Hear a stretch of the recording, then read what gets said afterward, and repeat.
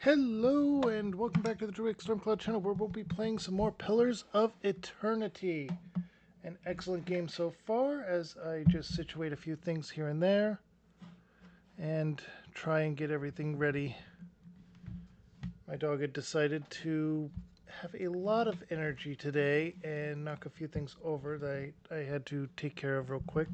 So I am sorry for the delay in starting. I intend to have a longer stream today because I have a few new assets that I threw together kind of last minute, I will admit. But let's go ahead and jump into this with a bit of chatting. Yes, this is the just chatting screen that I made. I know it's not the best, but it is something I will utilize as much as I can. It is something that I know I will replace eventually, but I felt it would match the feel of everything that I'm going for so far. It has a bit of a retro feel, it has a bit of a naturey feel, all that. Also, I needed to take time to actually launch the game and all that, so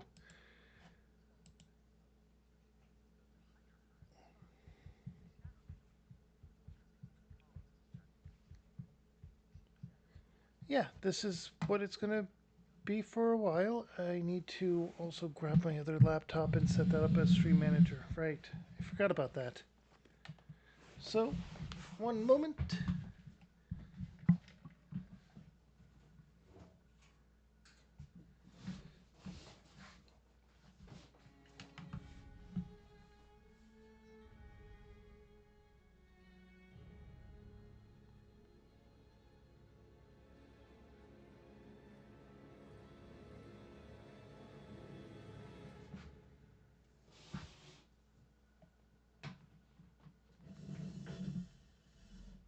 There we go.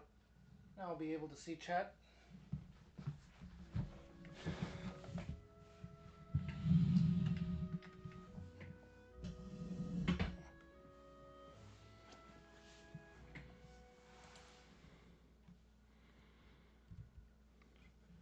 Okay. OBS, and just got to select the game that we're capturing.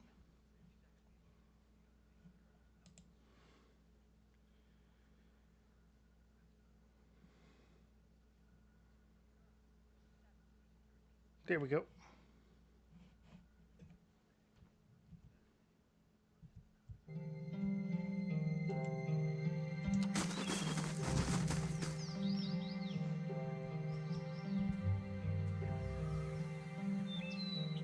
No problem. Let's go ahead and look around a while because you never know what will come across out here. And a lot of the things we find are pretty interesting. Plus experience points.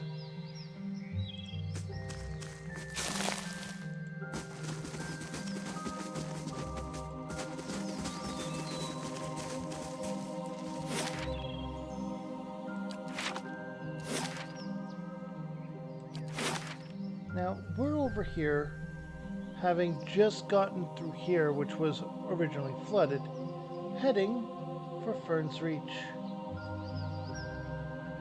Twin Elms is more or less the place that we're trying to get to. We do have a ranger with us, so we're gonna have to keep an eye out for anything that could get us that way. Just really find someone that is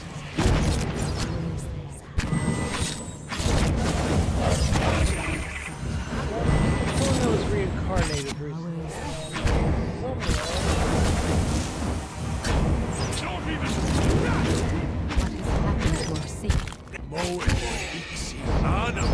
Good shot with this. An interesting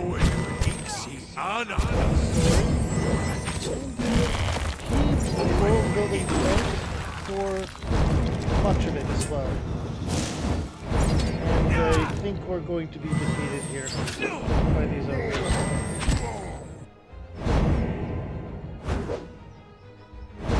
That man's down. No surprise there.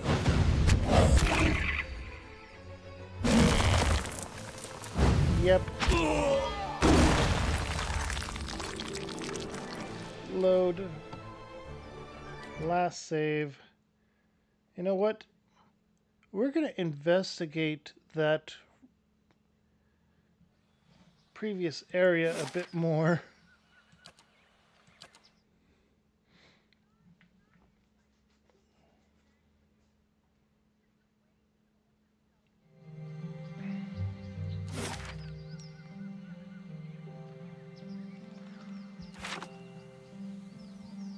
Got it.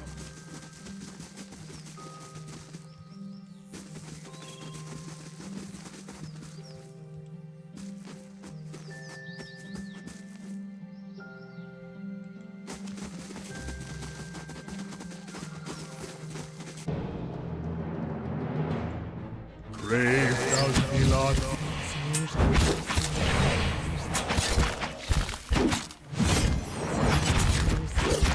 Okay. Brave thou be lost, believe. Moe, Ixi, Ana. Not going well.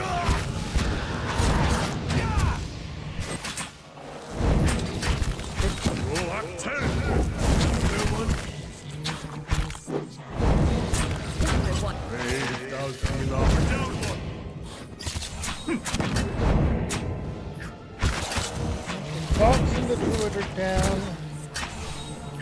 Sacre tu! Brave thou be lost. They're controlling us is a problem. I have Can't get a good shot with this.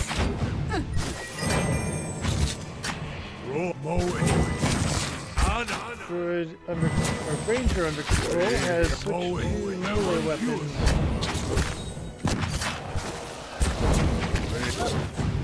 They're closing in.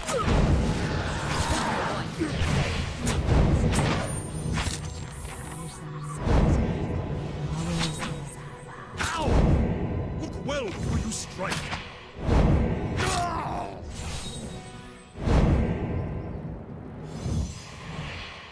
Okay. I don't like control enemies. They're a pain.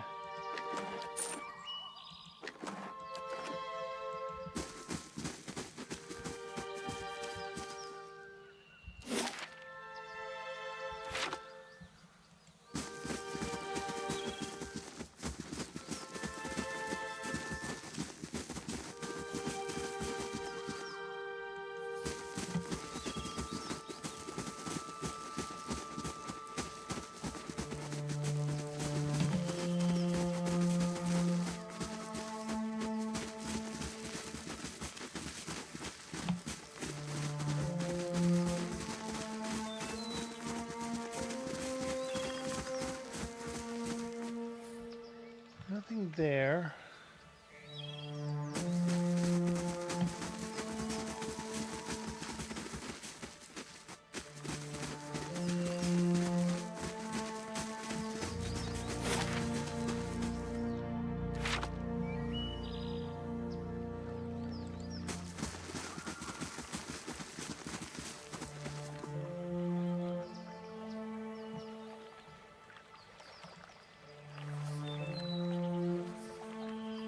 That is interesting, and we will look into it. But before that, we're going to... Well, one, we're going to I rest. think I see something. Oh.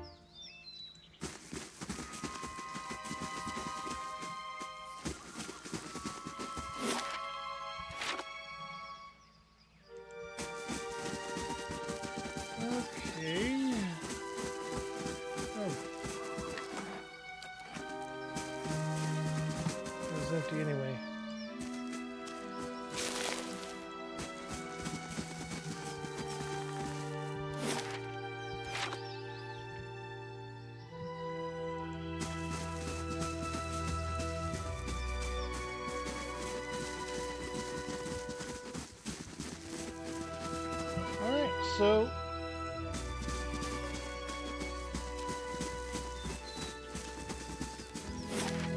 we're going to investigate the entirety of this map because it'll let us get some more experience.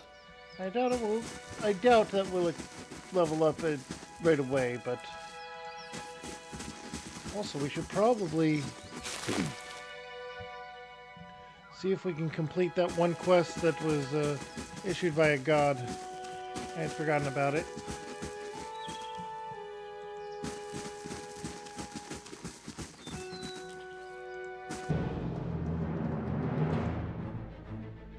Braved out.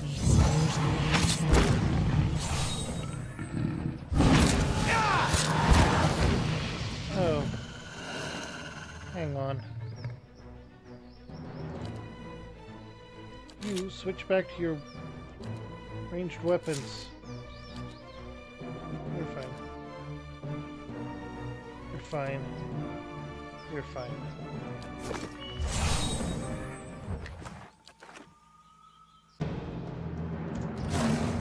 Braved out the lost enemy. Okay, here we go.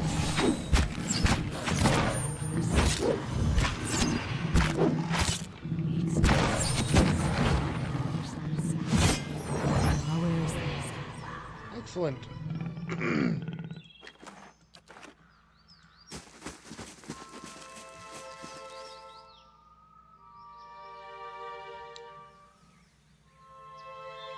Yes, that is our druid. Okay. Braved out the lost enemy. I wasn't even expecting more of these right now. I'll be perfectly honest. I don't feel so good.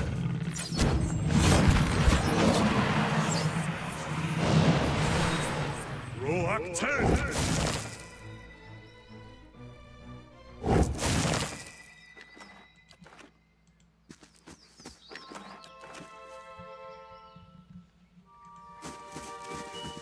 Okay.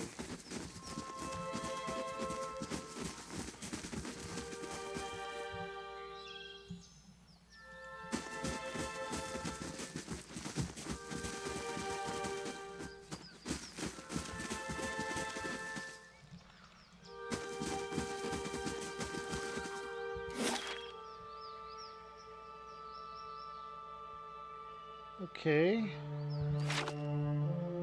This way.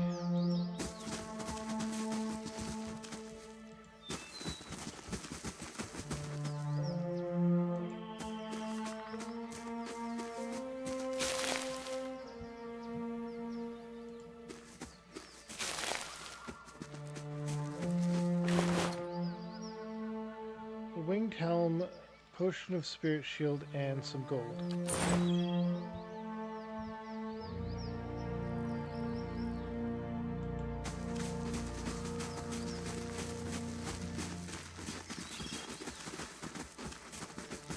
I've been looting into inventory, haven't I?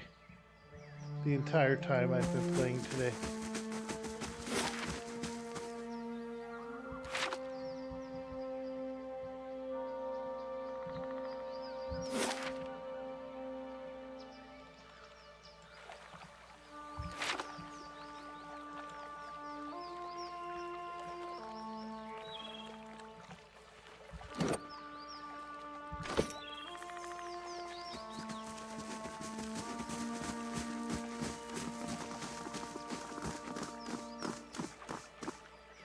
Alright, let's go ahead and camp.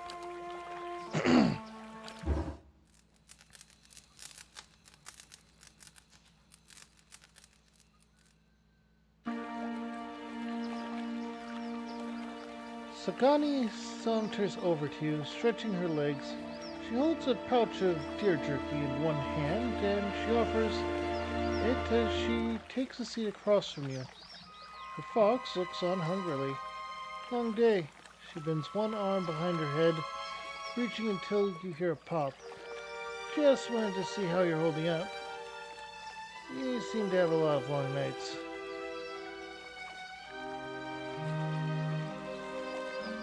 The leaden key hasn't assassinated me yet, so I guess I can't complain. A right side to everything, isn't there? folds her arms over her knees. Look, it's been a while since I had a hunting party, but we're in this together, and even if we're hunting for different things, we're still hunting together. She takes a chunk of dried meat from her pouch and bites a long strip from it. The fox licks his lips and she tosses to him the rest. I don't understand exactly what's happening to you, but I'll help you find Theos. The same as you're doing for me.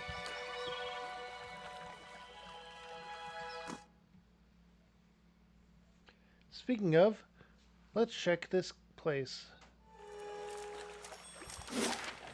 Brand new map, new experience points. Something going on at the keep.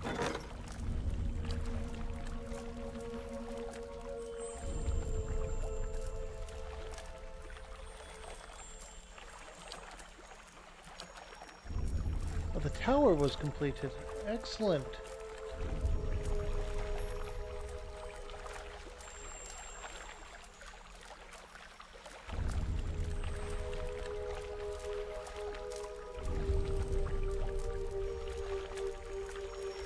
Let's see.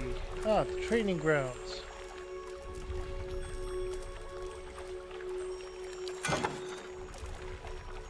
That'll add for security, and so will the hedge maze.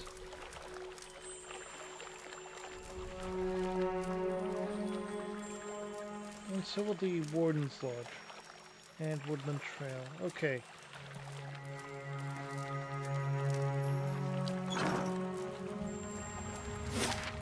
Now then.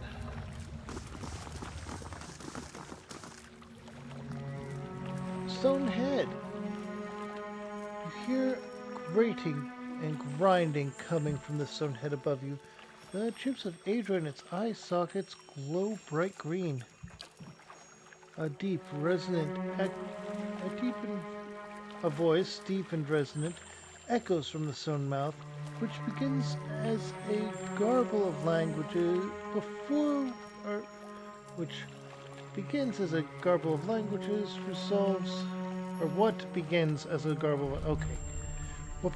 garble of languages resolves itself in your own mother tongue. There's no truer blade than essence, forged in bronze. Turn twice to the left and prepare your soul for its reckoning.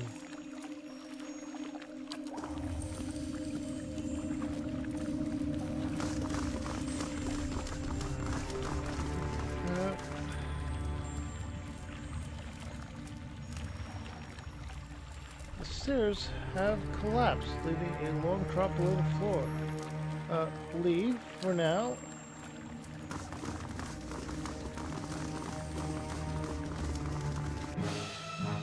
Braved out Ossexworth and Rock!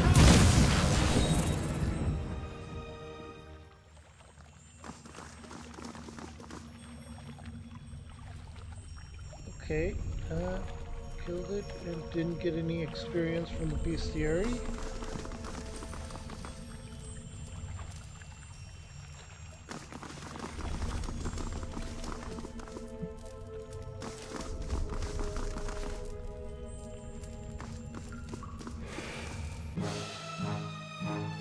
Okay, hang on.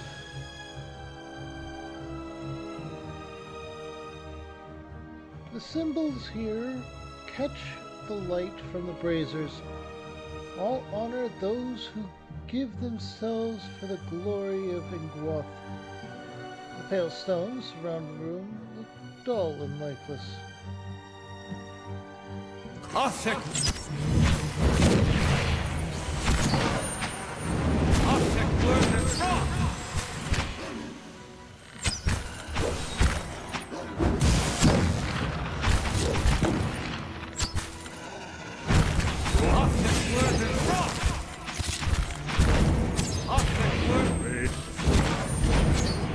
Ossexworth and Rock! Okay. That's pretty good. And we managed to beat them all without having lost a single party member, so I think we're doing pretty good.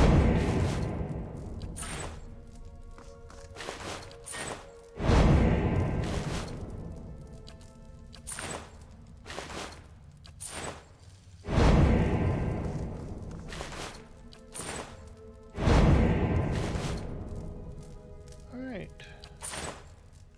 Also, let's go ahead and just toss everything into here so we don't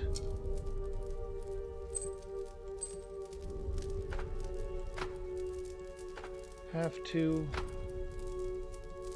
worry about any of it.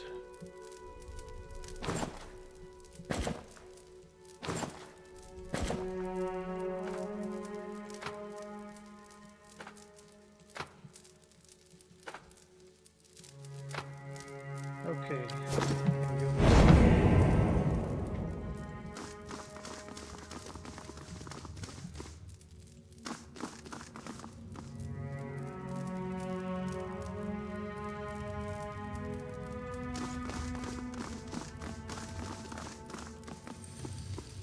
And there we go. Okay.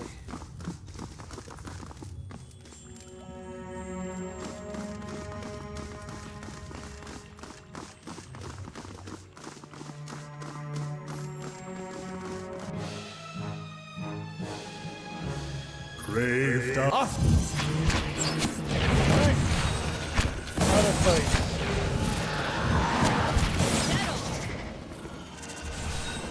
Moe Ixiana.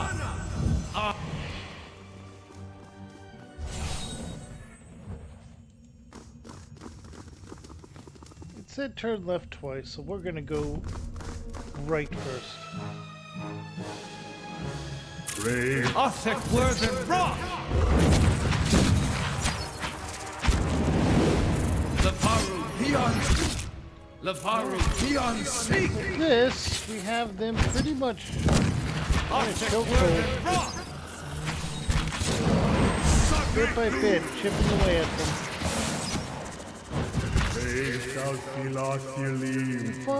You feel an unwelcome crawling sensation in your head. A high-pitched ring overwhelms your senses and is accompanied by an angry utterance. Invader! Thief! The voice is alien and fierce, jolting through your mind like lightning. Needles stab at your brain with every syllable, but vanish abruptly with the words. The ringing in your head is gone.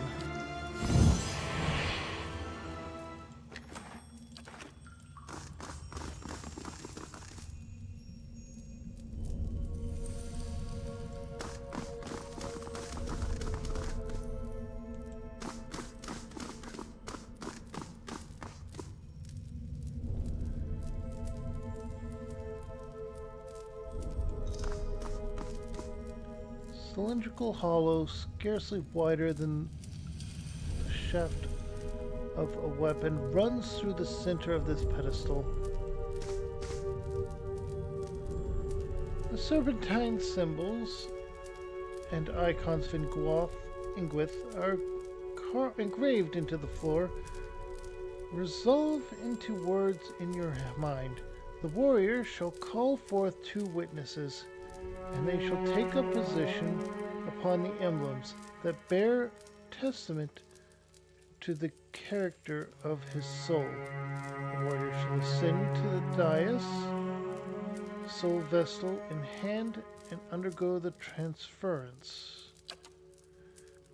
Bearing his soul vessel and weapon with the heart of Aedra, the warrior may then approach the urn.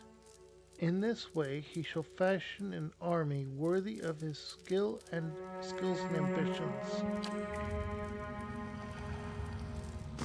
I don't think this is where we need to be for anything.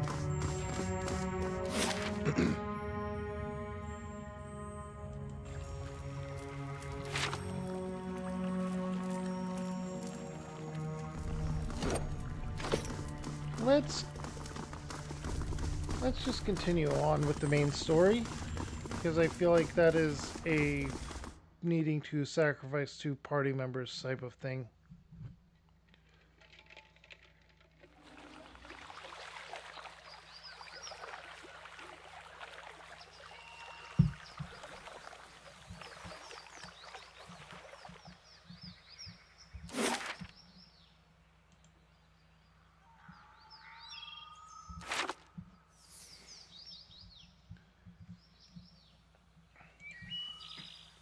Alright, we're just going to go immediately there and continue on.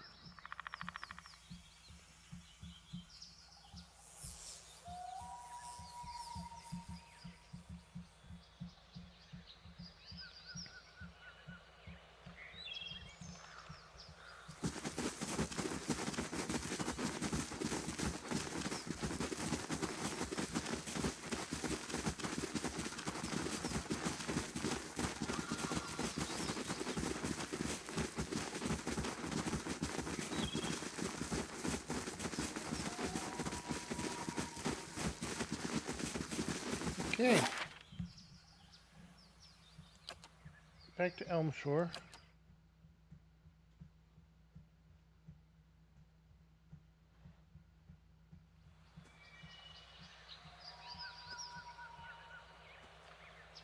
Ah. Trolls and oozes will attack the stronghold in 3 days.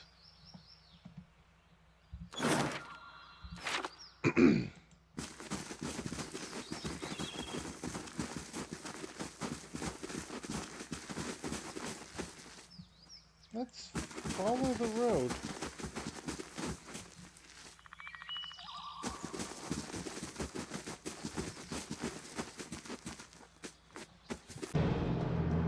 Brave thou Thelos. Let's go! Can't get a good shot for this. There we go. The Varu Leons. Someone tend to the Orlan. And yeah.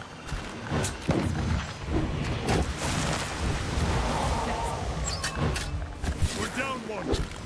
Dead on! And the fox is down. This isn't working. Down by one. Can't get a good shot for this.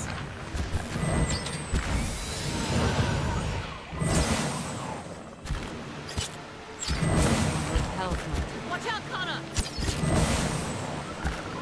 This is a bit of a slog, yes, but it is... And we're down.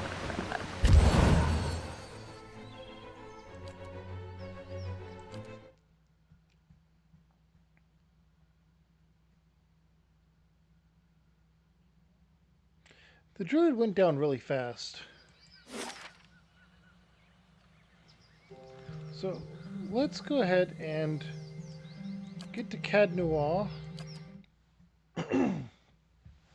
And we're going to deal with those oozes and trolls and Looks a little Got it. healthier than before. we're going to try and Glenfathan Hunter has showed up trying to find employment. Let's go ahead and manually resolve this situation. Next word than frost.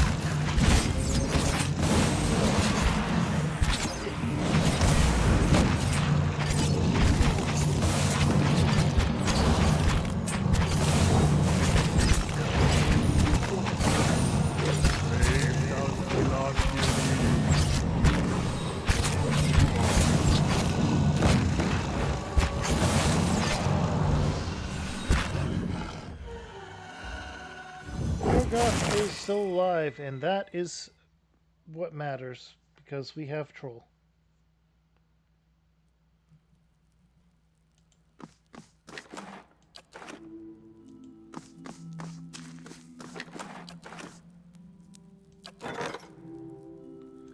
We lost 5 individuals, though. Oh, Glenfathan's Soul Hunter. Hire the Cleric.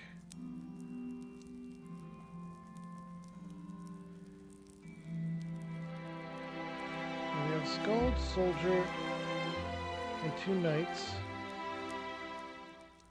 So let's hire a Mage. There.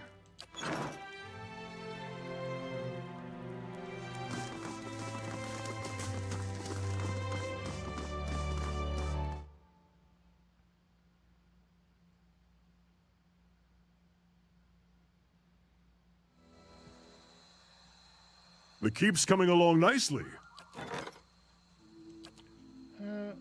Safe travels. May Wal watch your step. Oh, yeah, you're on a mission. Okay, accept this. Because I feel like, yeah, there are some levels to be distributed.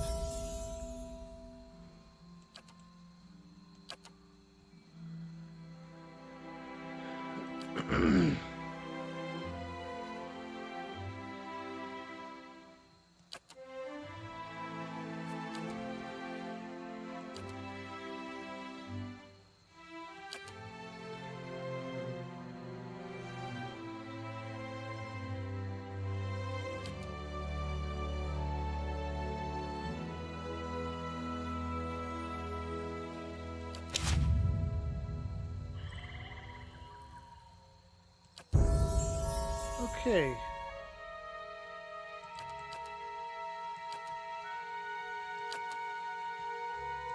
Vigorous defense, yeah.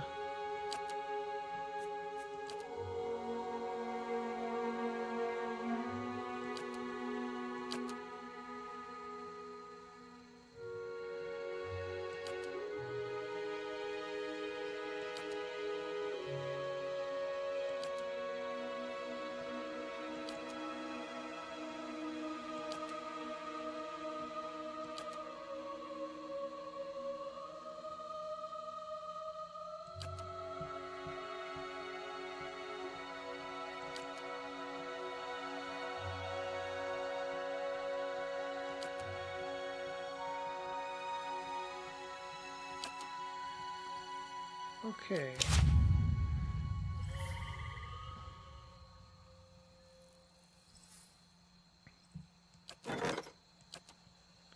Just say the You word. just stay here, by the way.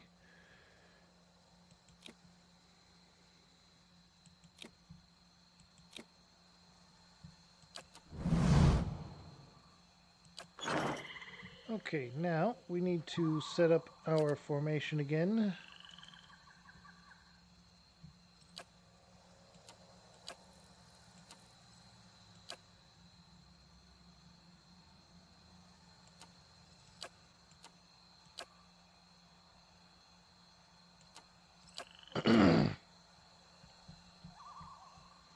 There we go. Reverse bowling pins, but still.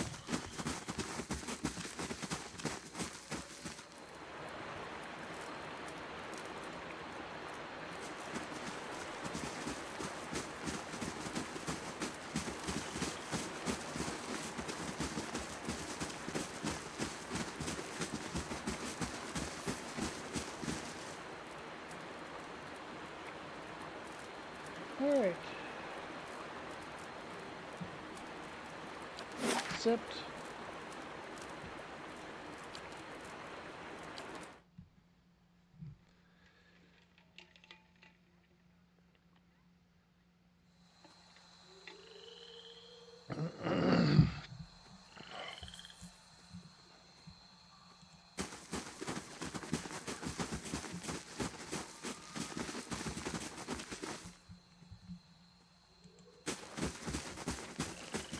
All right, so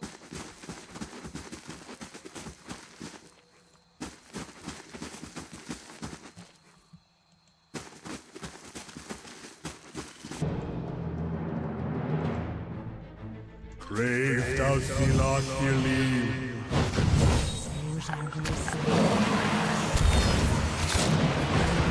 oh, what are these things again?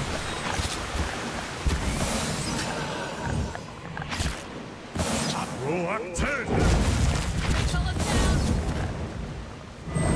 Big fellas down.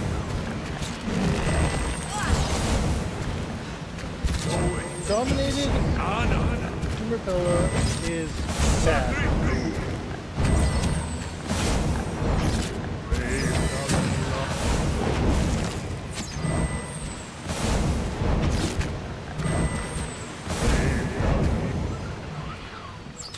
Shut down, Connor. Can't get a good shot.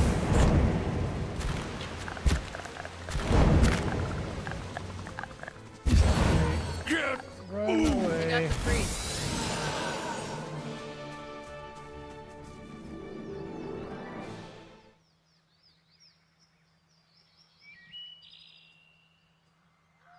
My bow's ready.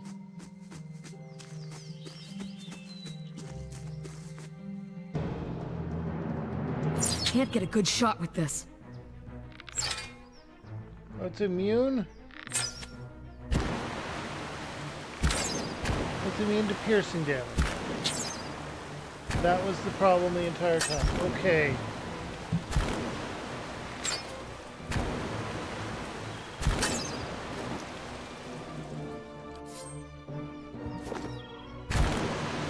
My bow's ready.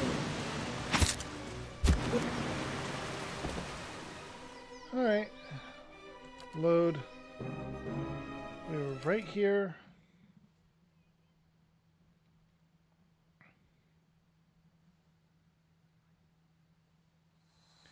Because... Wait. Yeah, training grounds are completed. Okay.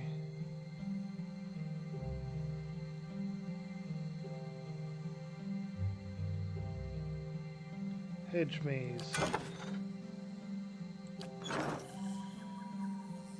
Sure.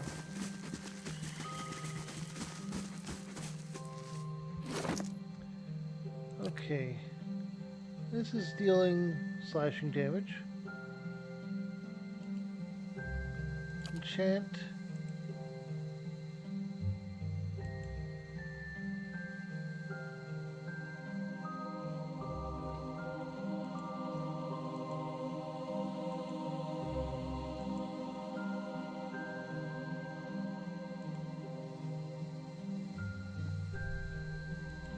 Okay.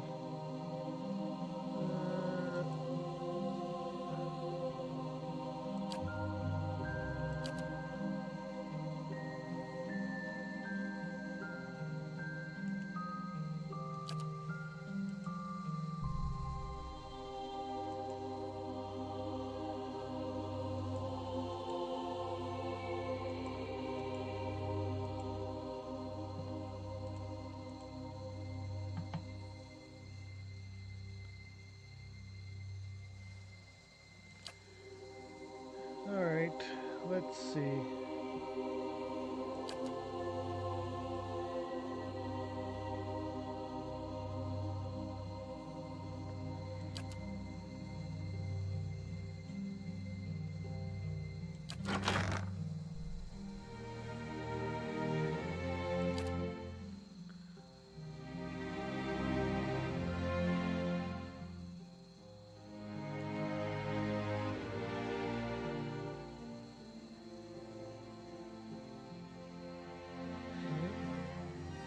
Defense against spells.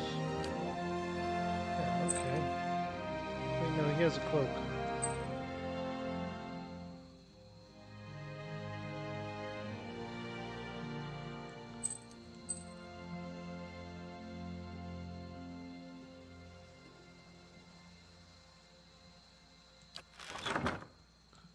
Okay.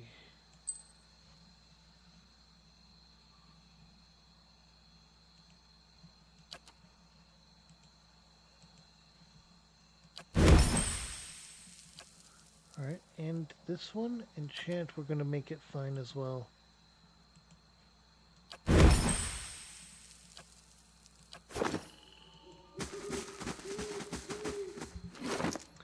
Alright, and then we need to change up what you're using, and what your crap. Alright, you stay with that.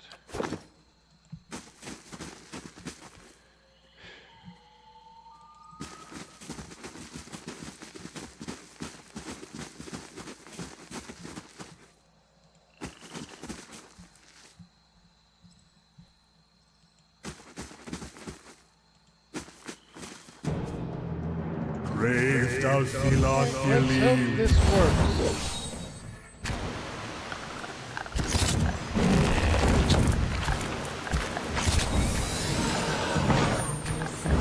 Go attend. I no longer trust our marriage. Brave thou Philophili. Gotta be more careful. They're being useless for whatever reason.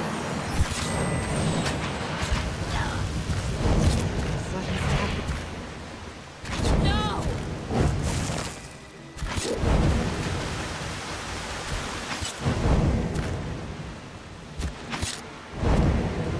piercing. Mow it. They're changing the weapons around. Exactly what we Not needed. even slowing it down. Mow it. Ixi. Ana.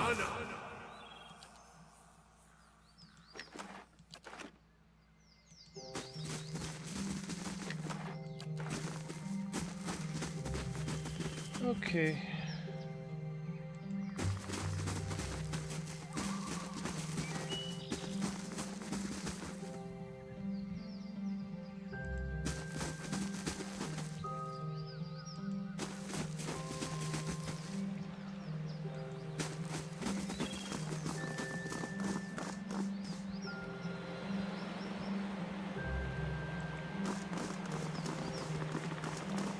Okay. That is a very interesting bridge. I am not gonna lie.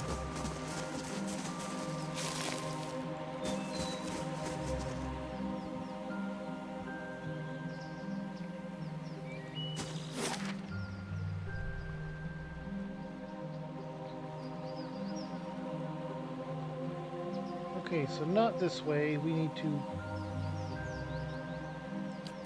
What, go the other way? Was this the wrong way the entire time?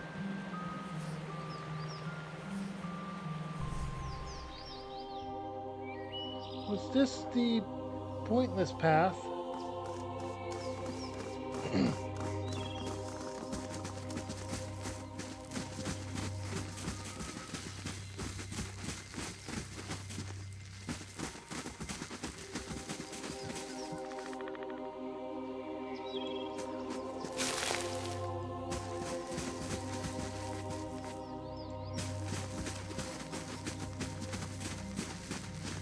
Okay. Let's try this way.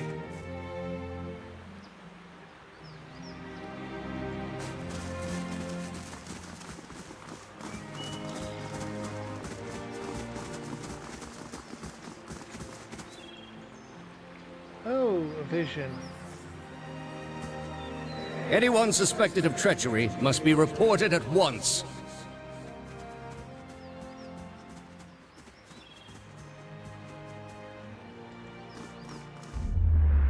Good, you have come.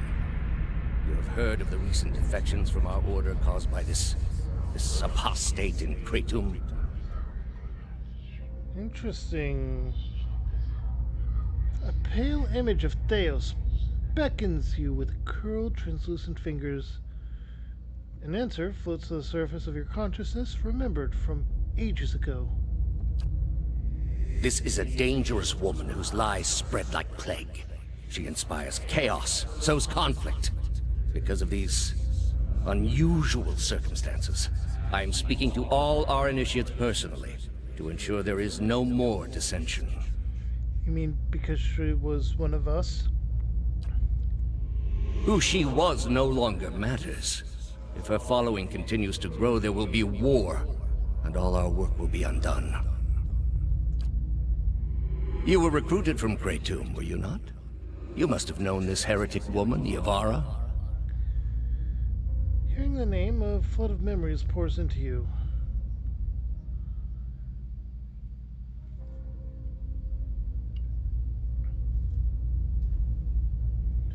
Alright, so we have a choice here. I think the most breathable one... let's see. This branches a lot, so honestly, let's go with the we were friends. This friendship has no place in our current state of affairs.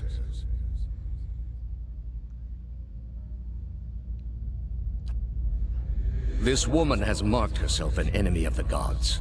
They will not look favorably upon her friends. I am trusting you to remain loyal to the gods in this.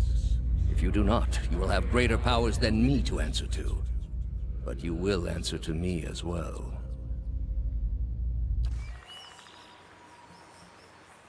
Okay. I have no idea what this is going to entail, but let's find out. Oh, here we go. It will take us 12 hours to get there, so let's go.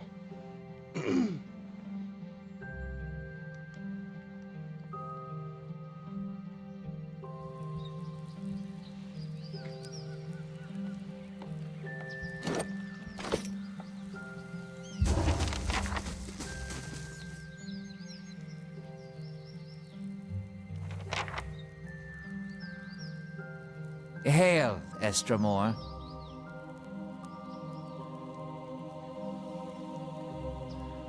The warrior saunters over, a sneer of suspicion visible beneath streaks of paint.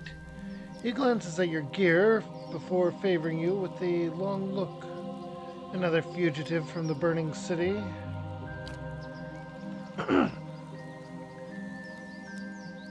The 6 tribes of Air Glenfoth welcome you to Twin Elms. Before you lies the Hearthsong district. You're free to explore it, but do not let your feet stray into the other districts. Those are forbidden to Esserwin. Why is that so?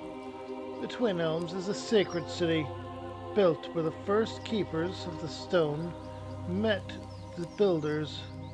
It exists alongside the works of the builders, and it is the only place in all of Air Glenfoth,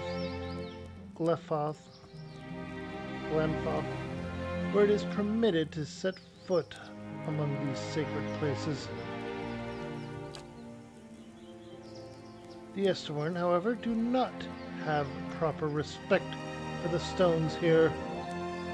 These words trigger something in your memory. You see an image of a perfect cube of Aedra. Just as quickly, the image fades. A leader of one of the tribes could give you the permission of the city. Only is present at the Passage of Six today, or of the 6, and she has her own troubles. He jerks his head at a long hut in the middle of the district. You have other questions about Twin Elms? What can you tell me about it? The city is sacred to all Glenfothans, as it is the place where our ancestors first encountered the builders. That fated meeting turned our people from the generations of wandering to a permanent home among the builders' relics. When the builders commanded us to settle here, they allowed us the unique privilege to live among their structures here. It is the only place in Air Glenfoth where this is permitted.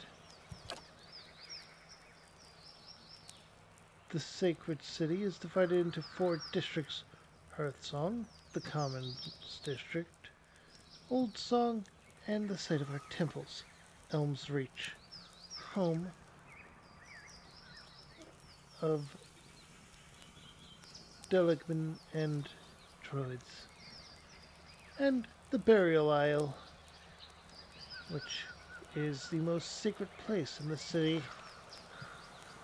I'd like to hear about Hearthsong. This is Hearthsong.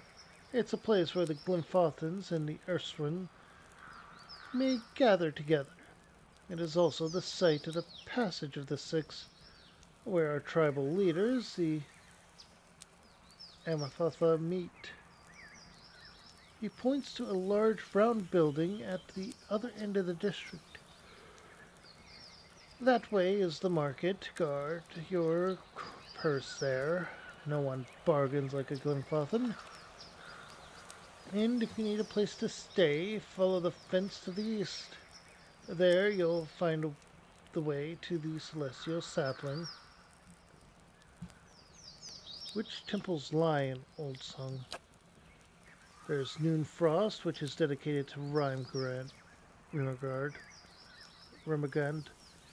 A group of pale elves from the frozen Sutherlands arrived not long ago to oversee it. There's also the Nest, Temple to Hylia, and Gallowin's Maw, a den of beasts dedicated to the hunter god. The route to the burial site also lies that way. Tell me about Elm's Reach. There lies Tir Evron, one of the only towers still in perfect condition. Two great elm trees entwine around it. Even the mightiest works of the gods protect the work of the builders. Two Dolomgan sisters dwell there now. The Hall of Warriors stands at the other end of the district. Rumor has it that Cynic of Three Tusks, Selgar, is there now. Elm's Reach is also where the druids keep their halls.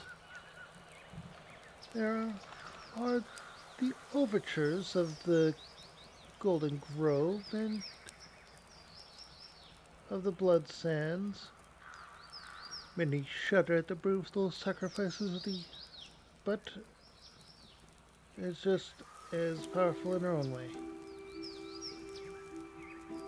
Do you know anything about the Burial Isles? It is the place where our Anamfatha are laid to rest among the stones placed by the builders. They say the souls of some of the Anamfatha linger there still. The only way lies through Old Song is the holiest place in all of Twin Elms. I haven't heard of the Keepers of the Stone. The oldest of the 6 tribes. He points the tip of a sword at the long hut behind him, up the stairs and into the passage of the 6. This is where our Anamfatha gather. Bethwa, the Anamfatha of the Gilded Compass, can tell you more. Who are the builders? You know them as the Ingwathans. To us they are the builders, creators of the sacred places that we guard to this day. I'll keep your words in mind. Best that you keep your visit brief. Word has reached our ears that the riots have ended and the gates of Defiance Bay have opened once more. Hey, so we can actually go back to making. Okay, we succeeded in that.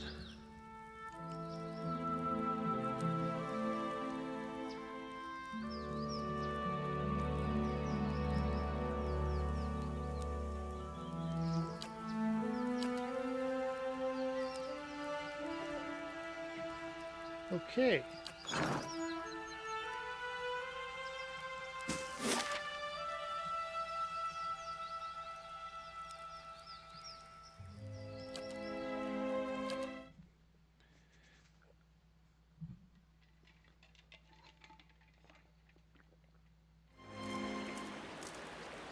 Amazing. You could fit a whole village in here.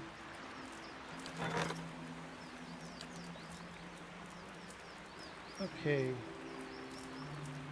Got the hedge mages up, so let's put the woodland trails here as well.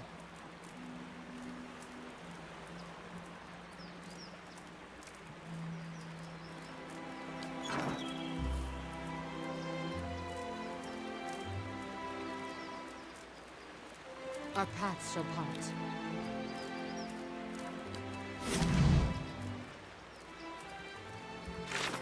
Okay, hang on.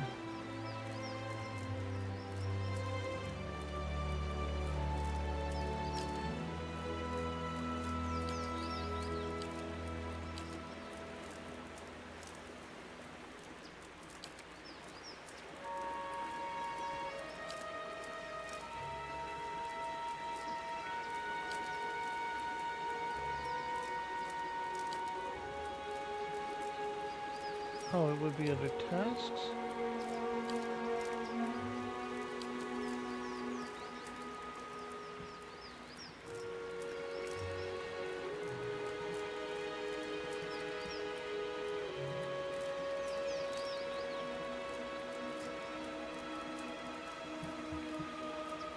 Okay, it doesn't tell me where the scroll is.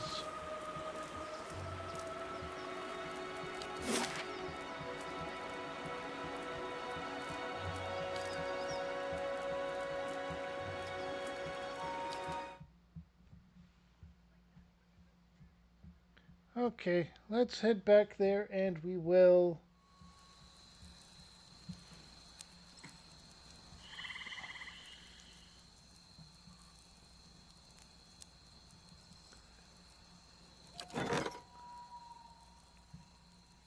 Gedra, an Animancer, has requested an audience with you. She was nearly set upon by brigands on the road, but your patrols intervened.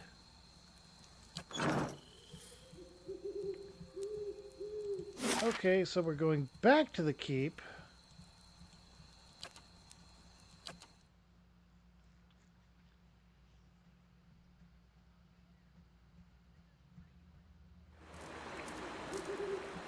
Amazing. You could fit a whole here. Okay, and the woodland trails are complete, so...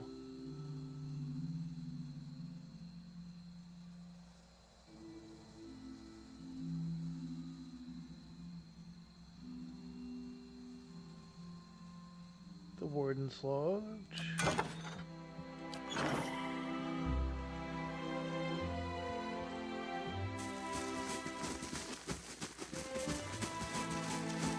Okay.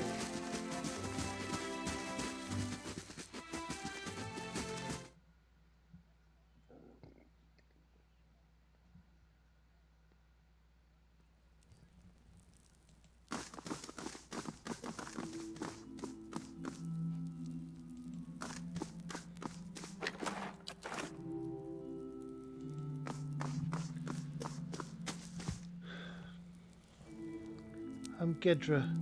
I'm a researcher in the field of animancy. I could use some assistance if you're willing to hear me out. Very well, let's hear it.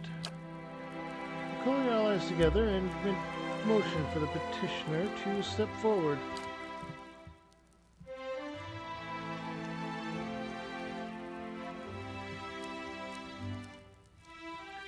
I'm looking into the Beowick problem. That is, forces that can unhouse souls from their vessel. I'm trying to develop some kind of defense to protect people against these forces. The trouble is, investigating what unhouses souls in the first place requires, well, souls. I haven't been able to arrange any test subjects. I need your help. We've lost so many people to these Beowicks already. Imagine if we could prevent such things from ever happening again.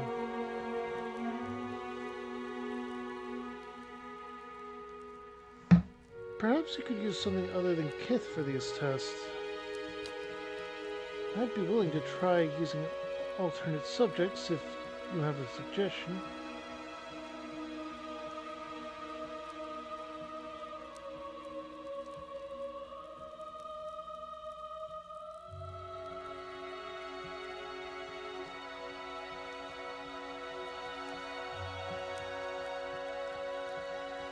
There are vessels in the Easternwood.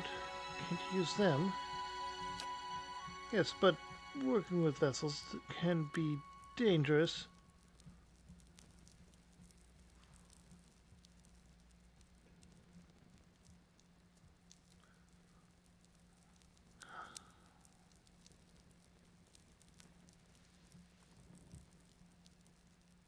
Hire some muscle. This ought to help. It certainly will. Thank you. I'll put the money to good use. With a good team, I'm sure we can gather a few subjects. A cure can't be far away. Alright, we gained some prestige.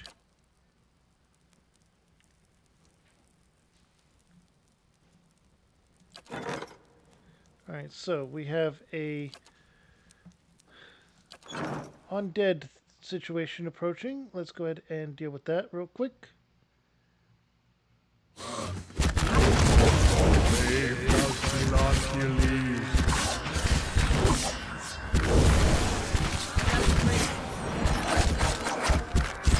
We got Johnny. Okay, we're losing our hirelings.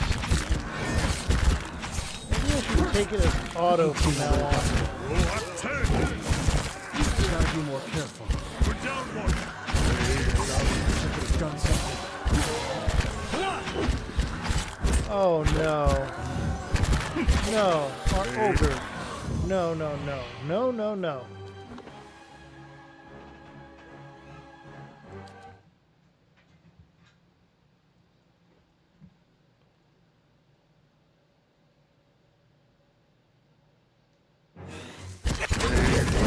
Not believe. Load game. We're going to load Great Hall instead. We're going to auto it and see what happens.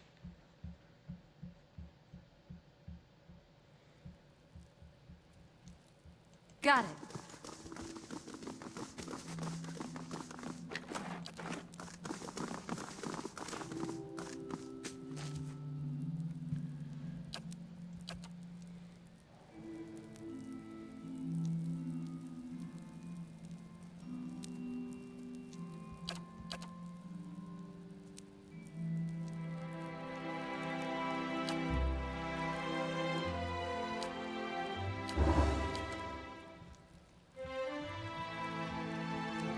Okay.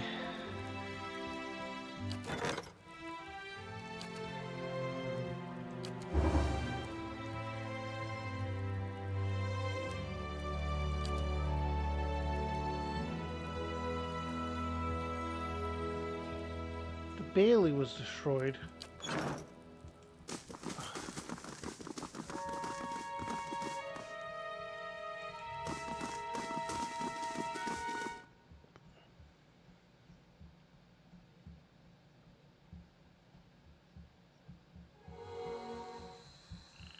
Last thing the Deerwood needs is another foreign colony.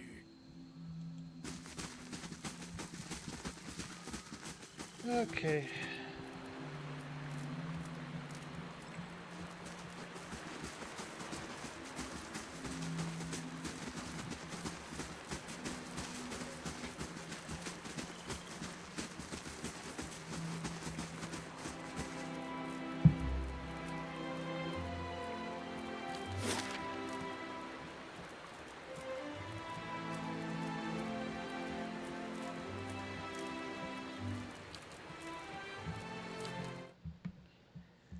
Okay.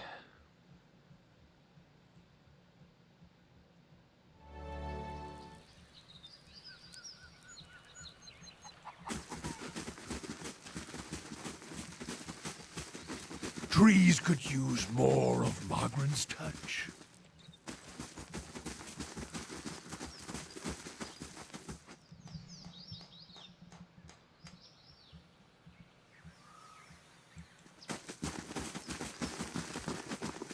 Okay.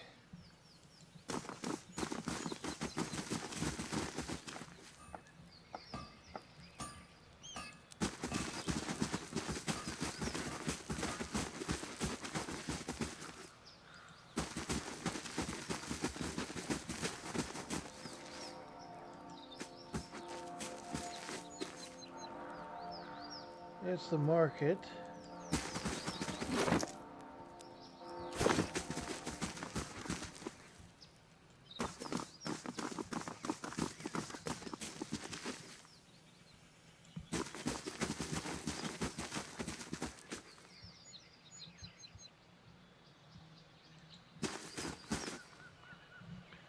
The tabby-cap steps out of its placid stupor as you approach. Its eyes open wide, following your every step before trotting to your side to rub against you or your leg.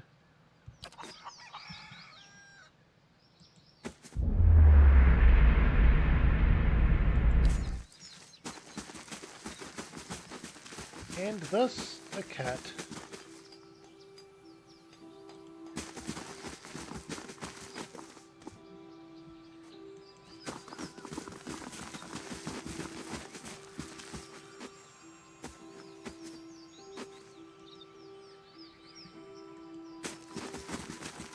Okay.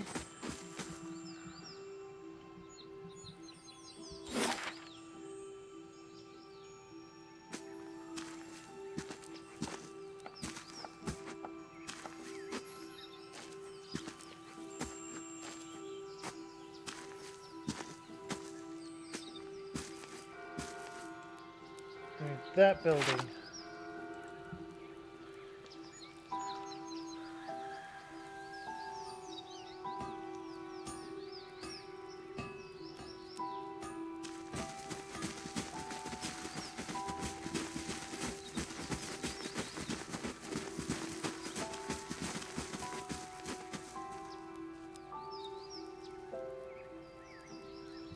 Alright, let's go ahead and see what lies in store for us here, shall we?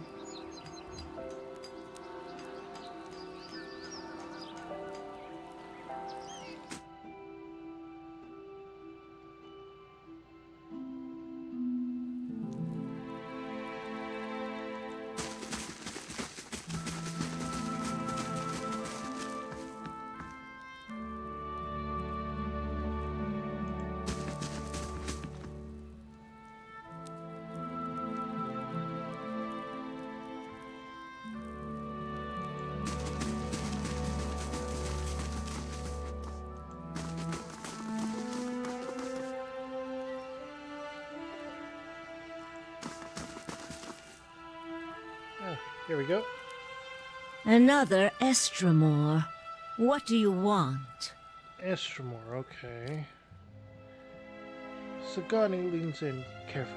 This woman's young for an elder, and looking to prove herself, I think.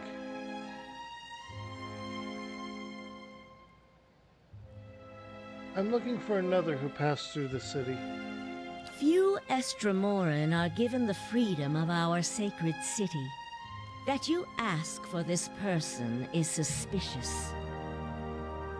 There are reasons we don't let you Estromoran roam our sacred city. Reasons I am coming to understand.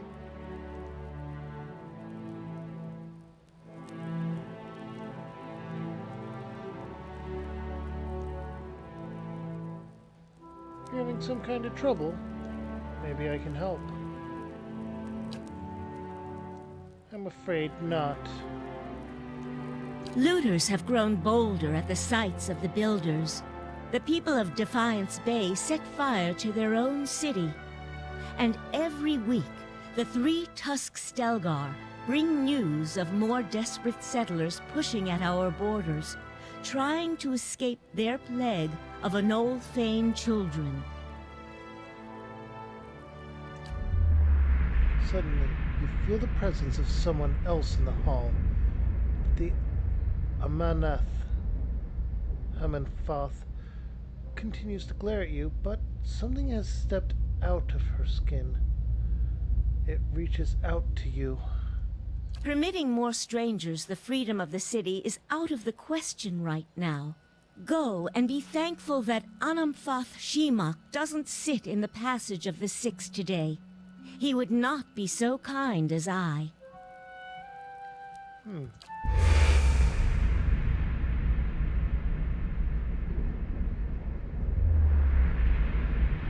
A vision of an Orlan man appears near Bethwa.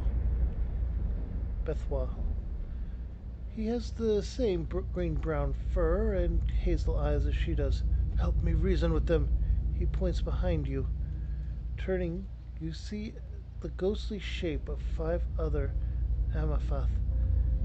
Another Orlan with tawny fur and a scarred face, a frowning dwarf, a black-furred Orlan, and 2 elves. There's the other Orlan. He looks just like you. A scowl crosses her face. Is this your idea of a joke? You kind have no sense of subtlety. The spectral Orlan takes another step from her, setting his foot down with a slow, heavy motion. Tendrils of essence strain between them, and he grimaces and leans forward, as if struggling against the gale. The angry Amafoth winces. For the spectral Orlan's voice rasps, or is a rasping cloak. They're headed for war. Remind them of Verwelth's warning. Does Verwelth's warning mean anything to you? Verwelth's soul image gasps. Taunt threads of essence tug at him, drawing him back into the Amafoth. He looks up at you again. I tried to tell them. The builders' souls have touched even the S1. You'd better explain yourself.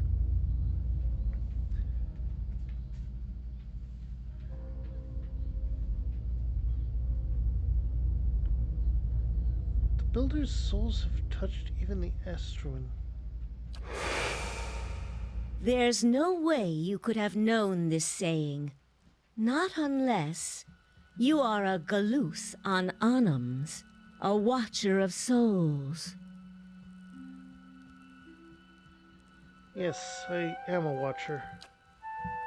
That explains much. Feralt's warning came before the Broken Stone War. Feralt, my ancestor on my mother's side, was Anamfoth of our tribe then. When the Estromoric farmers defiled the builders' monuments, Feralt urged the other Anamfotha to patience, but louder, angrier voices prevailed. Feralt believed that the invaders could be taught to respect the builders as we do. He also believed the builders' souls had spread to all peoples, and that we should avoid needless conflict with others. More practically, he worried that a violent response would only spur further bloodshed across the generations, and you can see where we are today.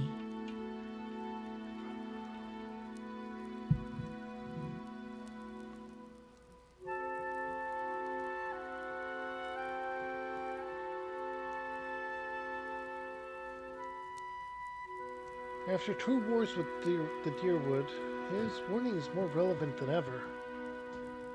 While Feralt's words were shrewd, they were ignored back then.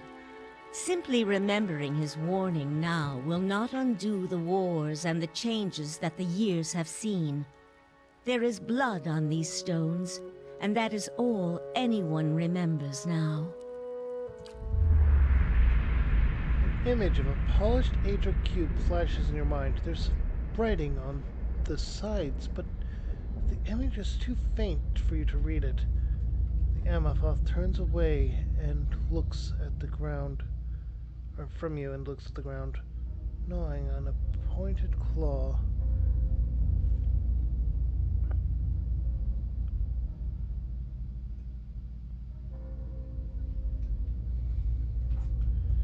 Can't change the past, but your choices now still matter, or so give them something else to remember. I'm afraid I already have. Really, Marco? Is that so?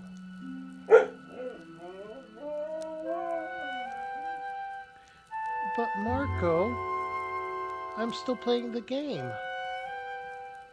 I'm still streaming.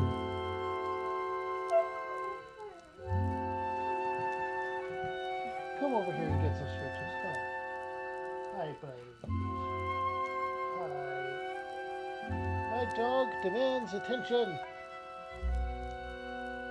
When a dog demands attention, you give them attention.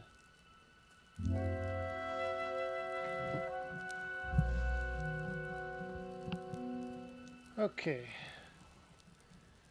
Another Estromor came through here a few days ago and, well, letting him through was a mistake. One I am eager not to repeat. The Guided Compass tribe has a reputation for being too soft with Estromoran. One that will not be improved by my failure to stop this man who has desecrated our most sacred sites.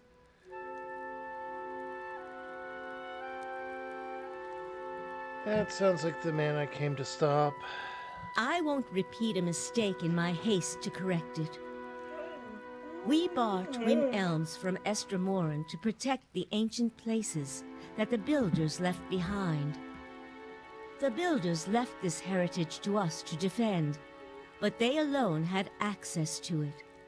On this much, at least the 6 tribes agree. Okay. You again see the polished age of cornerstone in your mind. This time, the image is clearer. Each face of the stone is inscribed with a phrase. You know it by heart. You feel your lips form the words. A gift from the builders of civilization to the guardians of their legacy. May the guardians watch the door while the builders keep the key. These were the words given to the keepers of the stone.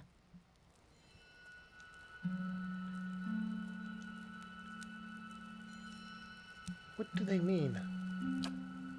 She eyes you carefully. They mean that Farewell's words may indeed be true. Very well. The city is yours to explore.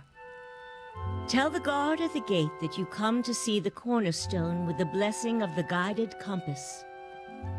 If the gods have truly returned one of the builders to us, find the Delimgon of Ter Evron in Elm's Reach. If the gods have sent you here with a purpose, the Delimgon will know.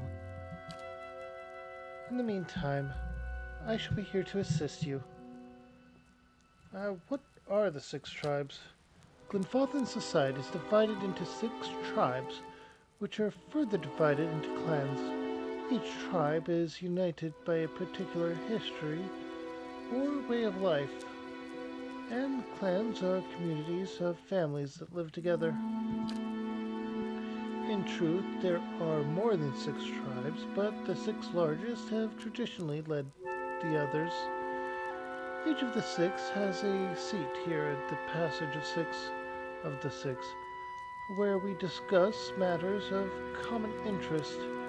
You saw, for instance, a debate that occurred before the Broken Stone War. She gives you a hesitant look. The 6 tribes are the Keepers of the Stone, the Fisher Crane, 3-Tusked Stelgar, Stone Bramble, Twice Split Arrows, and, of course, the Guided Compass. Who are the Keepers of the Stone? They are the first and oldest of the tribes. When they first sailed to Glenfath, they met the Builders, who gave them the cornerstone, and those words you quoted as a token of friendship. Many of the tribes, even among the 6, look to the Keepers for guidance and leadership. Their long history grants them a place of honor in our society, though it has also made them more conservative in my observation. What of the Fisher Crane? A mostly Orland tribe from Thayenbog. Most of the sites they guard are half buried in the wetlands, and even the other tribes couldn't tell you where they are. She crosses her arms, they are not the most renowned of the tribes, but they are the cleverest and subtlest. Say what you will about the Berserkers, the 3-Tusked Stelgar. I'd rather face them than a Fisher Crane ambush squad any day. They're named after a long-necked bird that lives in the bog. It can stand motionless for hours waiting for a muck frog or spotted salamander, but when it strikes, it's faster than anything. What do you know about the 3-Tusked Stelgar? She laughs and shakes her head. Same as everybody. They're fearless maniacs, and they want everyone to know it. They're considered a wild bunch, even among Glenfathans. Many of their territories have seen the most conflict with the Esterworn, and they don't forget it.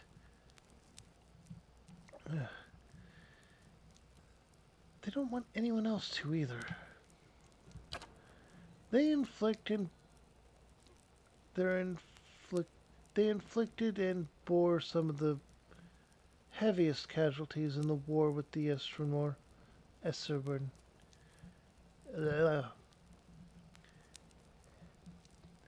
There was a rift within the three Tusks Delgar after the War of Black Trees. Dozens of clans broke away from the ravaged land and retreated further into the Deerwood, joining whichever tribe would take them. Broken Tusks, some call them.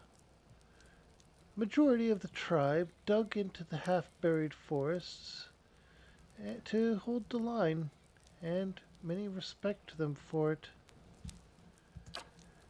She frowns uneasily. They've more than earned their place among the six, but they advocate more conflict than is wise, and too many others are quick to idolize them for their valor in battle.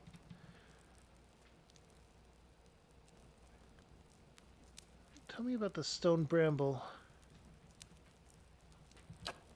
Men, mostly dwarves, out of the White Marches, or White March.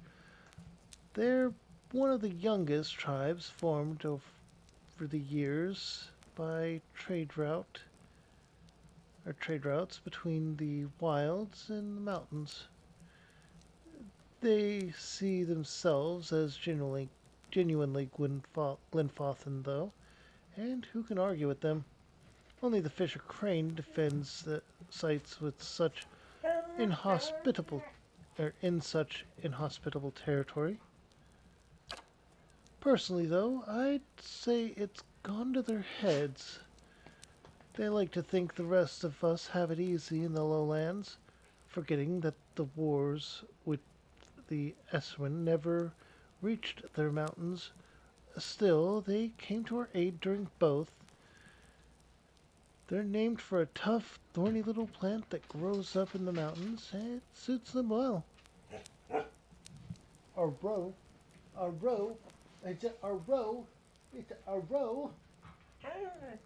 Hi. Hi, Marco. Hi, baby. Hi, buddy boy. Who's a good boy? My dog decided he wants more attention.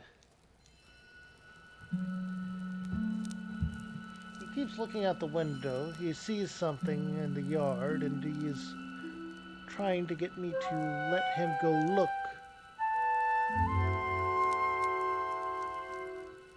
But we're still a ways away from that, Marco. Really? Okay, I'm not familiar with the twice-split arrows. A mostly Orlean tribe from the Theanbog. Most of the sites they guard are half buried in the... Wait. There we go. Not many are. They're traditionally outcasts and exiles from other tribes. Probably the least respected tribe of them all. But our ancestors believed they should have a voice, and so they've got a seat among the six. Most of the other tribes see them as scavengers and bottom feeders, but don't say that to a twice-split arrow. They think themselves survivors, and they're as proud of their tribe as anyone else. She shrugs.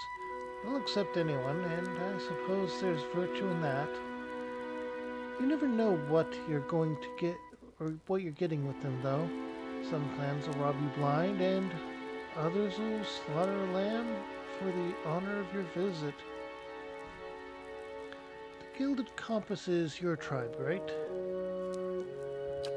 Indeed, we're one of the younger tribes, and not one of the most prestigious.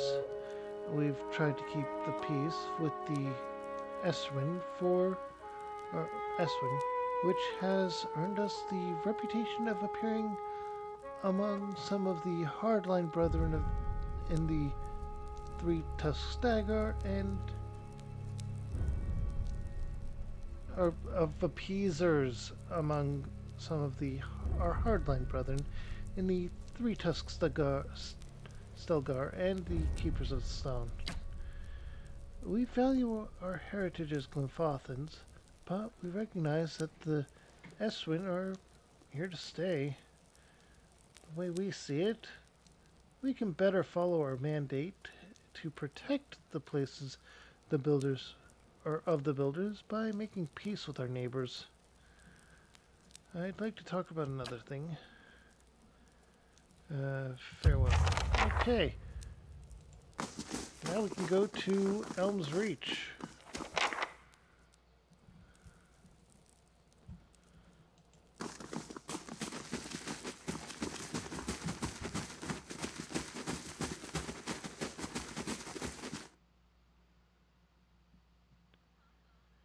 All right.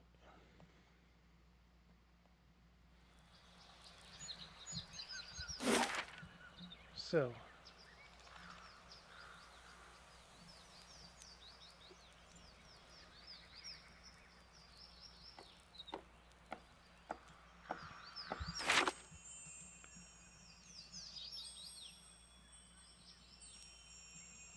we talked to the guard and he'll let us into Twin Elms.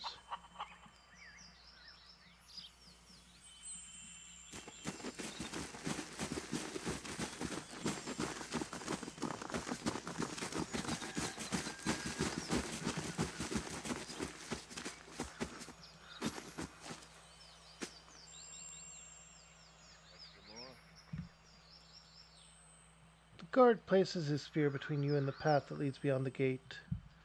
Still, Estramor, the rest of the city is forbidden except by order of the Anafoth. Trespassing in Twin Elms was punishable by death. I came to see the cornerstone with the blessing of the guided compass. The guard scowls and looks at his companion, who nods back. He turns to you again, and his knuckles whitening around the shaft of his spear. Always too cozy with the Estramon. Go then, and mind your step around the sacred stones.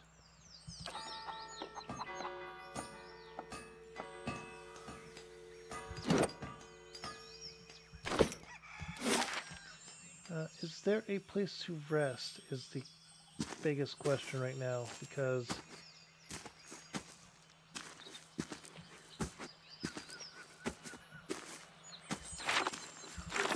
wait.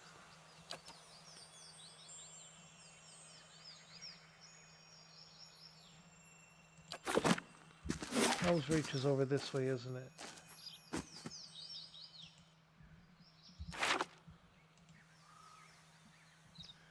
Okay.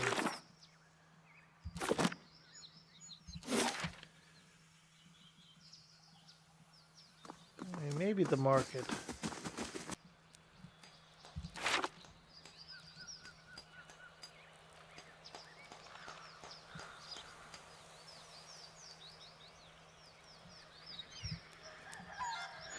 Go into fast mode to get there.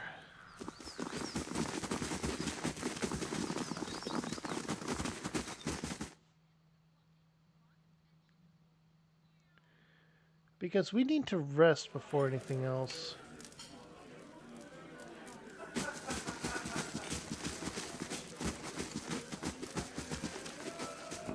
If we can.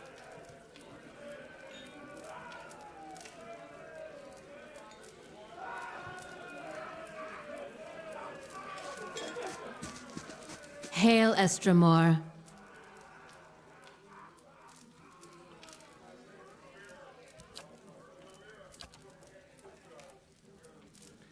Okay.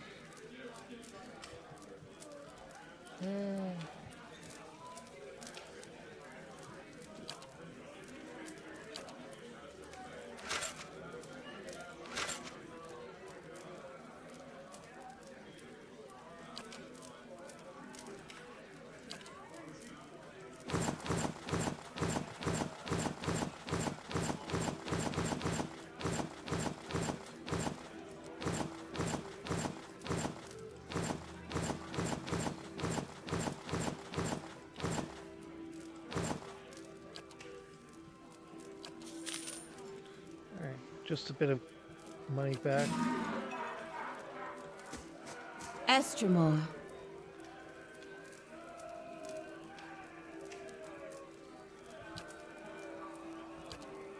Alright, you have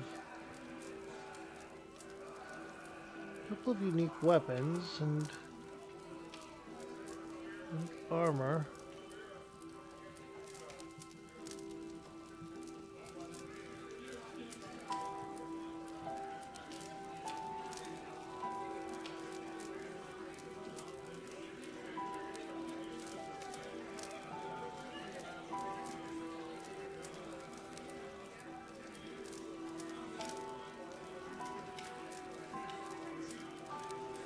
$4,000.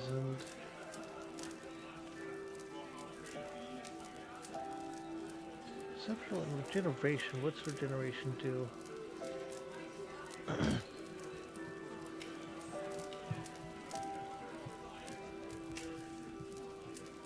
Okay, it restores endurance.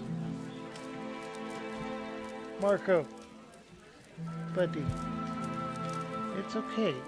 It's okay. It's okay.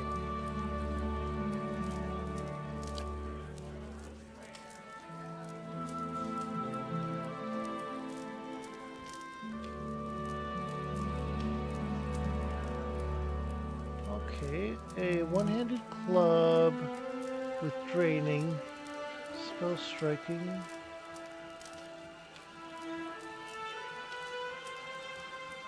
Warhammer, one-handed.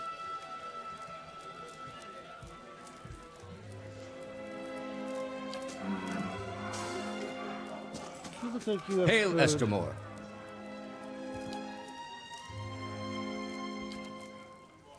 Yeah, you have food.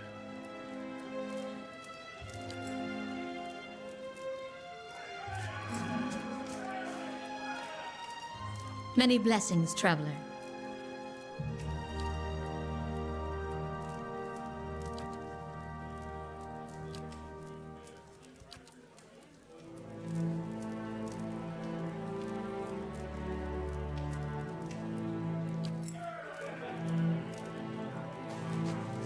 Builder's wisdom to you. Alright. Okay, so we have some firearms here.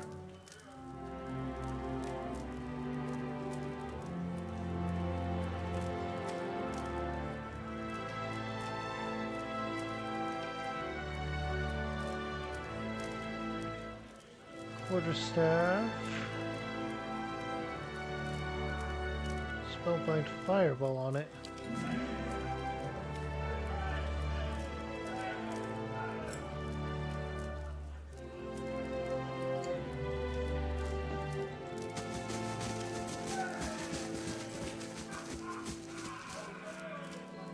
Okay.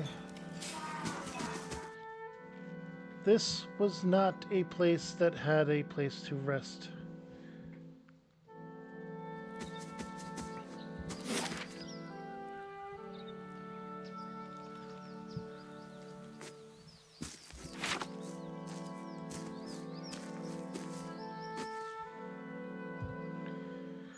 All right.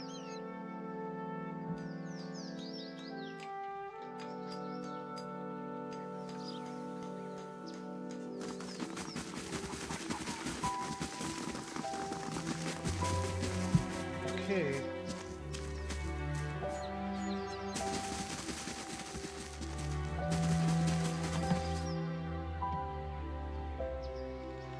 Okay, it's down here. Helm's Reach.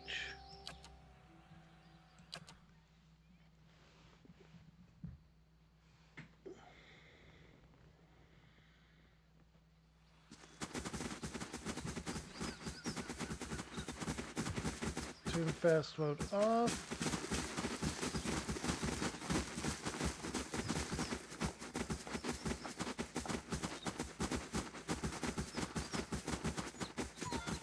Okay.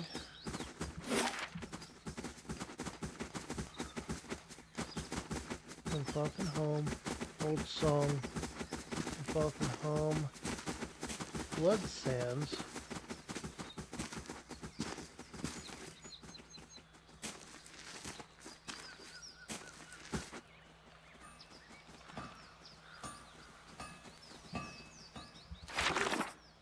Speak with the Okay, so we do have to go there.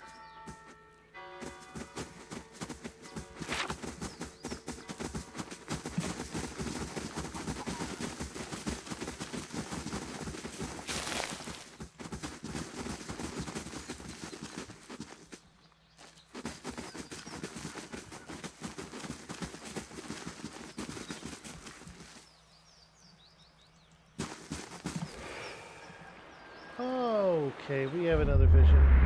You have stayed true to our cause, Inquisitor, when so many others have not.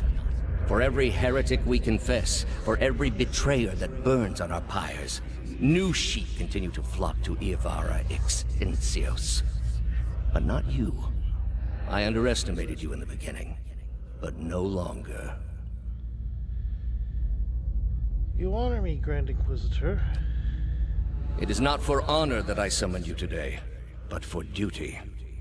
Too many of our own have confessed upon the wheel and the rack and the flame. Too many of our faithful have had their minds poisoned by the Kratom witch. The tide is against us now. We have but one option. Iavara's following must see her exposed for what she is. She must confess her heresy before my court. How would we reach her? Not in Kratom, surely. Their lord has embraced her heathen faith and protects her with his army. But in Osionis, things would be different. The king of Osionis is a sinful man. We have helped him to see the error of his ways, and now he fears for his soul. He would pay any price for absolution. How will we get her to move to Osionis? You have already done much for the Inquisition. I wouldn't ask this were there any other choice.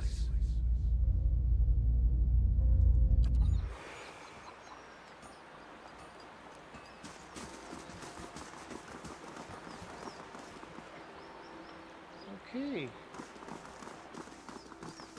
And we are getting closer and closer to the next level.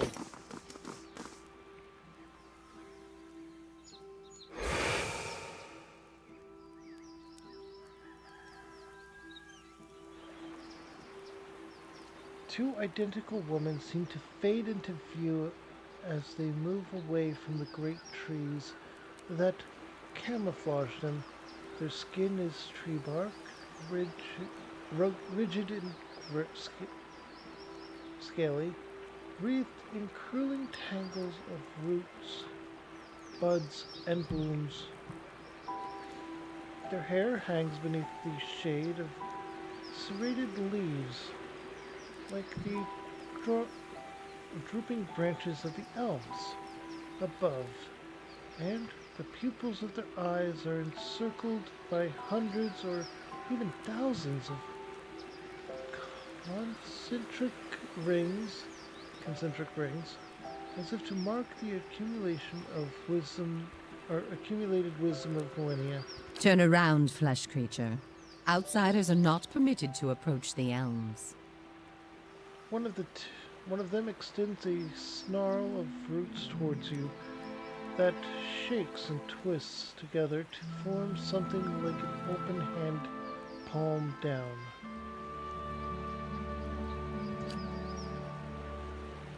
The other stares at you unblinking, as her frown deepens, her face creaks. Do you not feel it, sister? Something familiar, an ancient soul like the other one. Another defiler, no doubt. Let us fell her and be troubled no more. It would pay the debt of her predecessor. So it would seem, Rhiannon. But we must not hasten to judgment. I see a different motive here. Different questions in these eyes. What of it, young trespasser? Is it as my sister says? Or are you here to stain this place with foul deeds?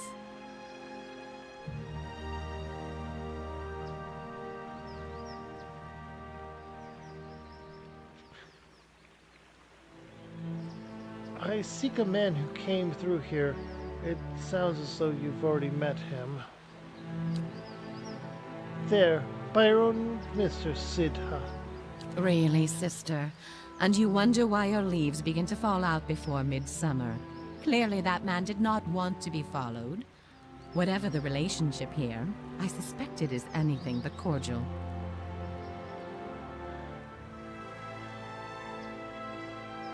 The answer is yes, old one. We crossed paths with Theos not long ago, and we can tell you where he went. But I find it curious that anyone would seek him out. Suspicious, even. If we are to help you find him, we would know why. Stopping him might end Waidwin's legacy.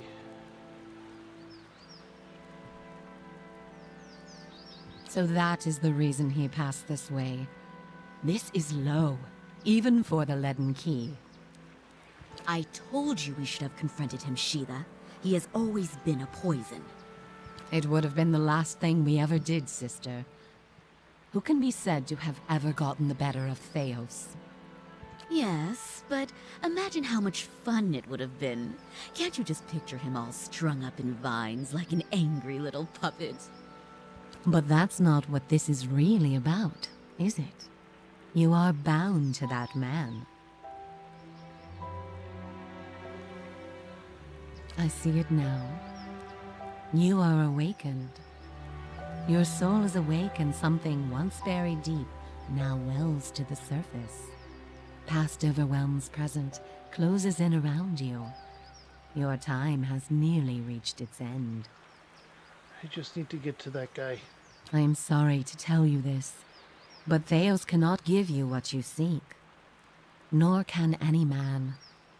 An awakening cannot be undone, any more than your past can be undone. What's she mean? I thought Marigold said... What? Kind of glances at you. But that can't be right. Not after everything. There must be someone else we can ask. Sagani's gaze flickers to you. I'm sorry. We did not come down this road together to be refused passage by a pair of talking saplings. So, this has all been for nothing, and I'm going to lose my mind? The soul is formless without a past to shape it. Did you truly expect to be able to wipe it away?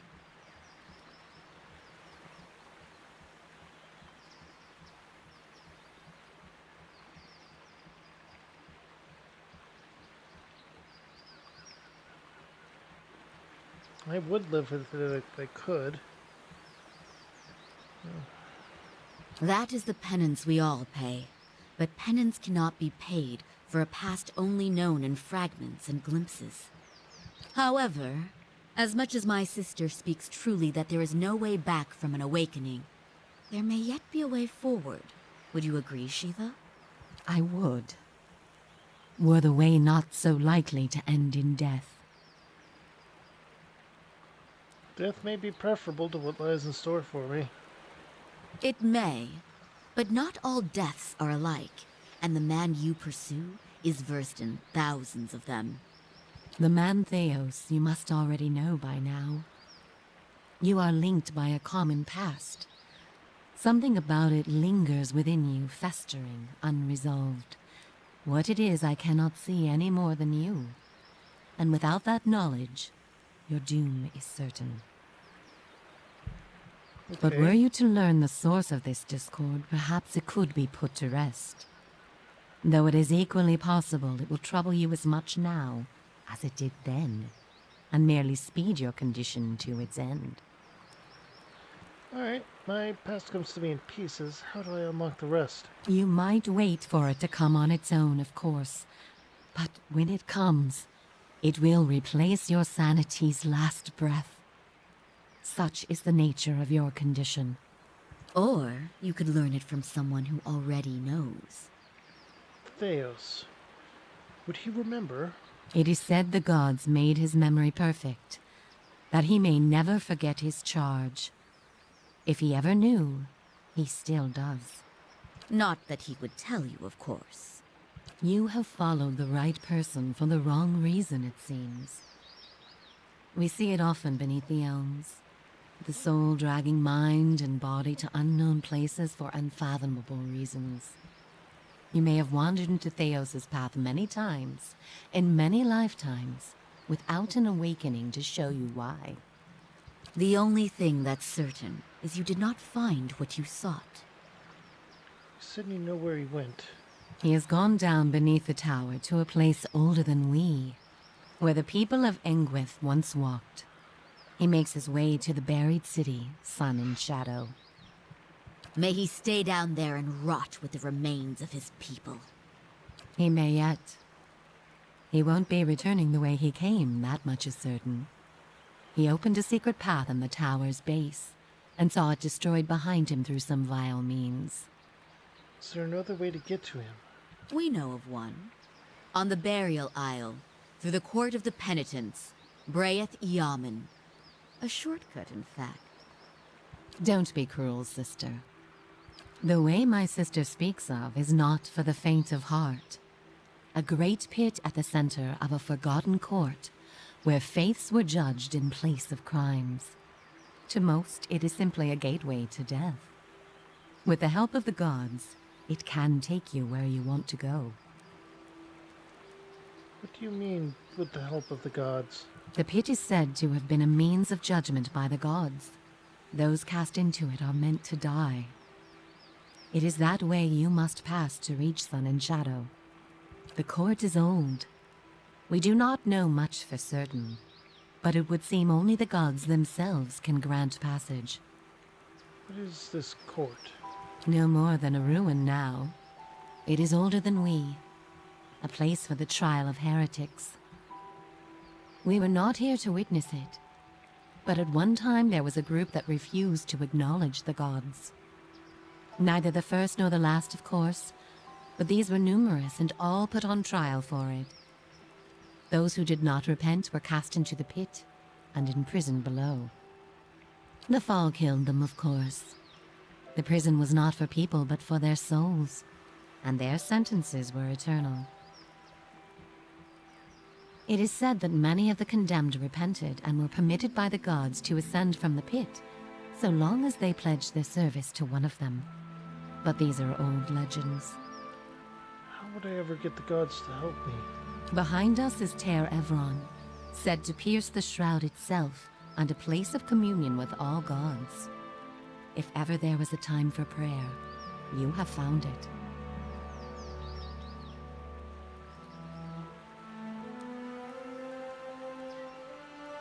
Who would I pray to? Any god you can, I should think. I would pray first to those gods you like best. I hope for your sake the feeling is shared. How do I pray? Ter Evron is also called the Hall of Stars, and the stars show us the allegiances of the gods. When stars are in conjunction, we know the gods they represent are aligned as well.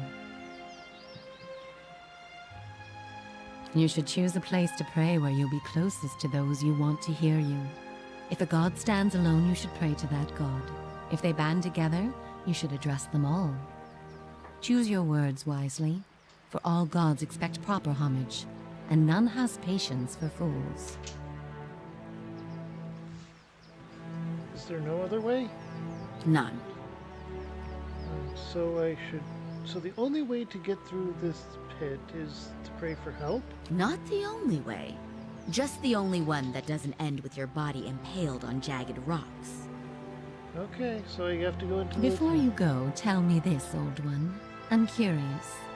If you were to subdue your enemy, what would you do with him? What would give you peace?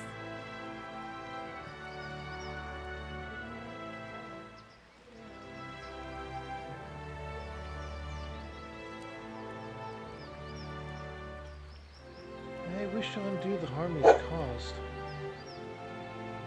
You would need to have twice as many lifetimes as he to repair his savage work. But perhaps there are strides you can make. All the same, think on this matter. Be assured in your course. In the end, it may mean all the difference, not just to his soul, but to yours. And be warned. Some questions have answers that can never be learned, and it is those that trouble the soul above all others. May you find an answer to yours. Okay.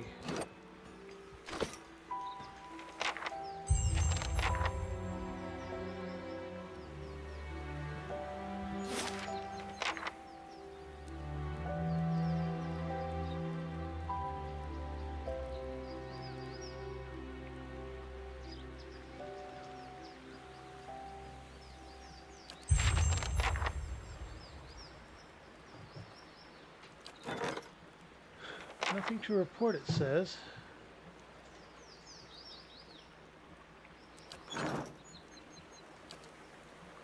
It is not allowed in this area. Fortunately, we do not currently have injuries that will impede social encounters, which I expect we're going to be having here.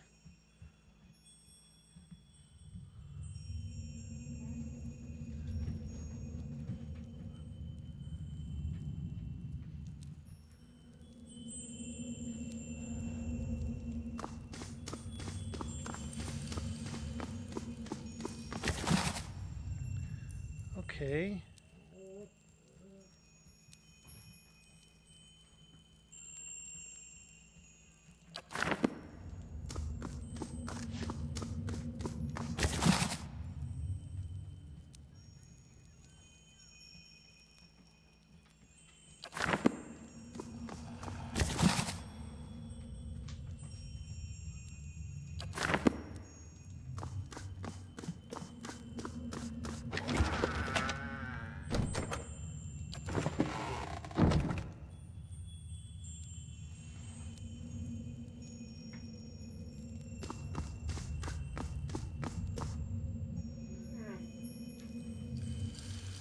Okay. A brothel for the aged.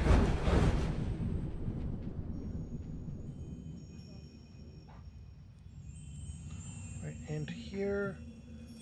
Alright,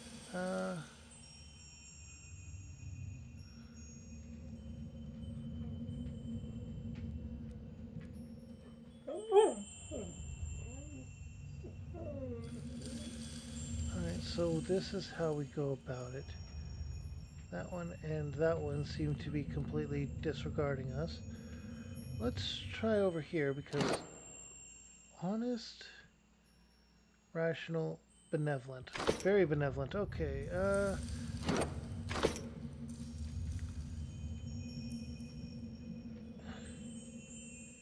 I don't know about the gods in this game. Perfectly honest, I don't know. Oh. This is probably the one that is against us currently, and this is probably the one that got kaboomed.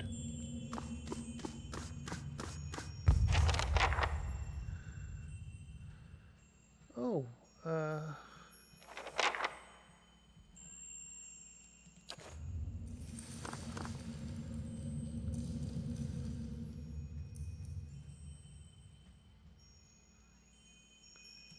Helia. Boudica's shrine is... that's Boudica.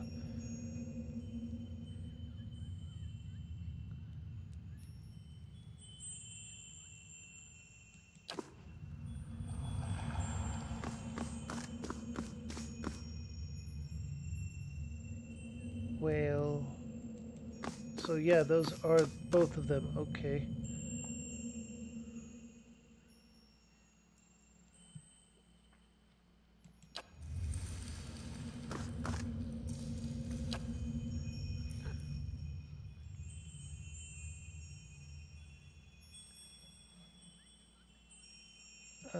No, We need to probably read properly the stuff that is needed to be said here.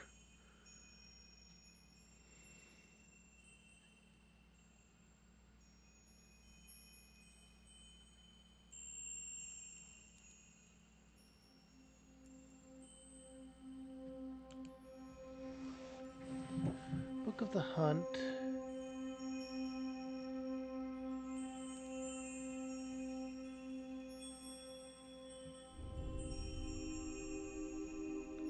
Gallowin.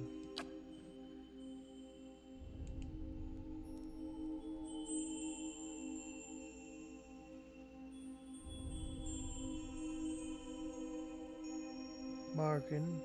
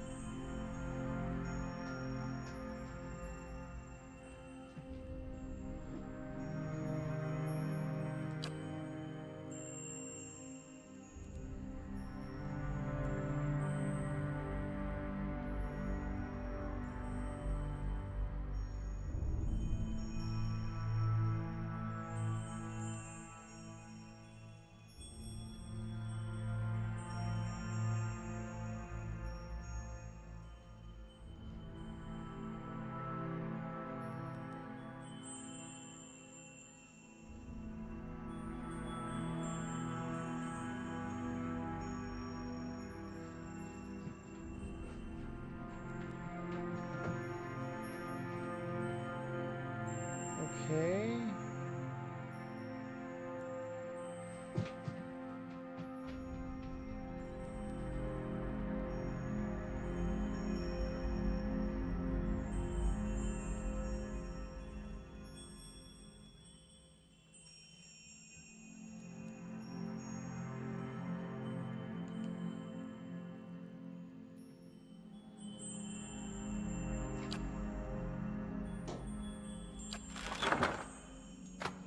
I seriously did not investigate the gods at all, so let's go ahead and save.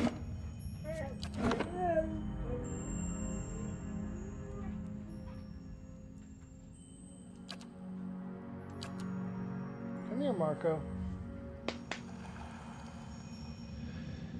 Okay.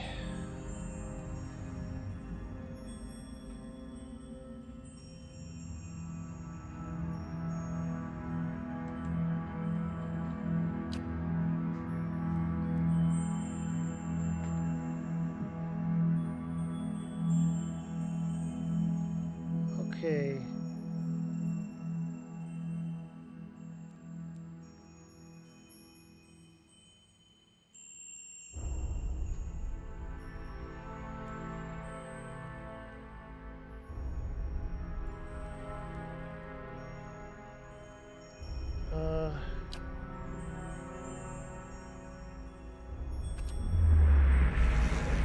Oh, I got the right one. Shut your eyes to pray as you wait in darkness. The world around you changes. You feel sunlight bright and warm on your face. A light breeze carries music to your ears. As vivid as sensations feel, you somehow know they are not real. You look around and find yourself standing in an open-air temple built on a mountain summit. It's filled with elves, Orleans, and assorted other kith. Ringing the entire scene is a fringe of trees, their verdant branches filled with birds of all different colors, shapes, and sizes. Durin spits, a paradise for those who would waste their lives exploring the meaningless while corrupting the meaning of the real world.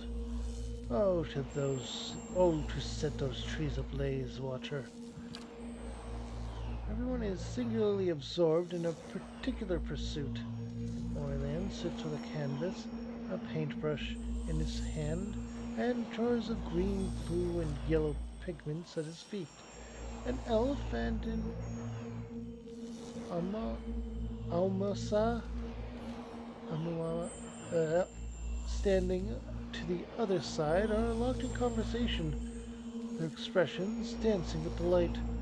Still others scribble stanzas of poetry or crude sketches on sheets of paper, losing themselves in the delicate minitude of lines and syllables. You feel the breeze again, and two elves basking in the sunlight shiver. Look at this place! All these people coming together to share their creations, and Connor frowns. What on earth is that painting supposed to be? The largest group gathers in the middle of the temple. They sing a lush, chaotic harmony composed of several complementary melodies. Others drift towards the singers in ones or twos, as if buffeted by a gust of wind or a phrase of the song. A ripple passes through the trees. You think it's the wind, but the chirping changes to screeching. Hundreds of birds take to the skies, all headed in one direction, away. Herodias emits a series of chirping bird calls as the flock scrambles into the air. This is bad, he mutters, his face turning sour. Something has them spooked. But they won't tell me what. And again, I think I mispronounced my bird song and probably called them incontinent. The devotees glance at the trees, just barely distracted from their activities, but the wind picks up, scattering their pages of poetry and art and ripping the songs from their lips. They look skyward, and then you follow their gaze. A dark shape blots out the sun. You can't tell what it is, but it unfolds and expands. It seems to fill the sky. The wind roars over the summit. That explains the birds. Before you can flee, a shadow falls over the temple. It begins to stain at the corner and spreads, blotting out the flagstones. It reaches the nearest kith, a Blackford Orlan. The darkness swallows her, leaving only a puff of smoke in her place. The two elves that you saw earlier, a man and woman, flee. You get a brief image of them huddling in the shadow of a mountain. They seem to see you, too, and they reach out, calling silently after you. The others, however, seem frozen. As the shadow advances, they likewise vanish one by one. The driving gale scatters their ashes and the charred remains of their creations. You look up again at the source of the shadow, but the eclipsed sun forms a blinding corona around the thing. You can't make out any details. You can, however, feel the heat. Restore my temple. You look down and find yourself standing next to Helia's shrine in Tir Evron. Your pulse still races, and your skin is damp with sweat from your strange encounter.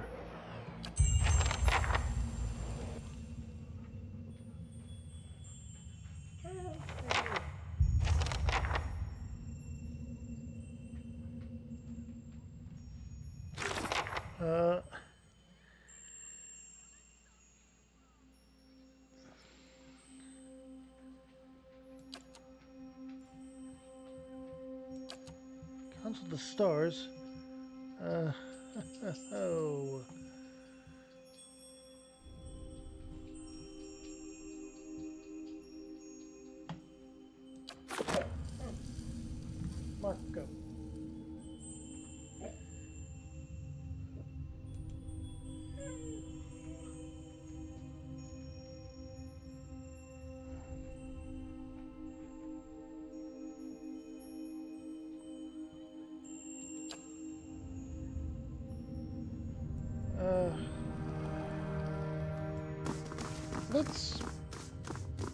see if they can tell me what's going on with that, because that seemed bad.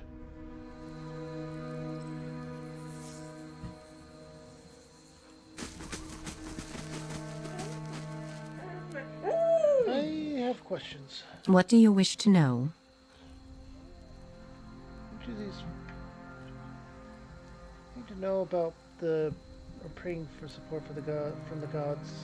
We will tell you what we can.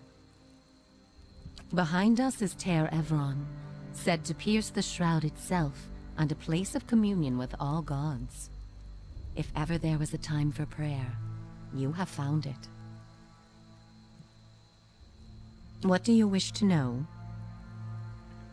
Okay, how did you know I was pursuing The Theos? same way that you are no doubt able to peer into the ether and experience the souls of others. It is something we are born with, some more, some less. A gift common to many creatures of the wilds. You share certain similarities with the man you pursue. For your sake, I pray they are few and of no consequence. You mentioned that people come to these elms without knowing why. A soul has a will of all its own. Its needs and whims are seldom understood, but they follow them all the same. There is something about this place that reaches beyond our understanding, something like a beacon. The elms have a way of uniting souls that have been seeking one another, with or without their owner's awareness. Sometimes it is for love, sometimes for vengeance, sometimes for peace. Often it is for no reason we will ever know. In your case, let us hope it is for peace. Or vengeance. I want to know about the two of you. There is little to be said about us, for we are bound here, caretakers and defenders of this place. Our journey has been over time but not distance, measured in observations but not experiences. We have seen the elms grow tall. We have seen cities built, burned, and built again. The only constant has been the tower, a silent companion through the ages. You can imagine why this recent destruction has stirred my sister so. If you do nothing else, make that man pay for what he did here. Until we meet again, old one.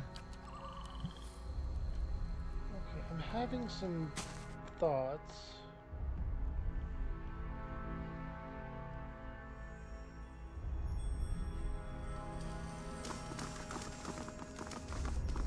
I'm going to save again because that was the correct way, and we're going to take advantage of that in case of anything else.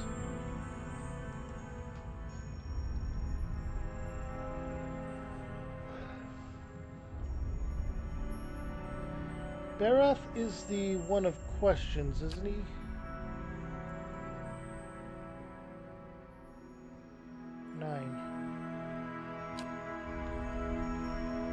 The words seem to fade once resolved, as if they were cast a vast emptiness.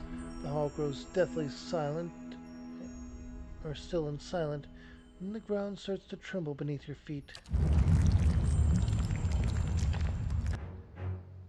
That was the wrong one.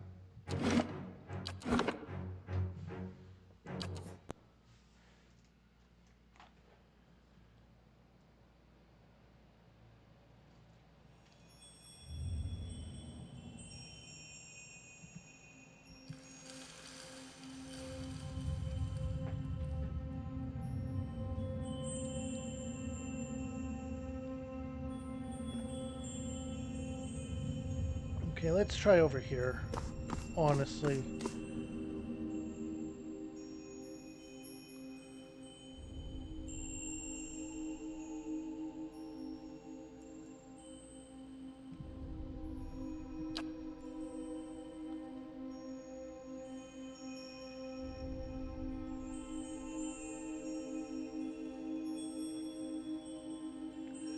Survival begins with strength from within. The air around you stirs and a gust of warm wind blows across the back of your neck. You catch the faintest smell of wet earth. As you kneel in front of the shrine, you feel yourself pushed forward.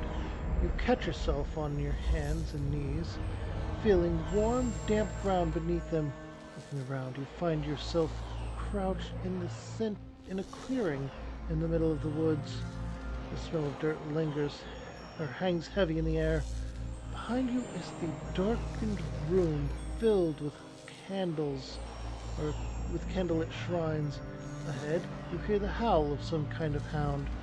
You feel certain this is a vision, but the hairs on the nape of your neck still rise.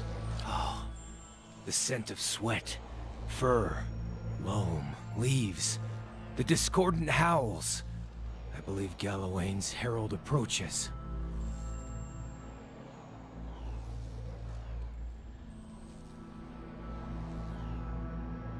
Okay, howl back. The beast bays in response, its voice high and clear. The thick undergrowth shivers with movement, and heavy paws pound the wet grass. You're not certain if the creature is hunting or leading you, but you instinctively give chase. As you tumble through the dew-speckled bushes and clawing brambles, each stride feels longer than the last. You draw lungfuls of crisp, clean air and feel your energy renewed. The rhythm of your strides and the thumping of the beast's paws drive the blood throoming in your veins, or through into your ears. You speed ahead, following the hound's cries. When a split-finger pine crashes into the ground in front of you, a massive bear lunges into the gap and roars. It catches sight of you. You turn and race in the opposite direction, leaping over the fallen tree trunk. Pine cones crunch underfoot. The bear lumbers after you. Its hot breath washes over the back of your neck, filling your nose with the rank odor of slaughter. You see a clearing just past the thicket of broadleaves and sprint towards it. As you break through the foliage, you see a massive lioness curled up in the clearing in front of you. With the last burst of energy, you divert your momentum and hurl yourself into the bushes. Any second now, you expect to feel the bear fall upon you, but a furious roar on the other side of the clearing draws your attention. The bear has stopped at the tree line. It swipes at the empty air with claws large enough to rend armor, but it does not advance. The lioness, for her part, twists her body into a tight coil. She growls, her ears pressed against her head, but she makes no move to attack the intruder. Whose idea was it to stand here? You back deeper into the foliage, keeping your eyes on the ground, or on the two mighty predators. As you crawl backwards, the heel of your boot brushes against something furred. A warm sigh grates your cheek. You freeze in place, slowly turning your head to see what waits behind you. Two amber eyes shine in the darkness. Holy Hound himself! It's not just his herald! It's the Lord of the Hunt! Here! The Orlean drops to one knee as his hands dart about his pockets and snatch the russet hound's head icon buried within. The eyes meet your gaze briefly, then turn to the standoff in the clearing. The hound behind you yawns, fangs flashing. When you turn back, the lion and bear have disappeared into the pond. In their place is a stone wolf's maw, gaping wide enough to swallow you whole.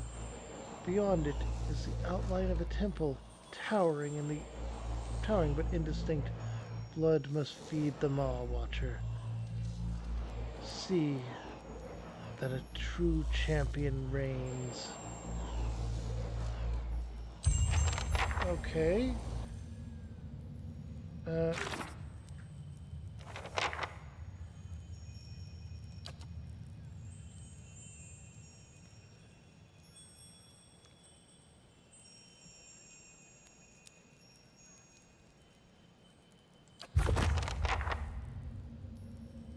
This one won't respond. This one will. No problem. Okay. Wait. Save game.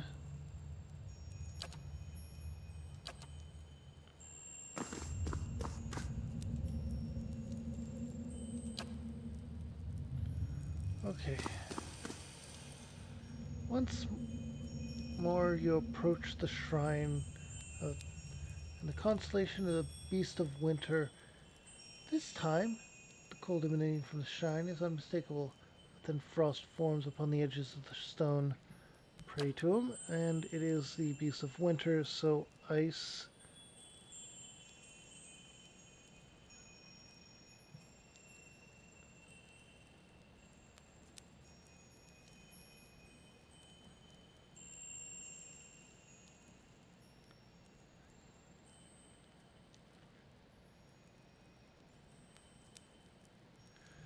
Okay.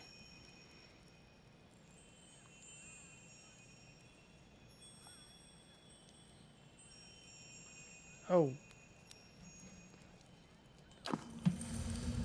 Inventory. We had a book for the Beast of Winter, God of Cold.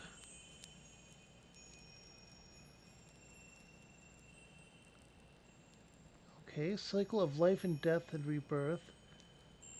Cold, destructive at death itself, defiance of.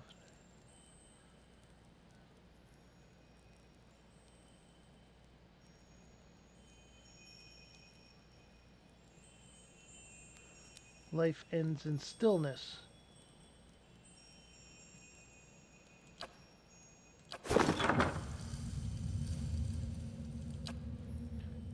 Alright, stillness. 7. You feel a sudden gust of cold air, as if the shrine were bursting into wintry life. The frigid wind cuts through you like a sharpened blade, and darkness encroaches upon the edges of your sight. You kneel and close your eyes. As you pray, the blackness fades into white, and a howling wind fills your ears. The vision that slowly resolves itself is of a broad frozen plain. You see a procession of elves in the distance, periodically fading into and emerging from whiteness. They trudge over snow banks, their heads down against the driving winds. You know this place. This is the white that wins. As they trek past you, one man, bundled in furs, turns his head. You headed for Moonfrost and the Frost-hewn Breach too? Before you can answer, he's lumbered ahead. You follow the caravan, and in a couple minutes, you come to a wall of ice. It disappears into the pale emptiness overhead and stretches as far as you can see in either direction. The elves stop in front of the mirror, a mirror smooth section that's framed like a temple door. It seems somehow thinner than the rest of the wall. You can't see what's on the other side, but a debilitating cold emanates from within. The elves pull pickaxes and shovels from their sealskin packs and begin hacking at the smooth ice, their implements flying through the air with swift, shining arcs. Though they throw their bodies into the labor, not one of them so much as scratches the polished ice, yet with each blow something below or bellows in the distance. Whatever that is, it's huge and angry. Sugani squints into the whiteout, and it's coming our way. Edar calls out to the elves, "Hey, you might want to hold off on that." But that howling wind seems to swallow up his voice. The elves hack away, seemingly oblivious to the furious blowing and to the tenors under your feet. The snow has risen to your knees, your lungs feel frozen in the drifts. Try to get the elves' attention. You grab the nearest elf by her shoulder, shaking her and yelling over the howling winds. You point in the direction of the booming noise, but she only scowls. Leave us, traveler. We've got to get through. We can't stay on this side any longer.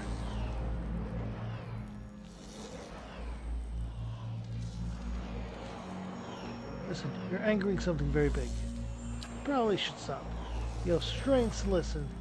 As she rests her pick in the mounting snow, some of her fellows pause in their labors. A man with a withered, frostbitten fingers turns. He raises his maimed hand, and the others stop as well.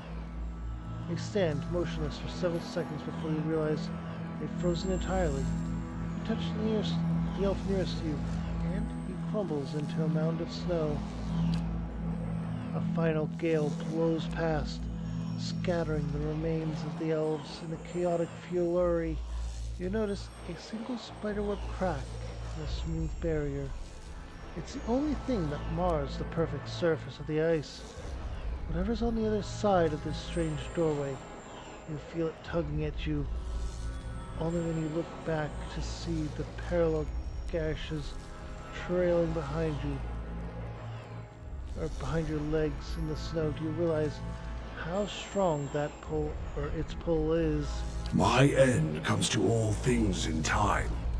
Seal the frost-hewn breach, and instruct the pilgrims in the patience of Remergond. Plug the hole with a handful of snow. You fill your hands with snow and shove it into the crack. It hardens instantly, and a hoary rime grows over the smooth surface of the frozen doorway, fusing it with the rest of the wall. When you take your hand away, a perfect crystal of ice remains in your palm. As you examine the crystal, the vision around you fades, but the unmelting shard of ice remains in your hand. Oh!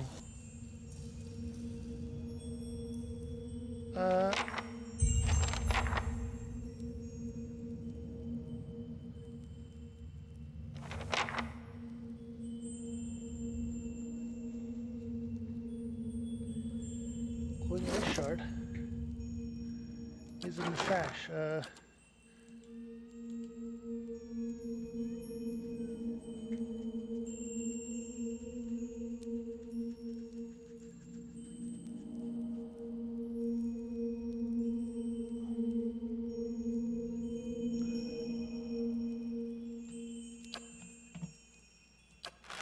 Okay.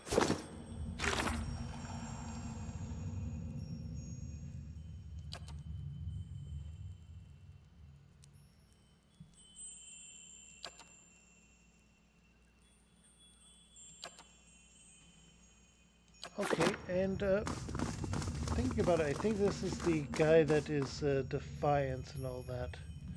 So let's save again.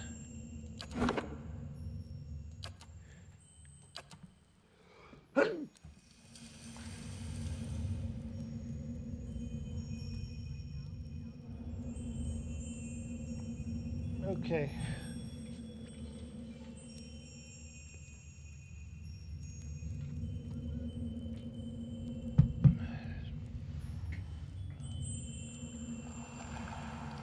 Alright, 8. Your words seem to fade once voiced.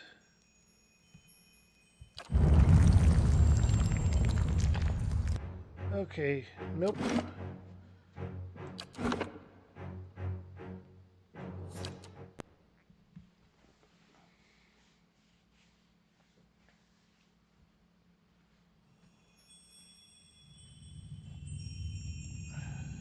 Skull Constellation.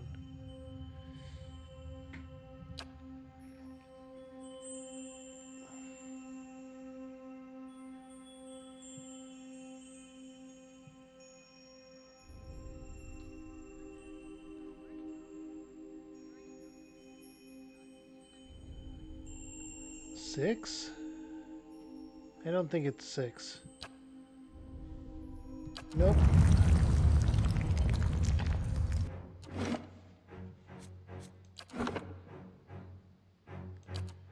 Life or Death and Rebirth? Is it Death and Rebirth?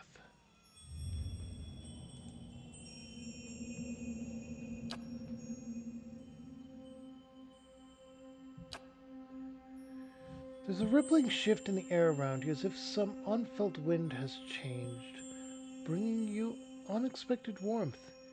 You feel the peculiar weight of an unseen presence and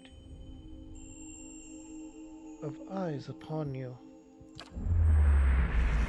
You kneel and pray to Berath. Even while your eyes are closed, you see a road that seems to stretch on forever. The stars wheel overhead like in a clockwork rotation of constellations, disappearing over the horizon to your left, only to rise on your right. You try to make out the details on either side of the road, but your eyes can't seem to focus. One moment you think you see a meadow blanketed with mist, and another sheer canyon walls. For an instant, you even see waves lapping at the edges of the road. Were you to step into the shifting landscape, you feel certain you would only end up back on the road. You know this is a vision, but the packed dirt feels firm beneath your feet, and the night air cold on your face. You are walking. Your feet seem to carry you forward of their own accord. Something looms ahead of you. As you get closer, you see 2 stone figures that look strangely familiar. Our friends, Life and Death, Death and Life, are our old friends. We're in the realm of the Twinned God, and here are its 2 aspects. Life and Death, Death and Life. You remember the door. Clabulregel, the 2 figures carved into the mountain next to it. One looks vaguely male, the other vaguely female. Only a thin layer of flesh covers their skeletal bodies, which twist to face the doorway between them. The doorway, however, is not what you saw in the ruins. It's a skull, gaping and jawless, and as you look on, its open mouth seems to grow. The arms of the 2 sculptures are swept towards the mouth, inviting you in. Enter. The road continues through the mall.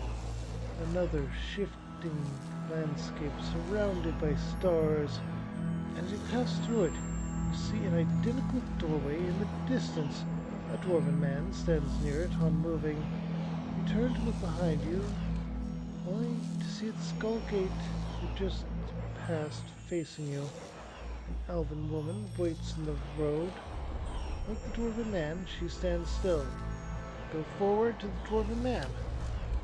Continue down the road towards him. He looks up at you, or as you approach, but you can't tell if he's looking at you or through you. His face is smooth but flaccid, as if the flesh has detached from the muscles underneath. As you look on, his face begins to change. Wrinkles crack at the corner of his eyes. His mouth sinks, carving deep lines from his nose to the corners of his lips. His jowls sag, and the loose flesh hangs like dough. He raises his cupped hands. They're covered in blood. He lifts them to his face and smears himself from the newly creased forehead to the wattles on his neck, or of his neck, as he massages the dark, sticky fluid into his skin. The fresh wrinkles disappear, the hanging folds recede, and his flesh tightens as if re-adhering to his skull. He lifts his head, and this time, you know he's looking at you. His renewed face looks like a mask, artificially smooth and still. Behind it, his black eyes are two hungry pits, yawning like the empty mouths of skulls. Come, make your sacrifice.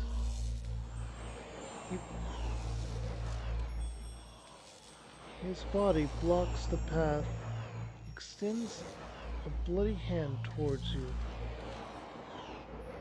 Take his hand. You grab his hand, but his skin gives too easily under your grip. As you try to pull away, you hear a noise like dried canvas tearing. His skin splits, following a long seam that begins at his arm and stretches the length of his body. Blood gushes forth in such quantities that you can't imagine there was ever anything else in him. Sure enough, the dwarf empties, as the dwarf empties of blood, he collapses like a desiccated husk. The blood in the path gleams with 1,000 souls worth of essence. The essence evaporates, trailing shining filaments into the night sky. Only now that he is dead can you continue onward. The blood pulls around your feet, and you look up to see the elven woman waiting further down the road. Approach the elven woman. As you start towards her, there's something unnatural about the way she stands. She's too still. When you get closer, you see that her legs taper into a slender trunk, and in place of her feet are gnarled, twisted roots. She lifts her face to an invisible sun. Her long, golden hair is the color of autumn leaves, and as you look more closely, you realize that her head is actually covered with tendrils of vines, sprouting brilliant yellow leaves. Each glimmers with the essence of the entire soul. She gives you a beatific smile.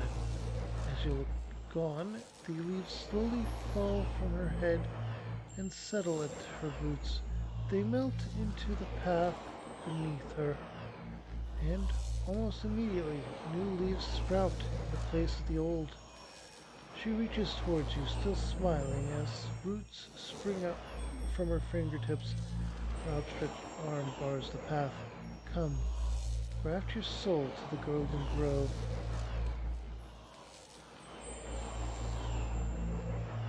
Take her hand.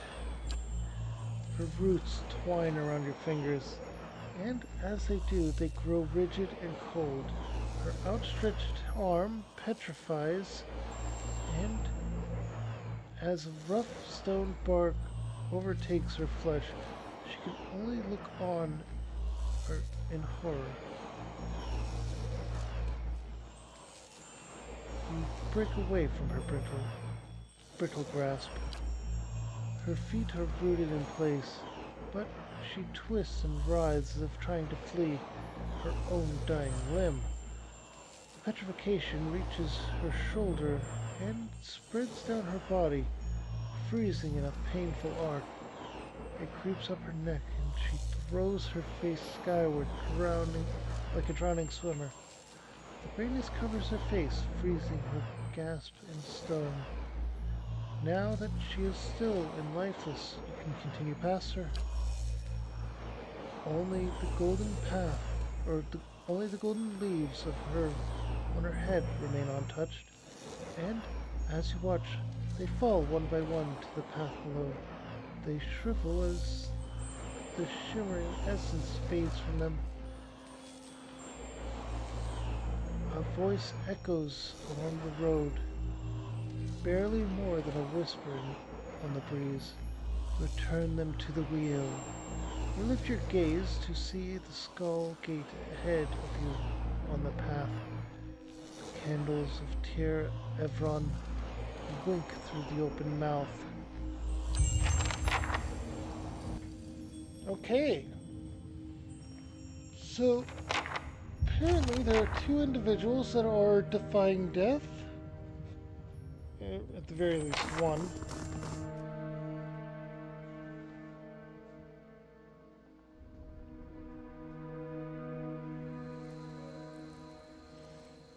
So let's open up the journal.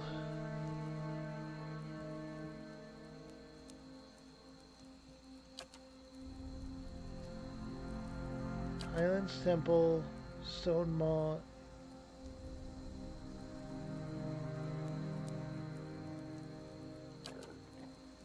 Find the Noonfrost Twin Elms.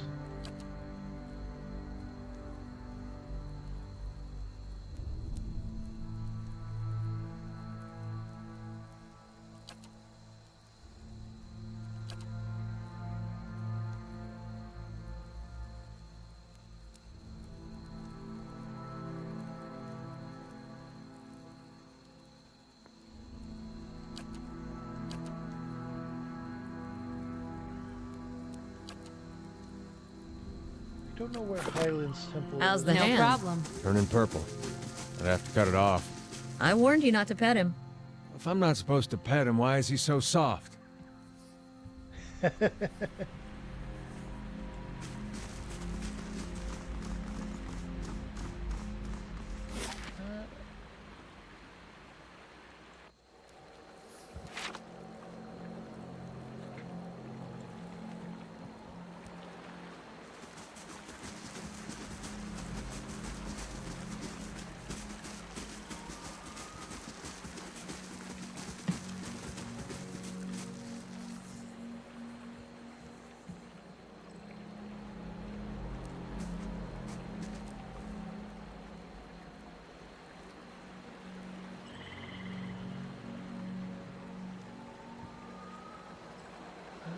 Probably not that, right?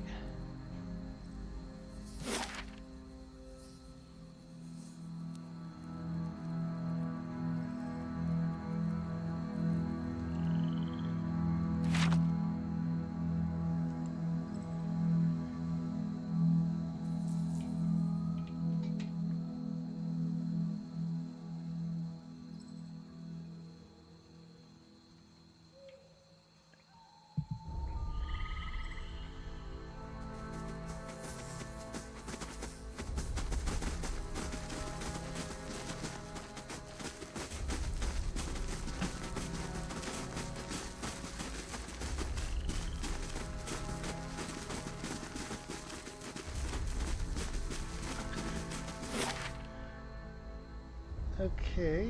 Oh, there's the Temple of Hylia.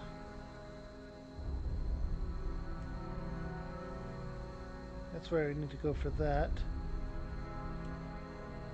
Imperial Isle is down there. The White March, we don't go there. Roderick's Hold.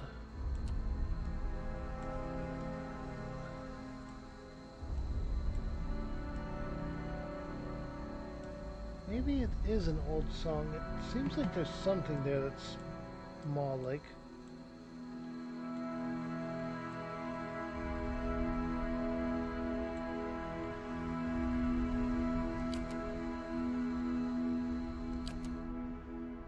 Okay.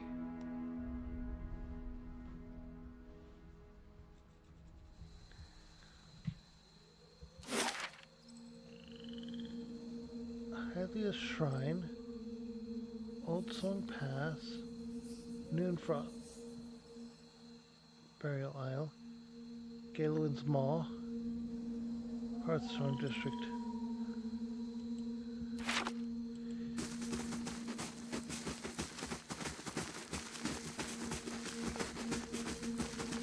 We can't stay down here. Someone must go to the nest eventually.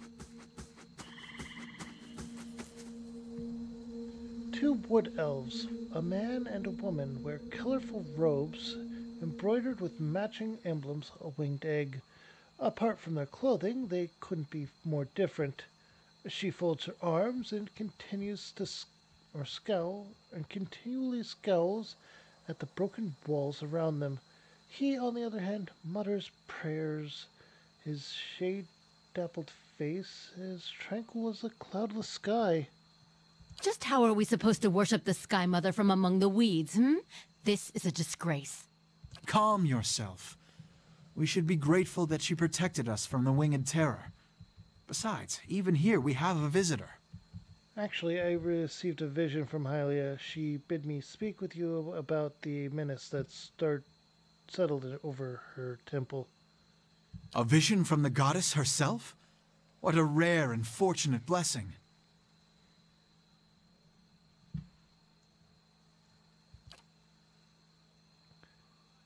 Onwin squints at you. Your vision did reveal that the menace is a dragon, yes. She steps back and gives you a long look. To be honest, I expected the Sky Mother would summon a whole flock of warriors to fight this monster. I fear so few will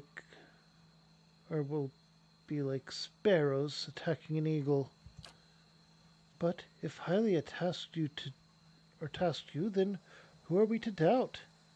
Onwin's right, however. You must prepare yourself for a powerful and crafty foe.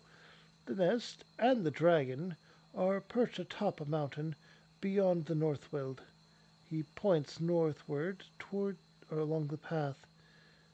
Follow this trail into the wilderness, and then look for another path carved into the cliff. May the Sky Mother's blessings aid you. Okay.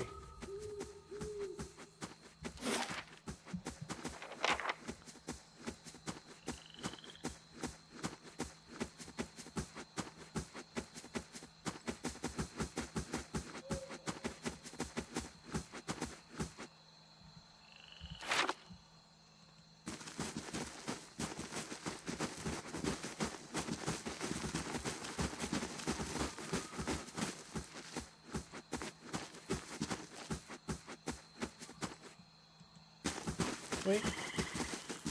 Shelter.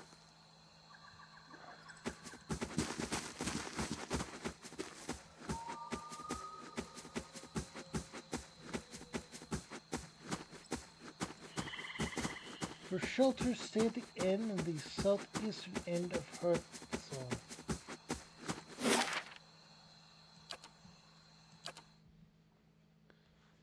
Alright, so there is an inn. We're going to go there first, then go and try and fight a dragon.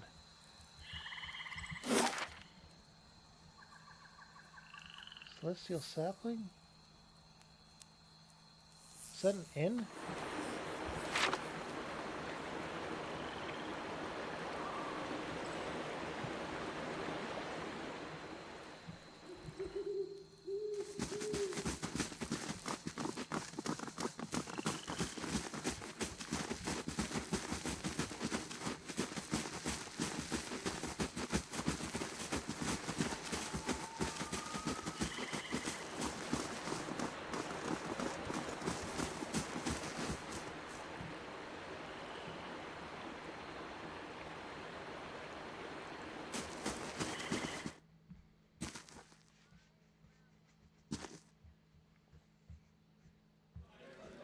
Okay, this is the...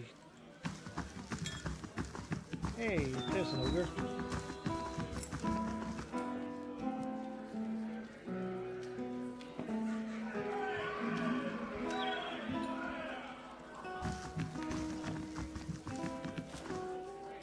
Good day to you.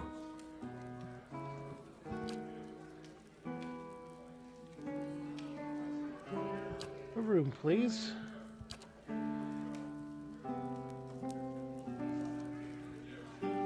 Yeah, this one. Might, Constitution, and Resolve?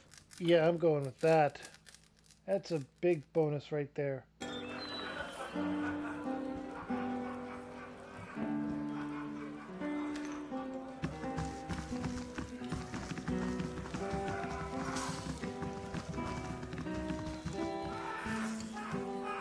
You must gather your party before venturing forth.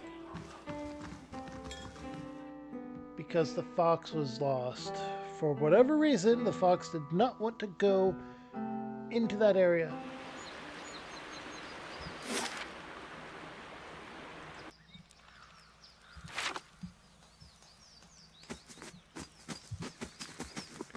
Go into fast mode so that we can get there.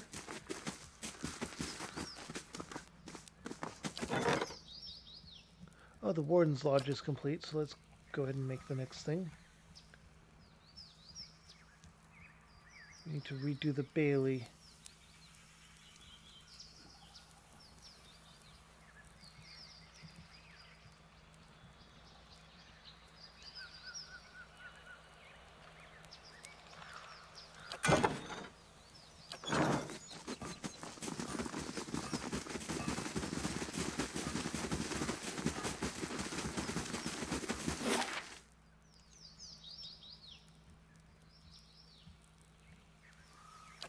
Northweld.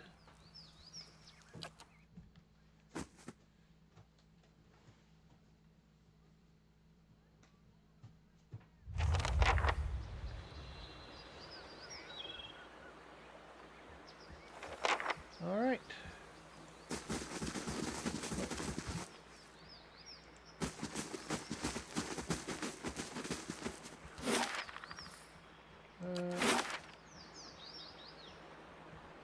Need to go north, but at the same time, I'm not sure where on this it will take us.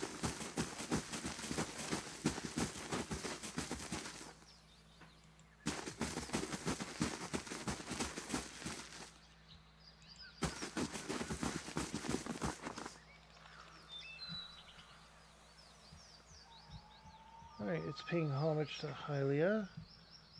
What's this?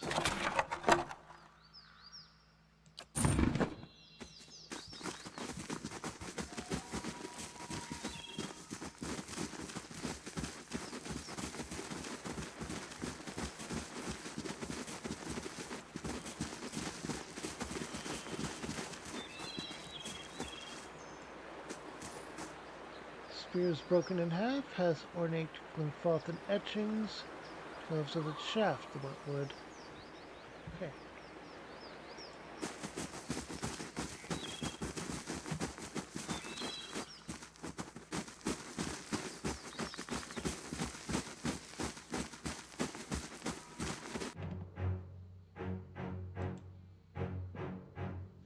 Grave thou Philothili.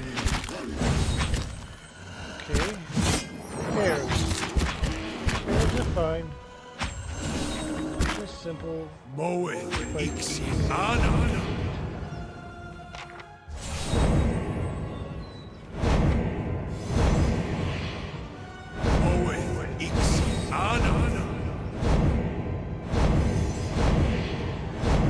It's because one of those is controlled. No, they're all defeated. It was just kept going for whatever reason.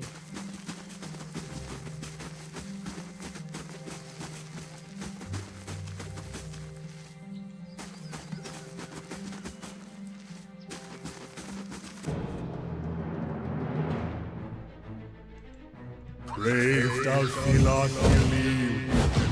Alright, let's go.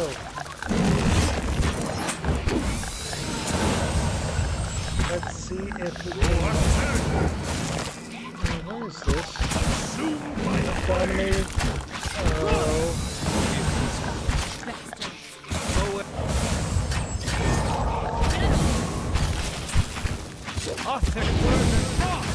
Shigani! She's worse than Frost! The angry one is down. Someone might want to check on him.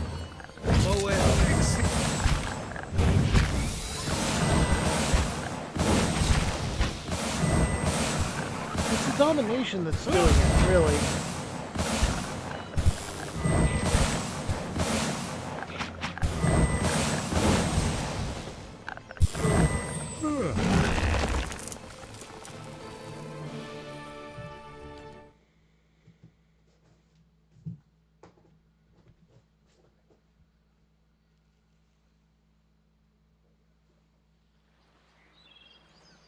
Sure.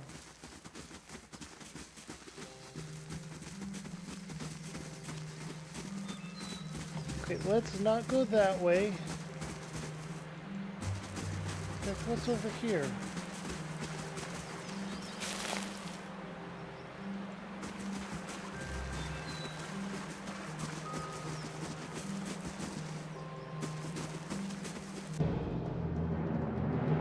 Brave thou Silas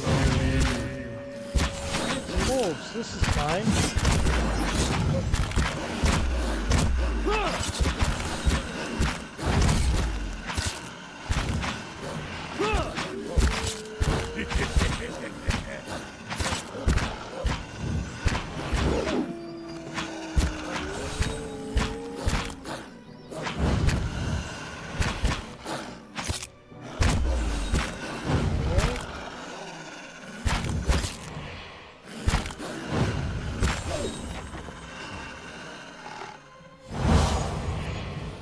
Some experience in that as well. I want to, there we go, and select everyone. Sure.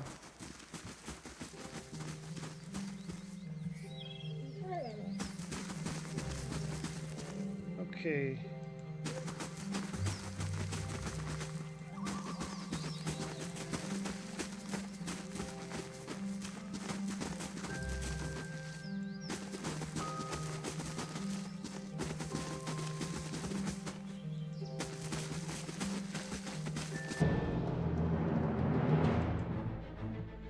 Brave thou Silas Let's have them fight these and see what has.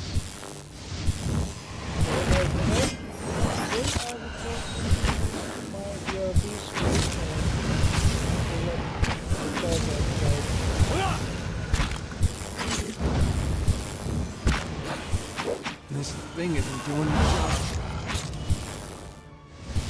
Brave thou Silas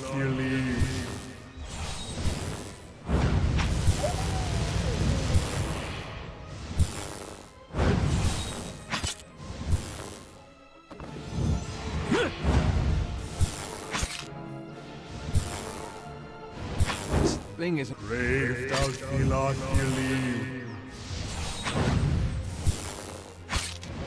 Oh, you need to smash first. Okay. What weapon do you have equipped currently? Slash and pierce.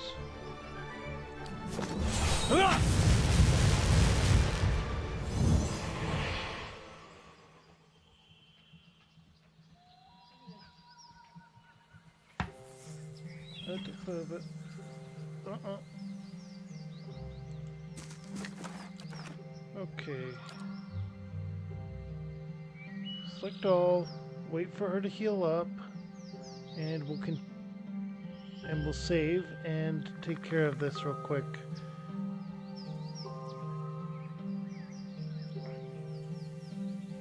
Wait, why is it in slow mode? No. There we go. Okay.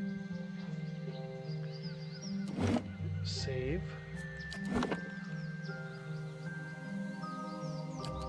We accepted all the quests for the gods. We'll do all of them just to see what happens. Saved and over to here. And I will be back shortly. I hope you all have a great time as I let my dog outside. He says right now.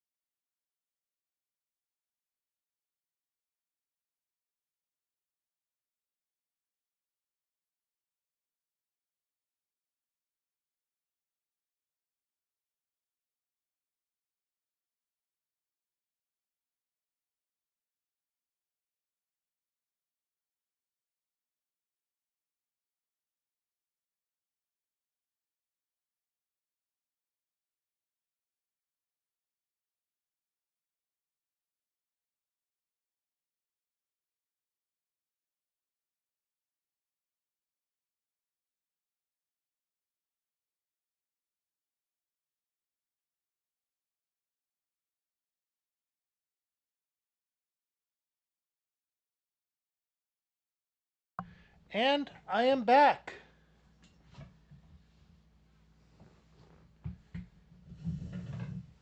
Alright, so let's get this going again. Game. Boop. Okay.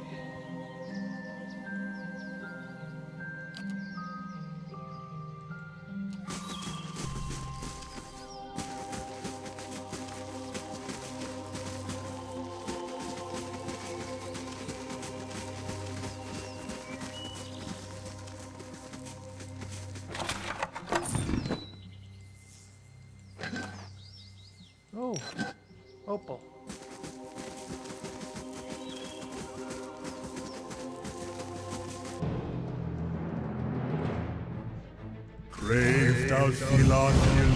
Okay, there we go.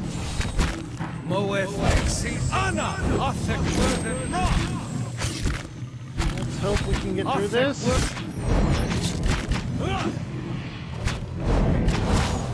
Timberbola is enraged, and our druid is down.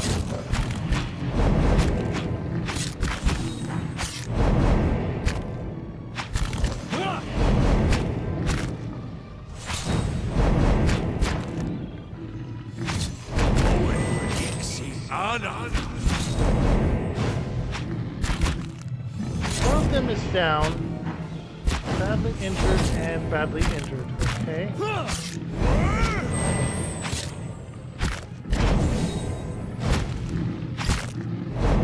Big fella's down.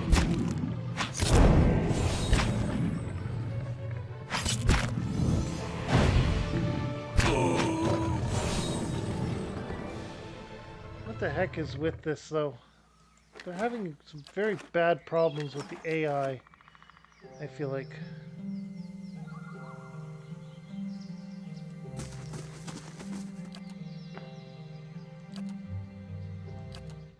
And we have to rest because our cleric and our druid both took a lot of issues.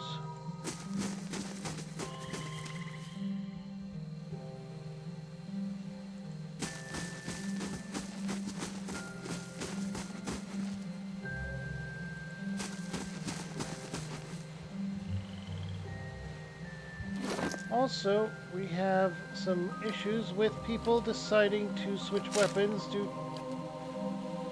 Oh, you had an issue with your sword. Okay. I had done that. I remember now. I had done that because of the...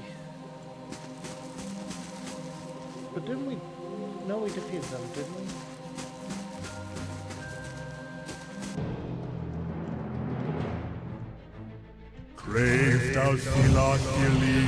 Ah, Stelgars. Great. Rest up, big guy. We got your back. Our Enchanter's down. Our Cleric's down. Our Ranger's down.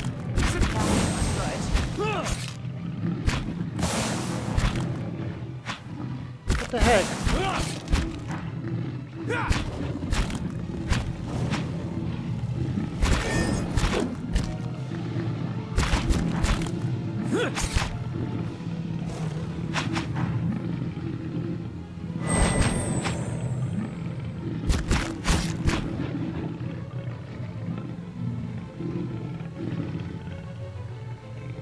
Load. We'd saved at some point.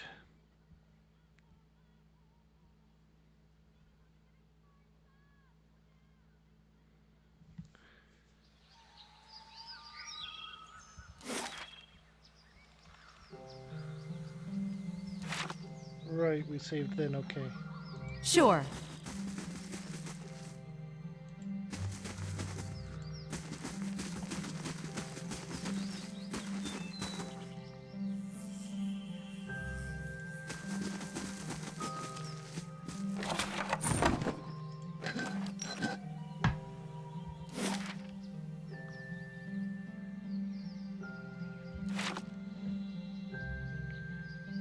Swathen Ruins.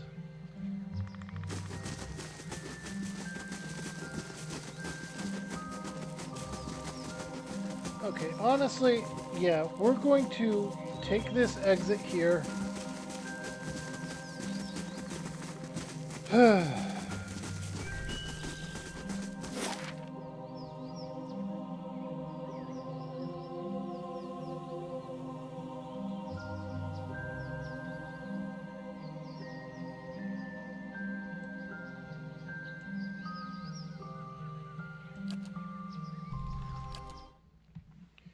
We need to do side quests and get experience points. We need to level up.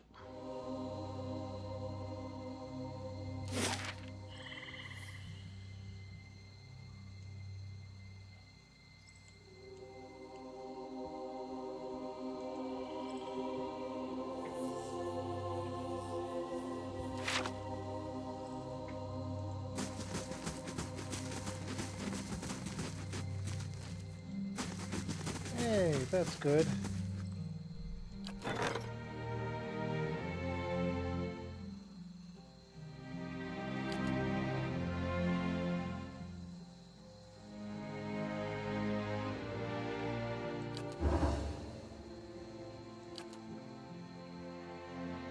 West Curtain Wall was destroyed.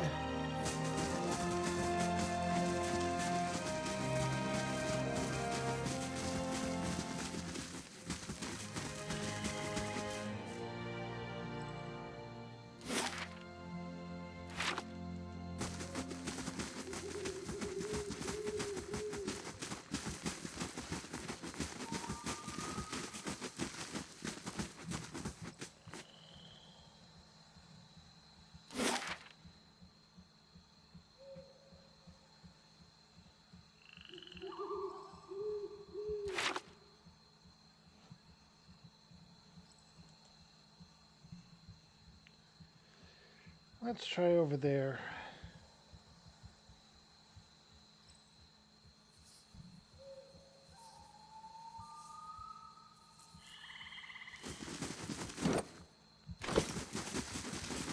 We do have more experience points than before.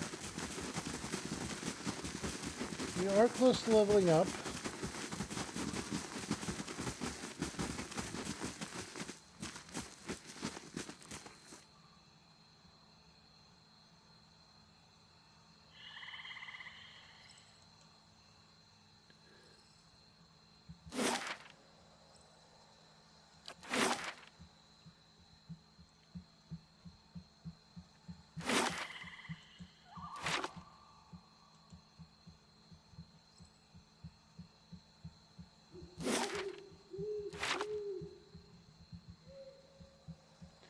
Back to fast mode.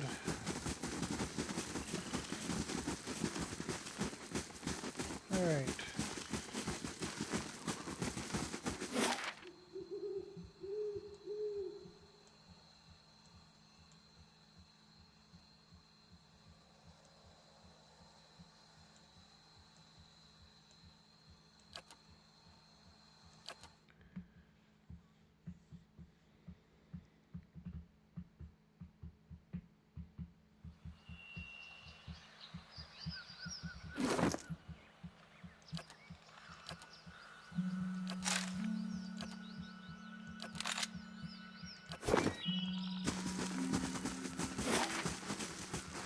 This area, we did not go through all of it, if I remembered correctly.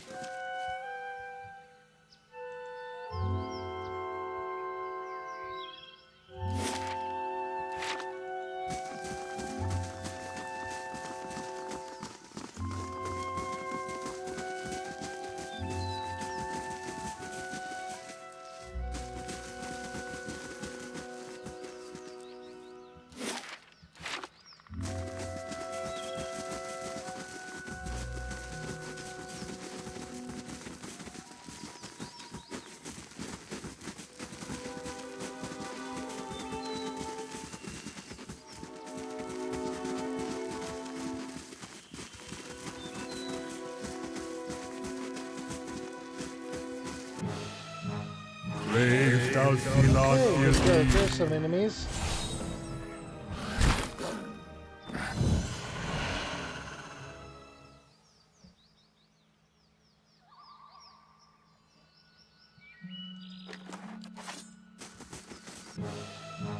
Brave thou Silot believe.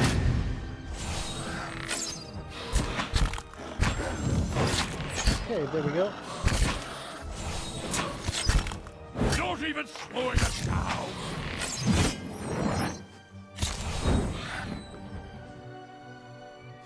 Okay, we killed all the skeletons.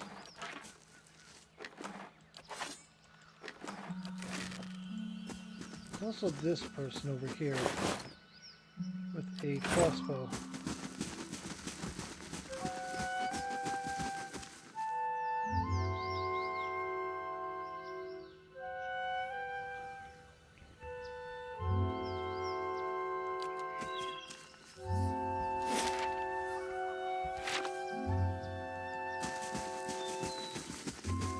I mean, this is another location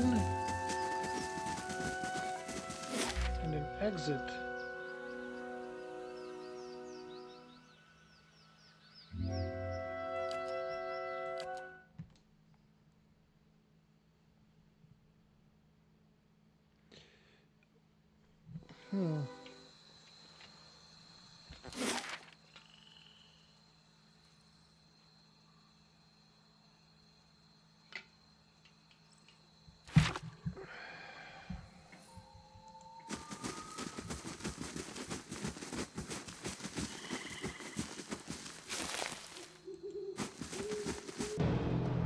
Brave thou Silot believe.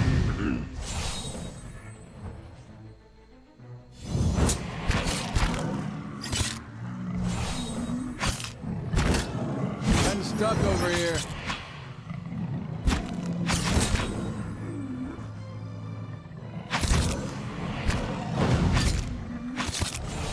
War stalkers are...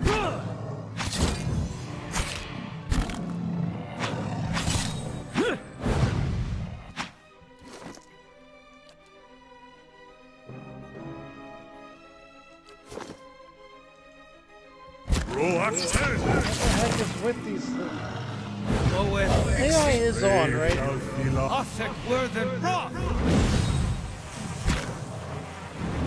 The Varu beyond sea. Also, Bailey construction was complete. Let's repair the wall.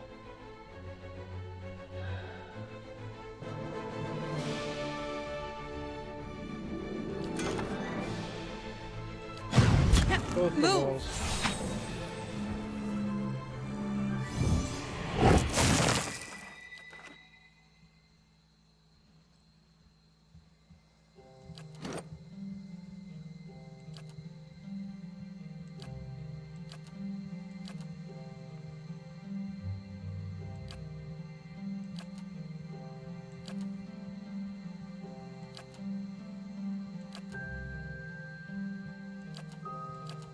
Okay, that was wrong. Defense. Okay.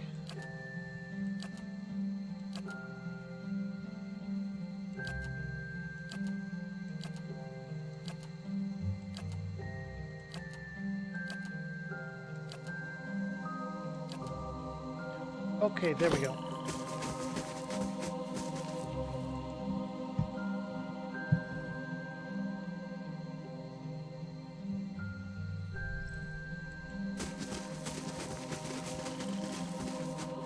Okay.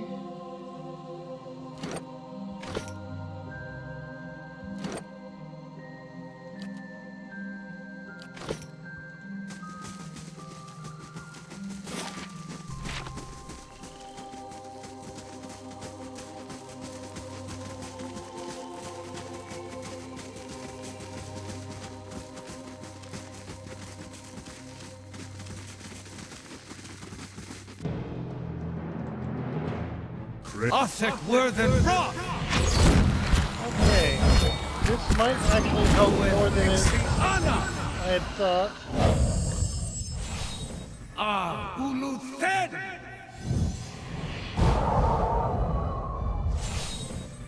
I don't think I got any experience for those guys, though. Oh, Constitution +1 boots. That's good. Those will be helpful. Great. In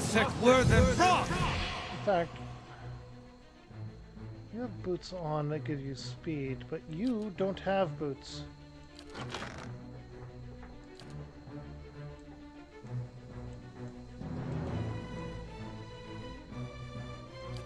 Okay. Dead on!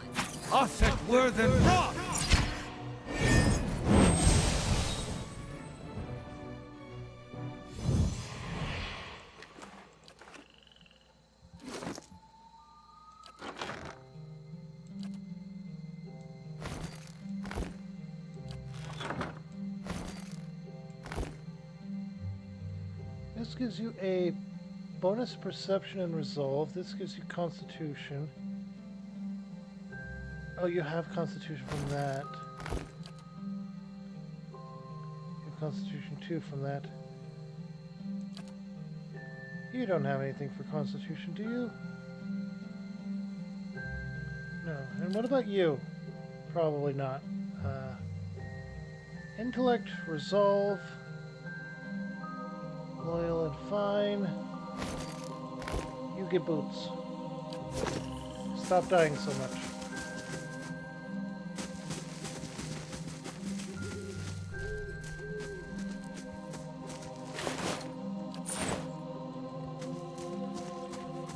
I think I see something.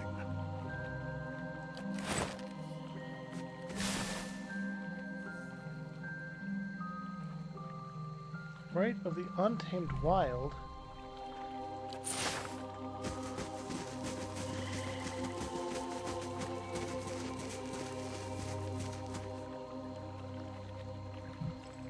Anything else here?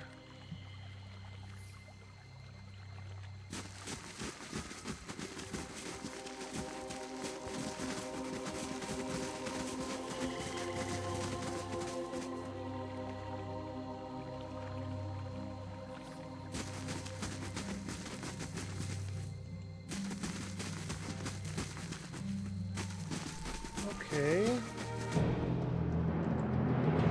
Crave.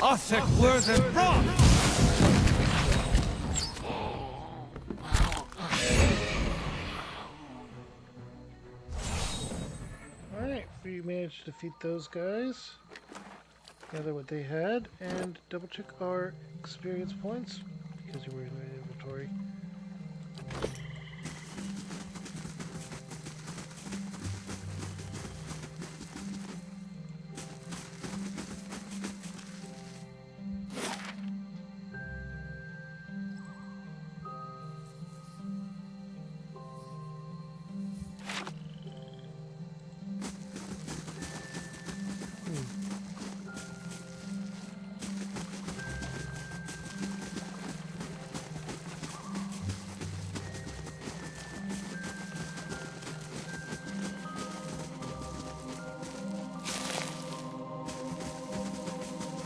Maybe I should make some potions.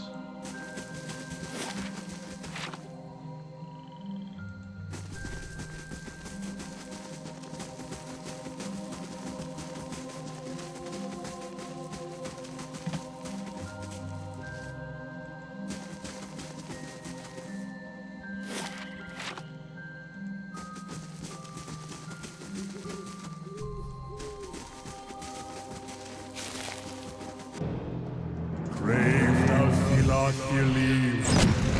Random troll?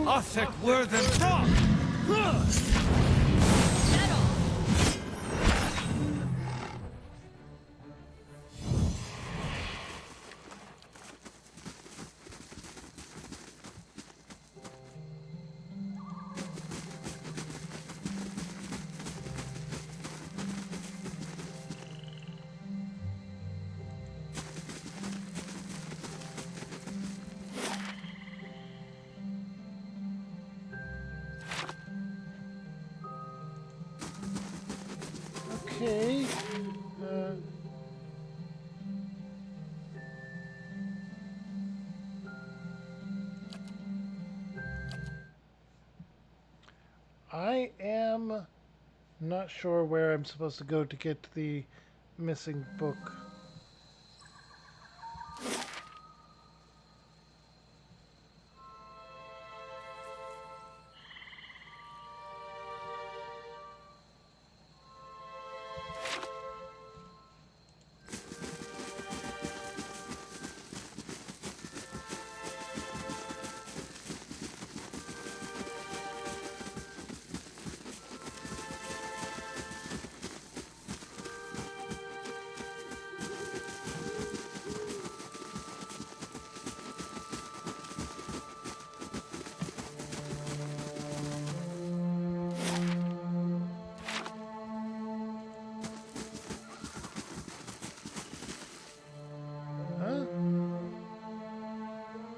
Grimfell the Wayfarer.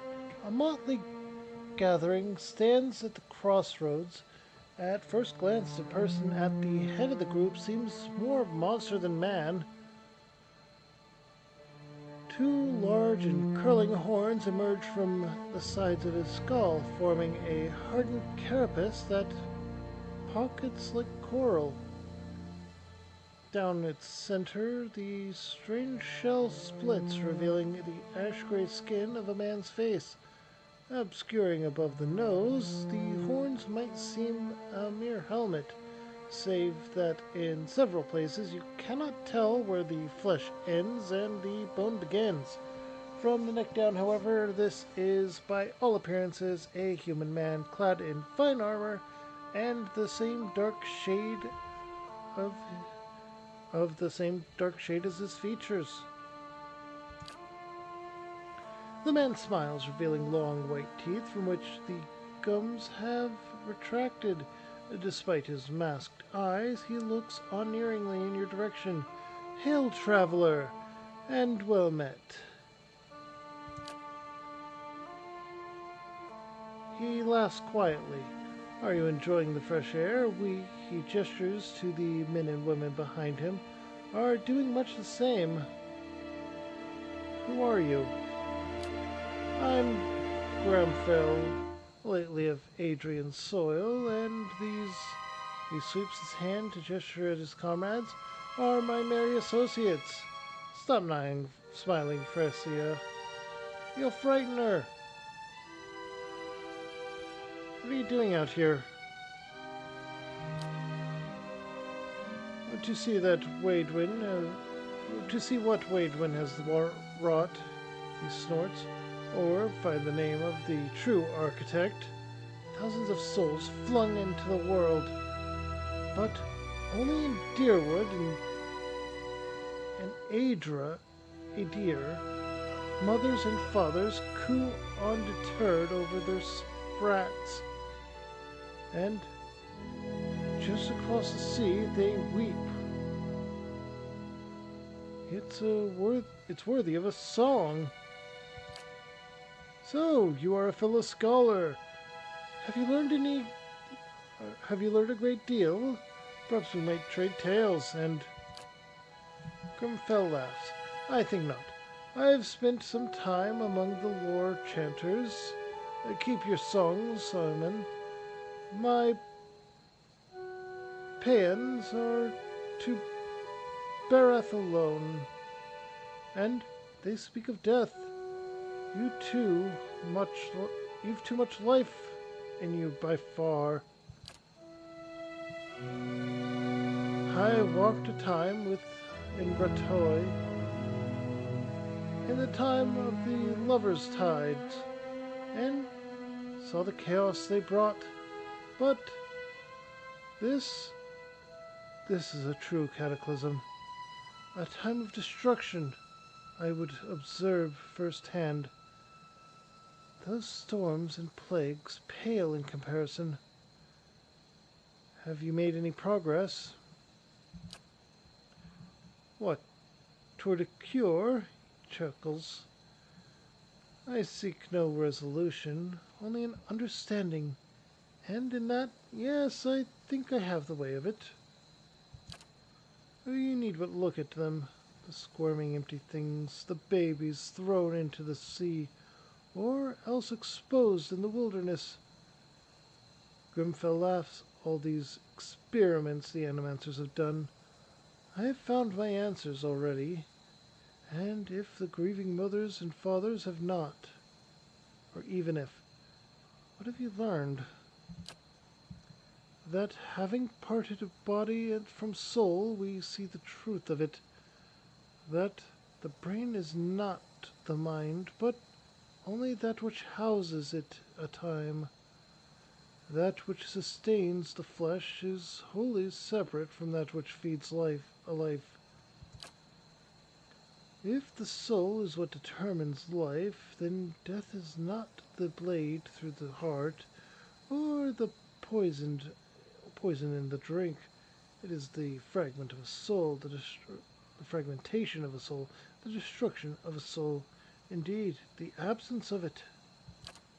These Hollowborn are the closest thing to true death we shall ever come upon. I only wonder if it is the culmination of Barrett's work or an escape from it. But what have you been doing on the road? A band of brigands such as we? I cannot imagine. Grimfell chuckles. It's not an inexpensive life, ours. Even in the study of calamities, one deserves a certain level of comfort, I think. I think our talk is done. Kill that one slow. I want to see the Of course.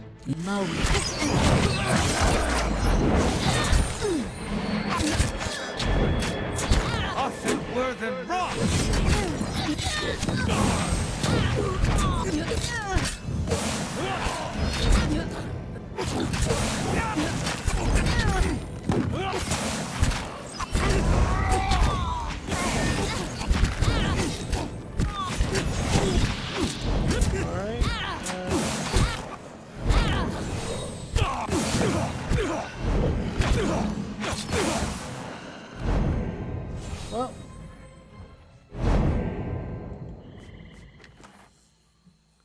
Well, we got some good stuff here, it would seem.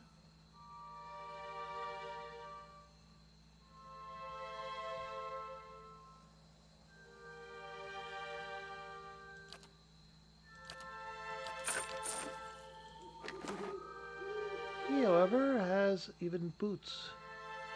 Dead man stands.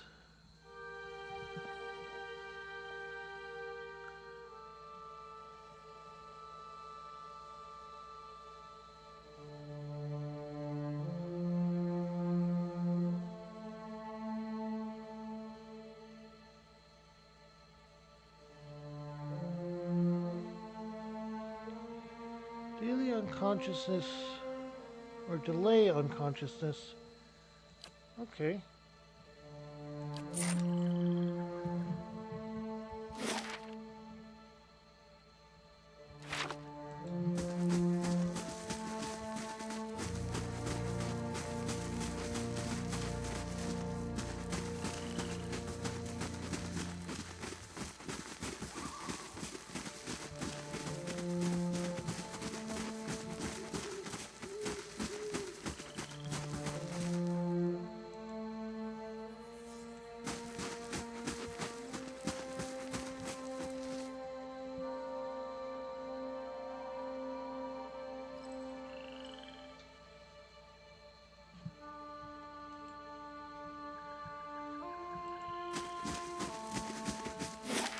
Okay.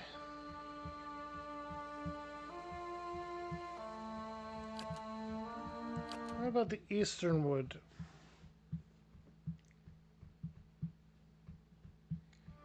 Let's see if there's anything we can do in there.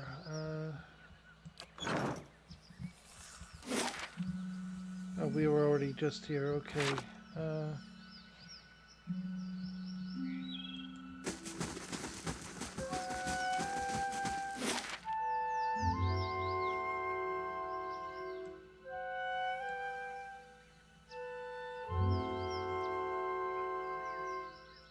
Well, there is something over there. The Craighold Bluffs. I don't think I've been there yet. If we go there, we might be able to find something interesting. Looks a little healthier than before.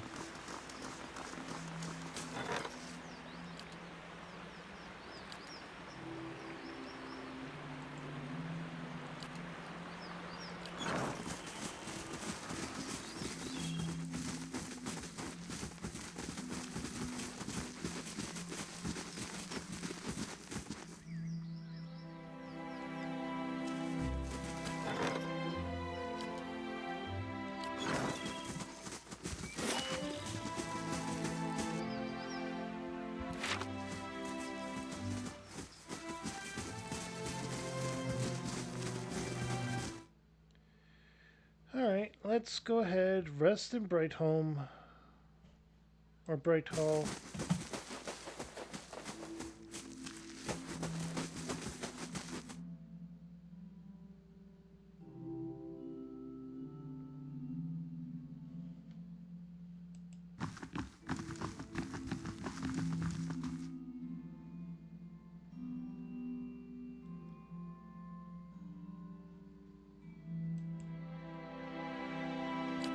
+3 Constitution. Stay alive.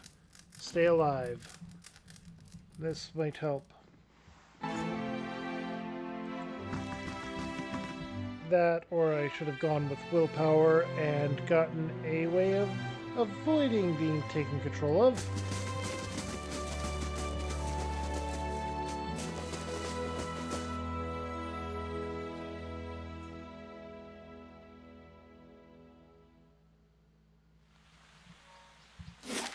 The keep's coming along nicely.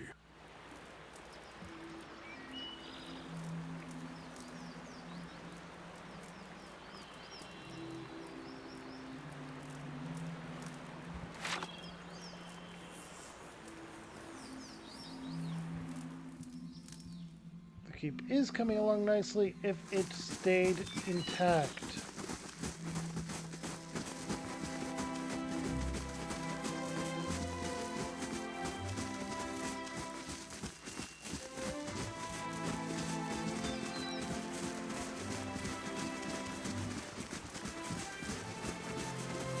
You must gather your party before venturing forth.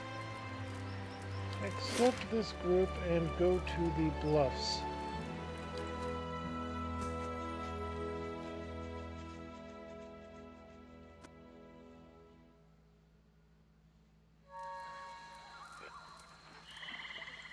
Stop there.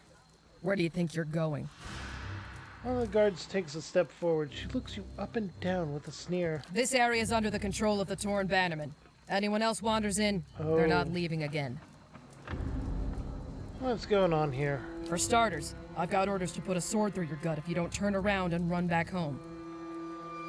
You do realize you're speaking to the Lady of Cadnua. Wait, Cadnua. You mean you're the one everyone's talking about? Saving orphans, fighting off bandits, all that? Knights of the Crucible, +2. Maybe you should take this up with the Crucible Knights. Look, hang on a second. Let's not get too... Enough!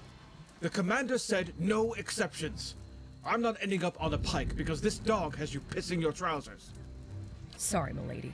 I'm sure the commander will take good care of Cadnua for you.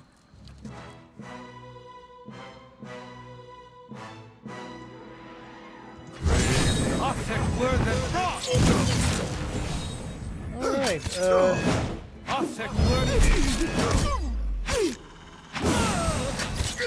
we're not doing too badly, all things considered.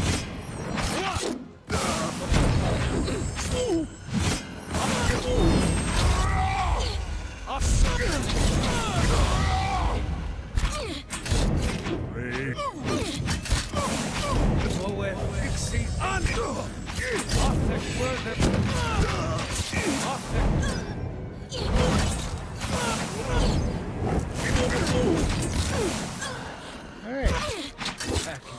Summon some stuff.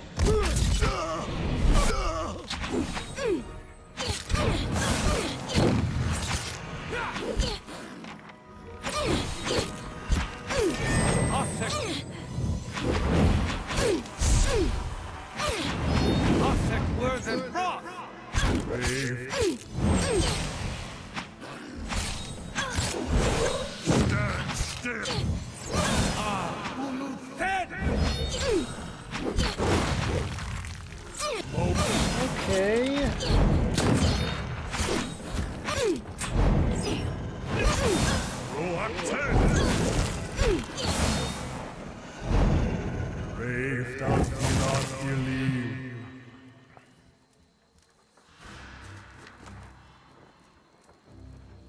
Exceptional pike and find mail, and then the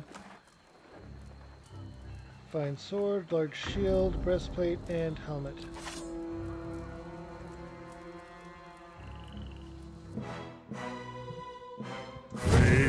Oh, there were more over here.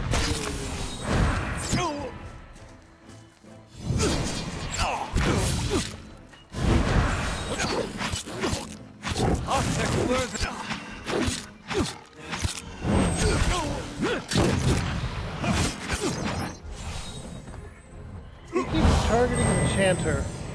I'm gonna move him back further in the...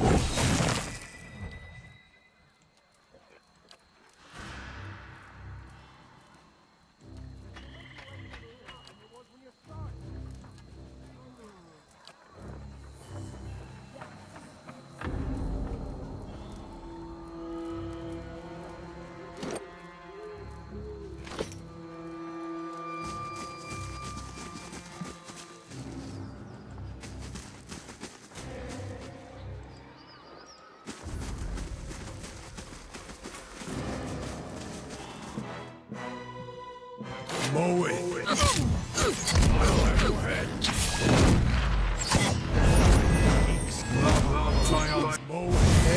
Attack. This is not going as good as previously.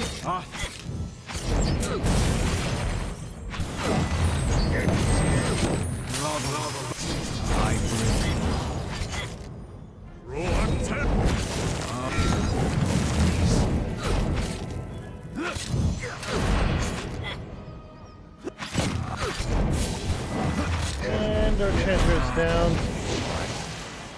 Down to the fighter, he's going down.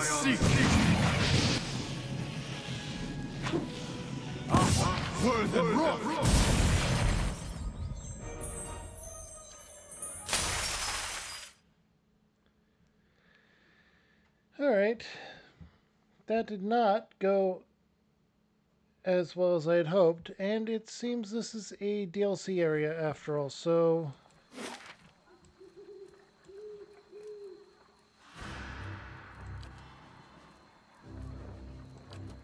let's go to the first fires. Wonder if we can pick up any additional quests or anything from the Crucible Knights, since the Got it.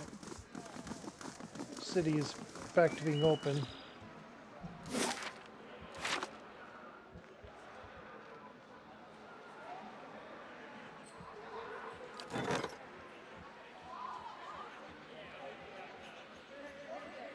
Huh.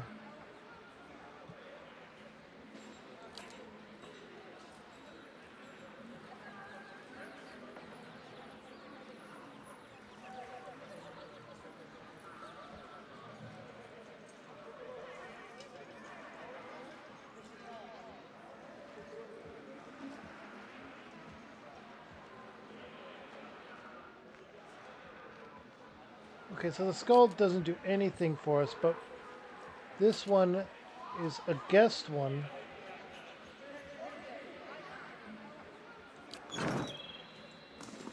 I think those are referring to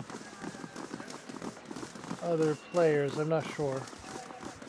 At the very least, they seem more interesting and more stat rewarding than most other hirelings.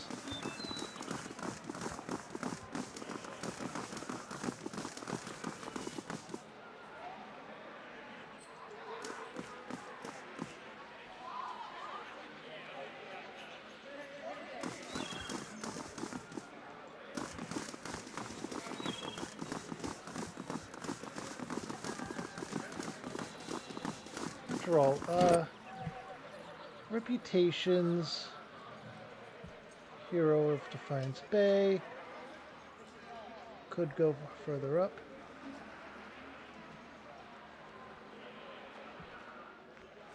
Could go up with this one, and definitely could go down with those ones.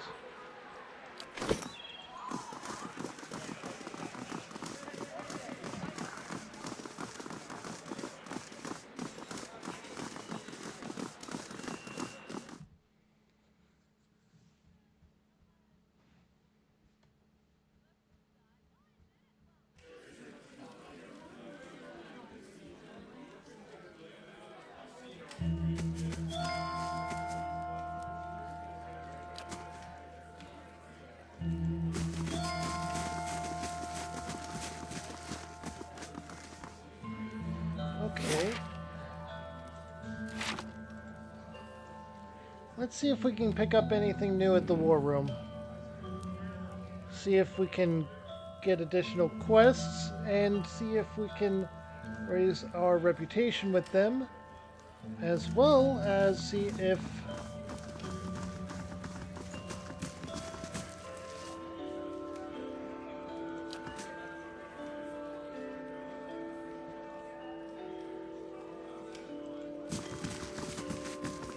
nothing.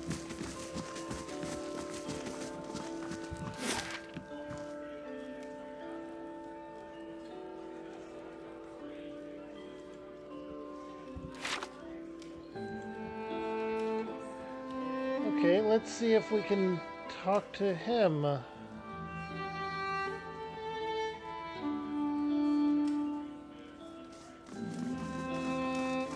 It looks almost like nothing happened regarding the Gorge Knight situation.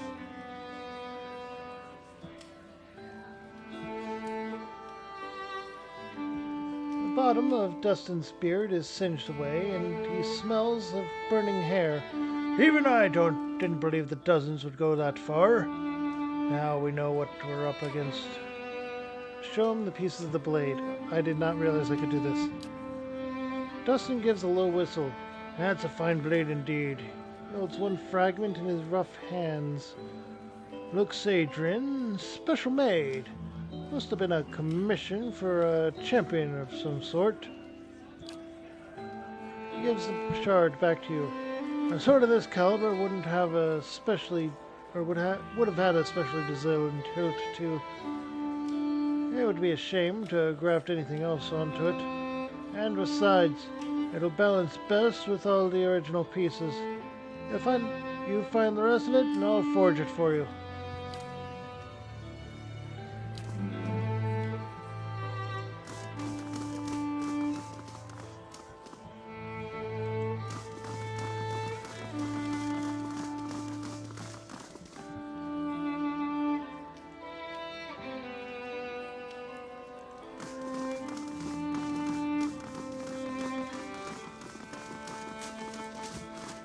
Okay. All things considered, I don't know where I'm supposed to go to gain more power to be able to handle everything. And slew the ogre with one blow. What do you think? Great. Wonderful. What? Sorry, I lost track of things when you got to, the part about, when you mentioned the thing, Would you prefer it if Nirawa were facing a Stelgar, while undressed? How about half-dressed? Mail on top, nothing on bottom. Tell the story like that next time.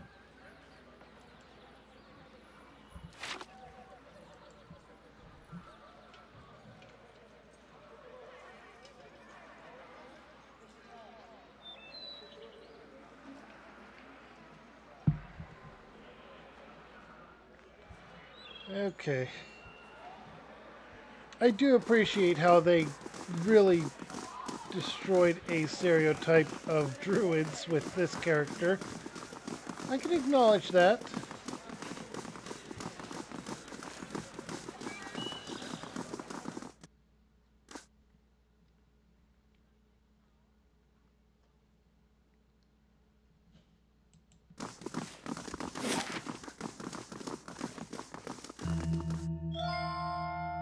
Hall of Records is that way, okay. And that's where we're gonna go. We'll take Edar to there, and we will see if we can get anything out of it.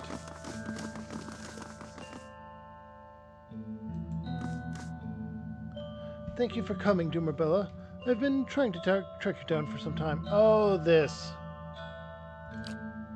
This is Marshal Forwin, Earl Bademar's military advisor. He will serve as witness for this proceeding. He gestures to the man next to him. Well met, Road Warden. Your reputation precedes you. I admit you've created a bit of a stir throughout the nobility with your reclamation of Cad Noir. Most are still not sure what to think of it. What's this about? The legitimacy of your claim to Cad Noir is in question. Earl Bademar has issued a ruling on the matter. Cad Noir was abandoned for over a century, and I claimed the land through strength of my arms.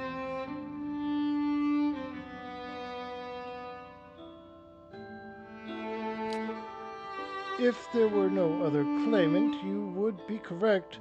Unfortunately, this is not the case. All will be made clear once Lord Gathbin arrives. Do you have any questions while we wait? Tell me about the Earl. Earl Bademan comes from an esteemed line of lords that rose to prominence after the War of Defiance some 150 years ago. The Deerwood consists of several earldoms. The Blademars govern the northern earldom, known as the Grasp. As the current Bademar as to the current Bademar, he is a fine man, as I know, and it is an issue of honor to serve him. Or it is an honor to serve him. Okay. Tell me more about the Grasp. The Grasp is now the largest of the 7 earldoms, after it consumed the Puar earldom of Yenwood. It encompasses notable settlements such as New Herman, Grinnon's Grass, Gilded Vale, and of course Cad Noir. Yenwood. When the Deerwood was a mere colony of Edir, it was divided into 9 earldoms. When the Adrians were defeated and ultimately driven out, 2 of the earldoms were absorbed and borders were adjusted. The Yenwood is one such earldom. Other questions? What about this Gathbin? While I've met him but once, it was ample time to determine the character of Lord Aladir Gathbin, or lack thereof. He is descended from an old Adrian line that predates the War of Defiance. His great-grandfather, Rain Gathbin, was the Earl of Yenwood during the war. That is, until he was stripped of his lands and driven out from the Deerwood. Other questions? Do you know which way the Earl has ruled? I'm sorry, my lord, I don't know. I do not. The Earl's decree is sealed. What was this of Road Warden? The one who rules Cad Noir on behalf of the Earl of Yenwood is traditionally known as Road Warden. Your position might not be entirely official yet, but the title is an appropriate form of address.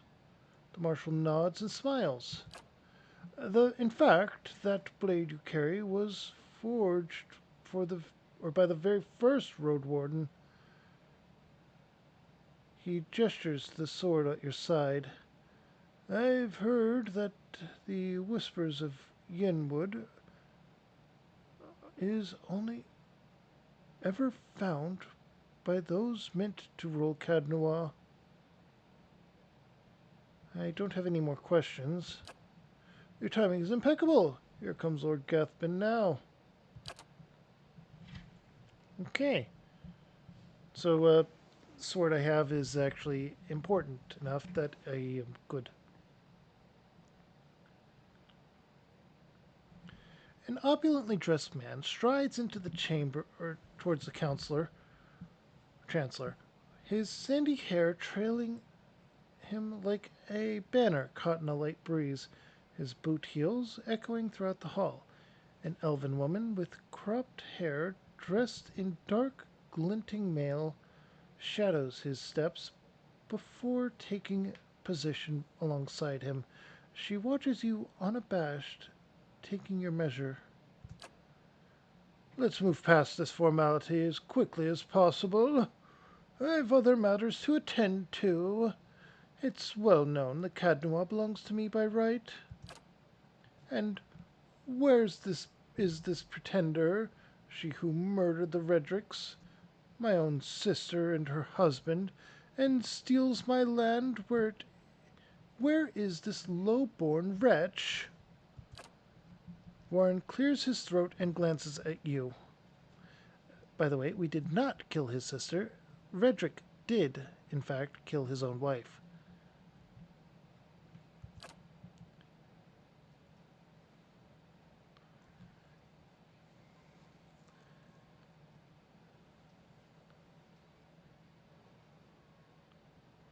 This woman here, this is the Lady of Cadnua. I thought she was just another servant, perhaps a valet or a scully maid.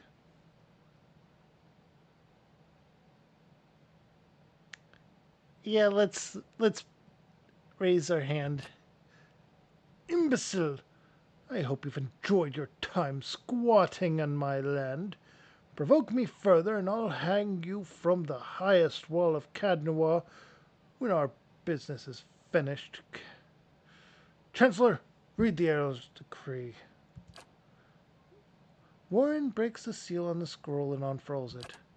Regarding the matter of Gathbin's claim on Cadnua, Elder Baedmar, or Earl Baedmar, finds that the Gathbin claim was never relinquished. By law, Cadnua is rightful property of Gathbin family. I knew it! Gathbin smirks at you triumphantly. I'm not finished reading, my lord. Gathbin rolls his eyes and motions for the Chancellor to continue. However, the Earl recognizes Dumerbella's part in reclaiming Cadnua, a site that has stood abandoned and even, some would say, cursed for over a century. Before Cadnua is returned to the Gathbin family, the Earl has decreed that Lord Gathbin will provide compensation in the form of... Absolutely not! Gathbin folds his arms, a defiant scowl on his face. My lord, Warren raises his eyebrows. The amount in question is quite reasonable, and a requirement for your land to be returned to you, if you'll just follow me to finish. No, the Earl hasn't been able to enforce his edicts this far south in decades, and now Duke Havar is dead. Earl Baedmar's enemies outweigh his allies, it appears. I'll not pay a single copper to this miscreant for my ancestral land. Do you think me blind to the Earl's motives, lackey? He thinks he can send a message with this insult.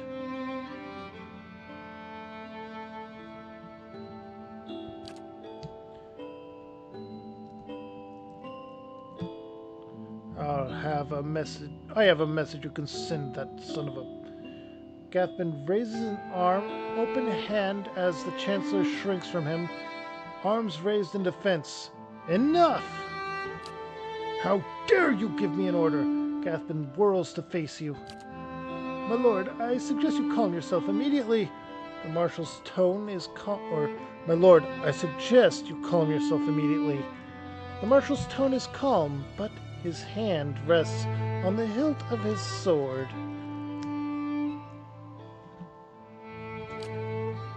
The elven woman deftly draws a pistol from her leather belt. Her eyes widen in anticipation. My lord, my lady, please. There's no need for further violence. Lord Gathbin holds your gaze for several heartbeats, his eyes burning with hatred. I'll be coming for what's mine. Count on it. Come, Captain Emery. We're leaving. He sneers defiantly before storming down the hall. The captain lowers her pistol and gives a smirking shrug before following her employer.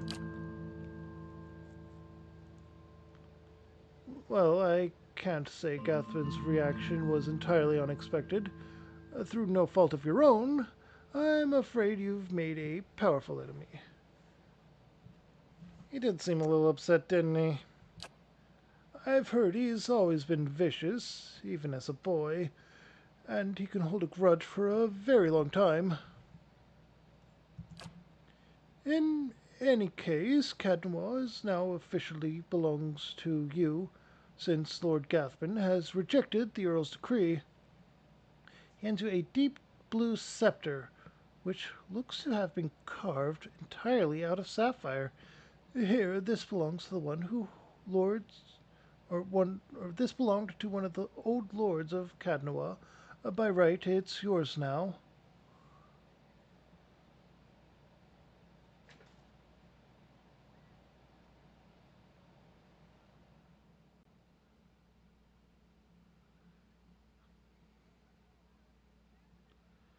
I suppose I'm done here because I am not going to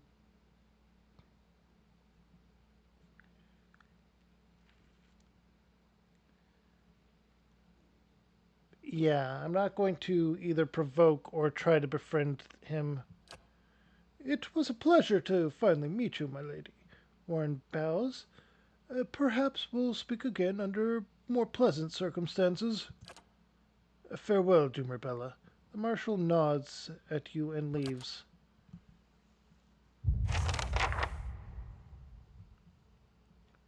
Okay, the records keeper. Good day, stranger. I'm looking for records. We've had a number of such inquiries.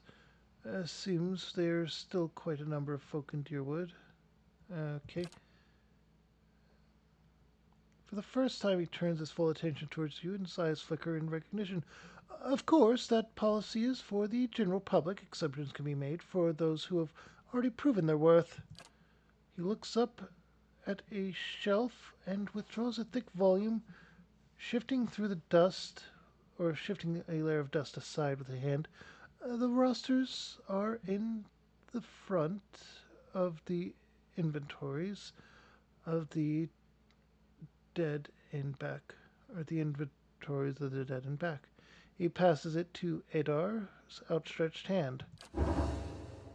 Adar leafs through the book for some time, quite or anxiously, running his thick farmer's hand or fingers, or farmhand's fingers, over page after page of names. At last his hand stopped just below one name. Woden Talej died 18 Majavernho 2808. Third Battle of Cleaban Relog. Blazing Glonfather names, I swear. I completely agree with you. Rayet Saris? His hand stopped short, or he stopped short, his eyes bulging. They scanned back and forth over and over. I'll be the effigy. He fought for Rayet Saris. Why did he fight for Rayet Saris? He stares at the page, his jaw agape before suddenly looking up at you.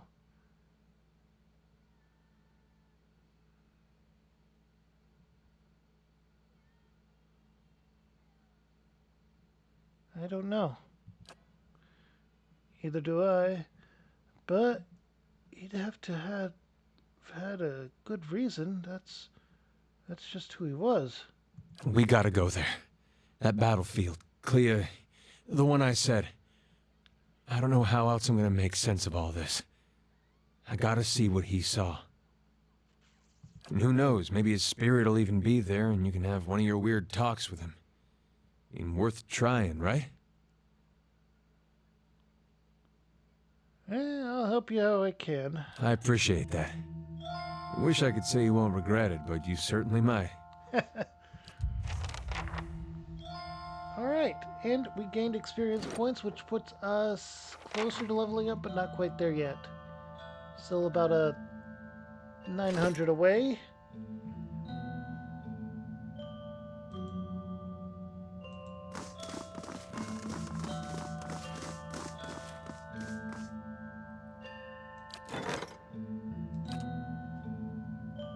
Bound and buried.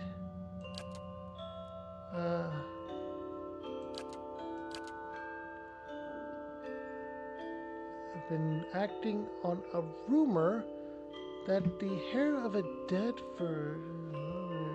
Hollowborn.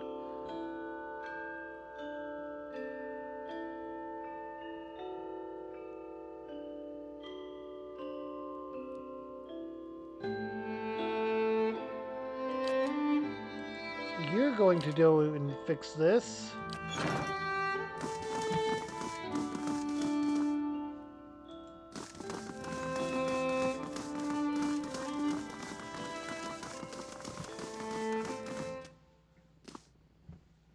Alright, well, we are now officially the rulers of Caed Nua, and we found where we need to go for him. The life of a traveler. So many ruins to uncover, places to see. Indeed. Though after 5 years, I'll be ready for a break. It is true. You have been at it far longer than I. Where will you go next, when you have all the world to choose from? Home, of course.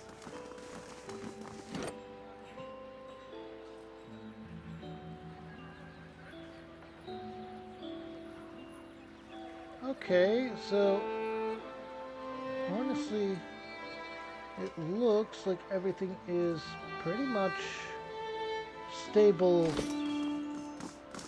and a decent spread along the ways of... Actually, hang on. No, that's not it. Okay. Orland's Gift.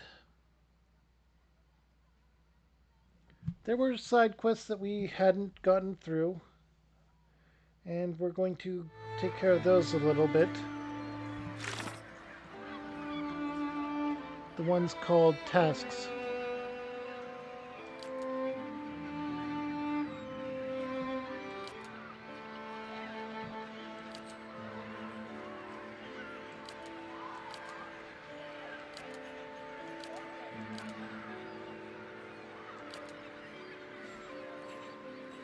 Talk to Cyril at the Salty Mast in Orland's Gift. Salty Mast is a not an inn.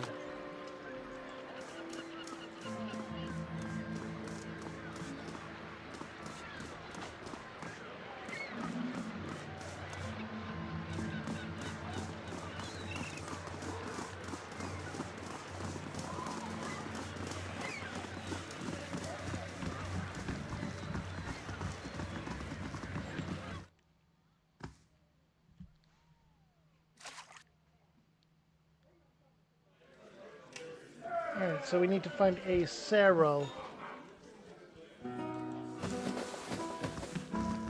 Nothing like this in Gilded Vale. Just Wallaruna the milkmaid. She knew what she was doing. I hope you aren't expecting to find the leaden key in here. Visit new lands, see the sights. I do love travel. Now to find a home for my other staff. Hello. Is there someone here named Cyril? You must be new in town, Siri. She's only the most sought-after girl in the district. If you want to spend time with her, just ask. She's 1,000 for the night, but she's worth...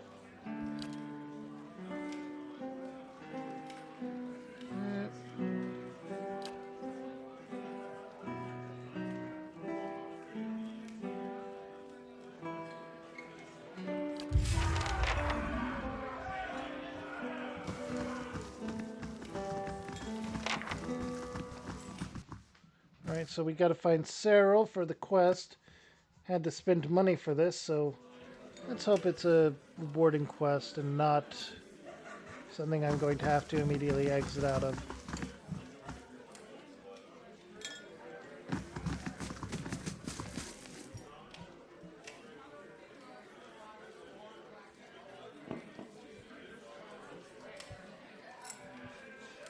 There's Cyril's guard, so let's save.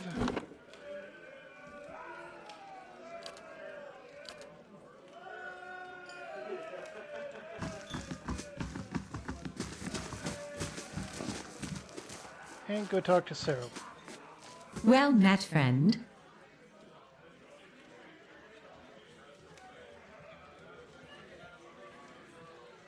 Powder almost hides the circles under her eyes. Okay,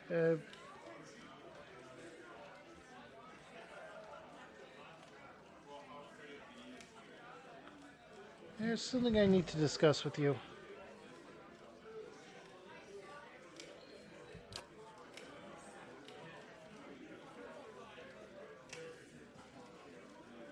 She runs a smooth finger along your neck and chin. Just tell me what you'd like.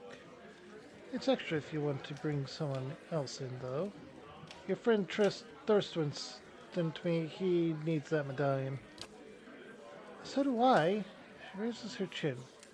I offered him his half of the money, and he refused it. She crosses her arms and paces in slow circles around you. I'm sure he told you all about his broken clan. Did he also tell you that I got him where he is today?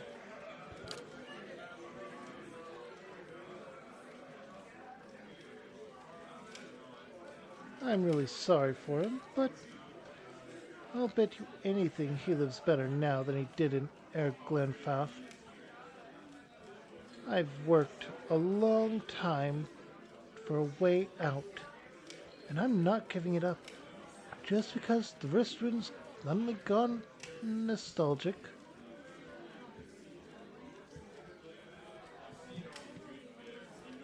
Then I'll buy it from you. It's worth 6,000 pans. If you've got that kind of coin, I'll gladly help you spend it.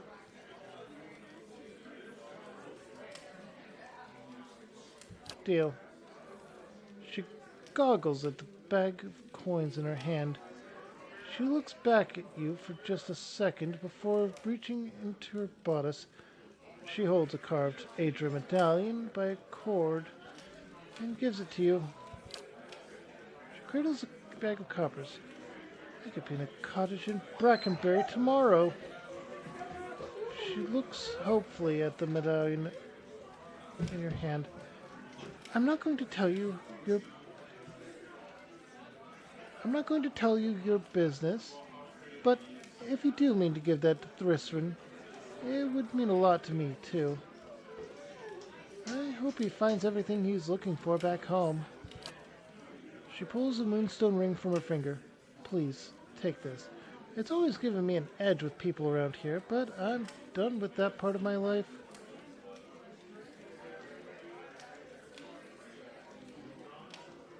Alright, and farewell.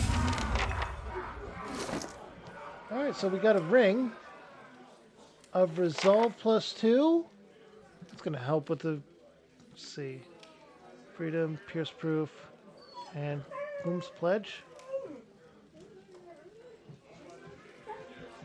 2 per rest. Speed, fast, effect, endurance, +50.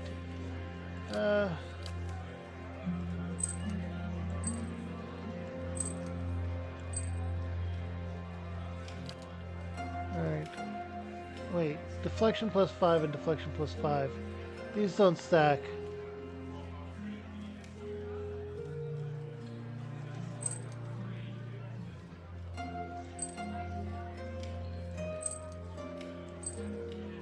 There we go.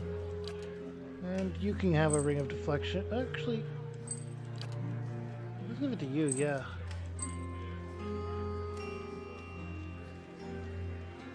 Alright.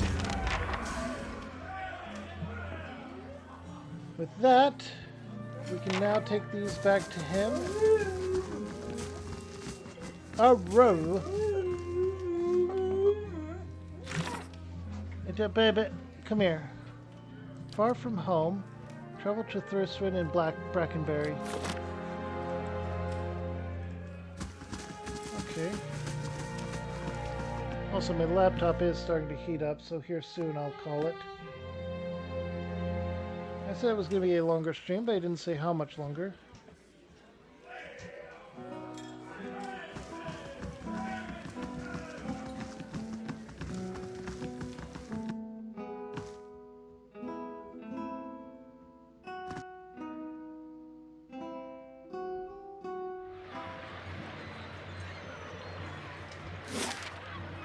No. What's impressive is cleaving a man's spine without lopping the head clean off.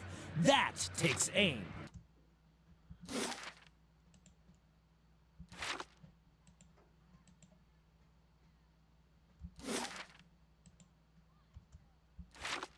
Did that once. My case was an accident, and I still wake up some nights feeling bad for him.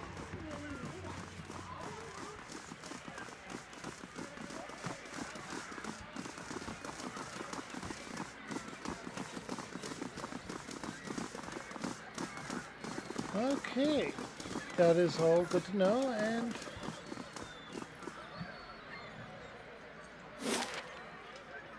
Brackenberry, go.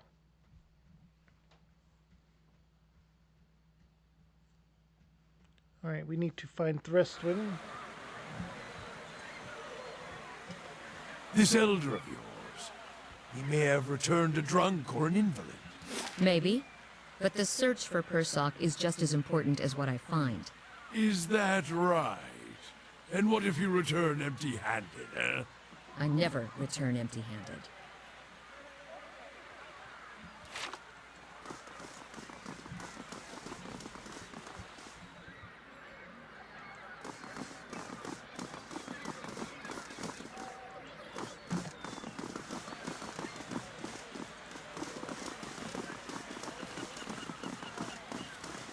There's Cyril now.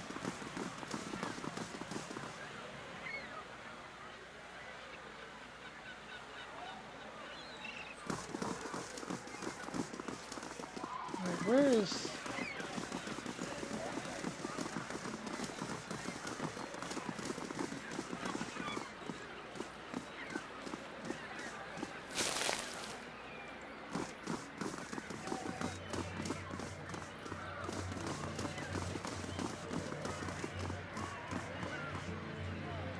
He'd probably be in the place called the Charred Barrel, right?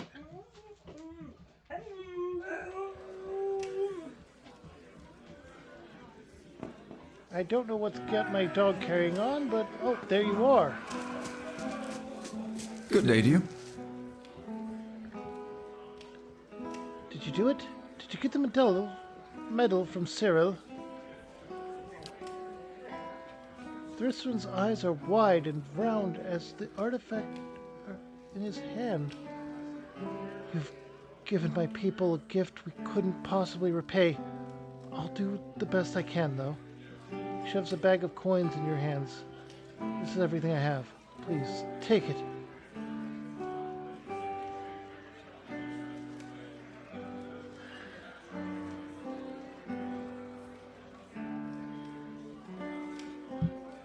Yeah, we're gonna go with the nice guy route. Keep it.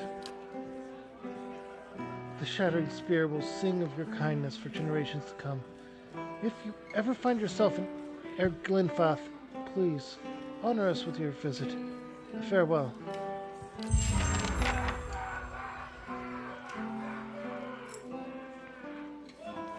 Alright, we got 900 experience, but oh, it was divided among the party. Okay.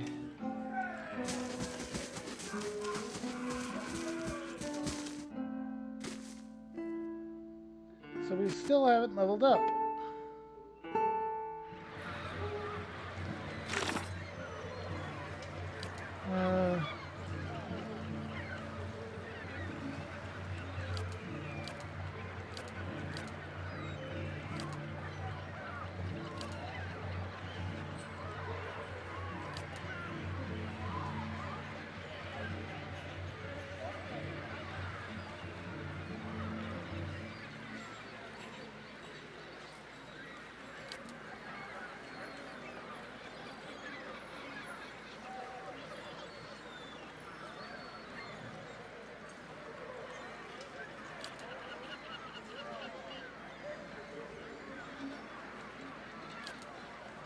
Okay, so...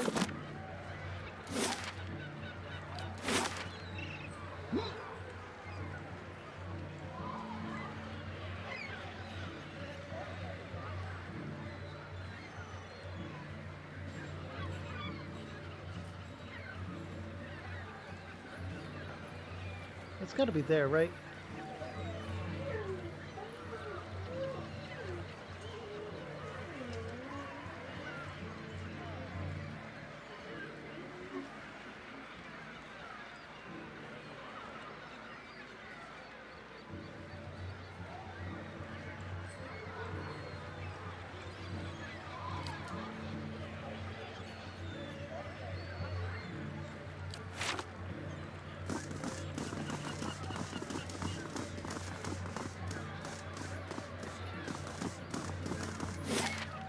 Alright, all things considered,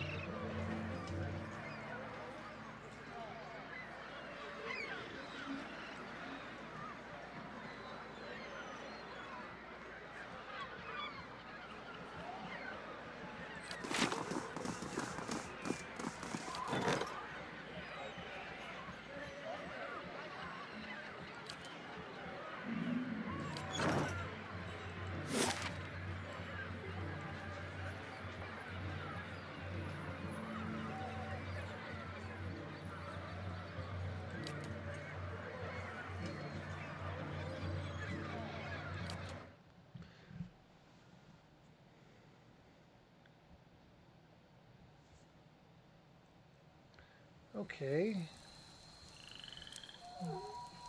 The construction Been a was pleasant completed. surprise traveling with you, Haravius. Nice of you to say that. I was on the road alone for years, and I'm happy to have company for a change. Right, south and west walls were both ruined, so let's repair those. My part of the country has a saying about Orlans. Face of skin, let 'em in. Face of hair, best beware. But you're more like a skin-faced Orlan. Are you fucking kidding me? Well, my tribe has a saying, head of brunette, they're all set. Head of blonde says everything wrong. Wait, was that bad? I meant it as a compliment.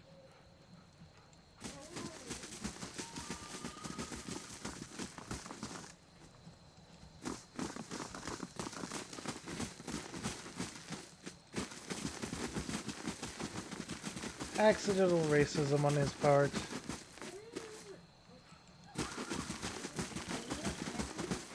I don't think there's going to be any other side quests to pick up here, but they probably are.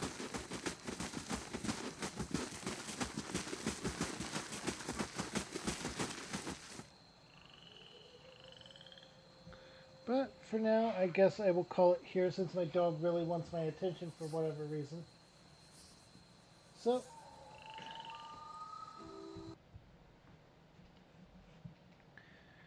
you'll also notice that I had a just chatting or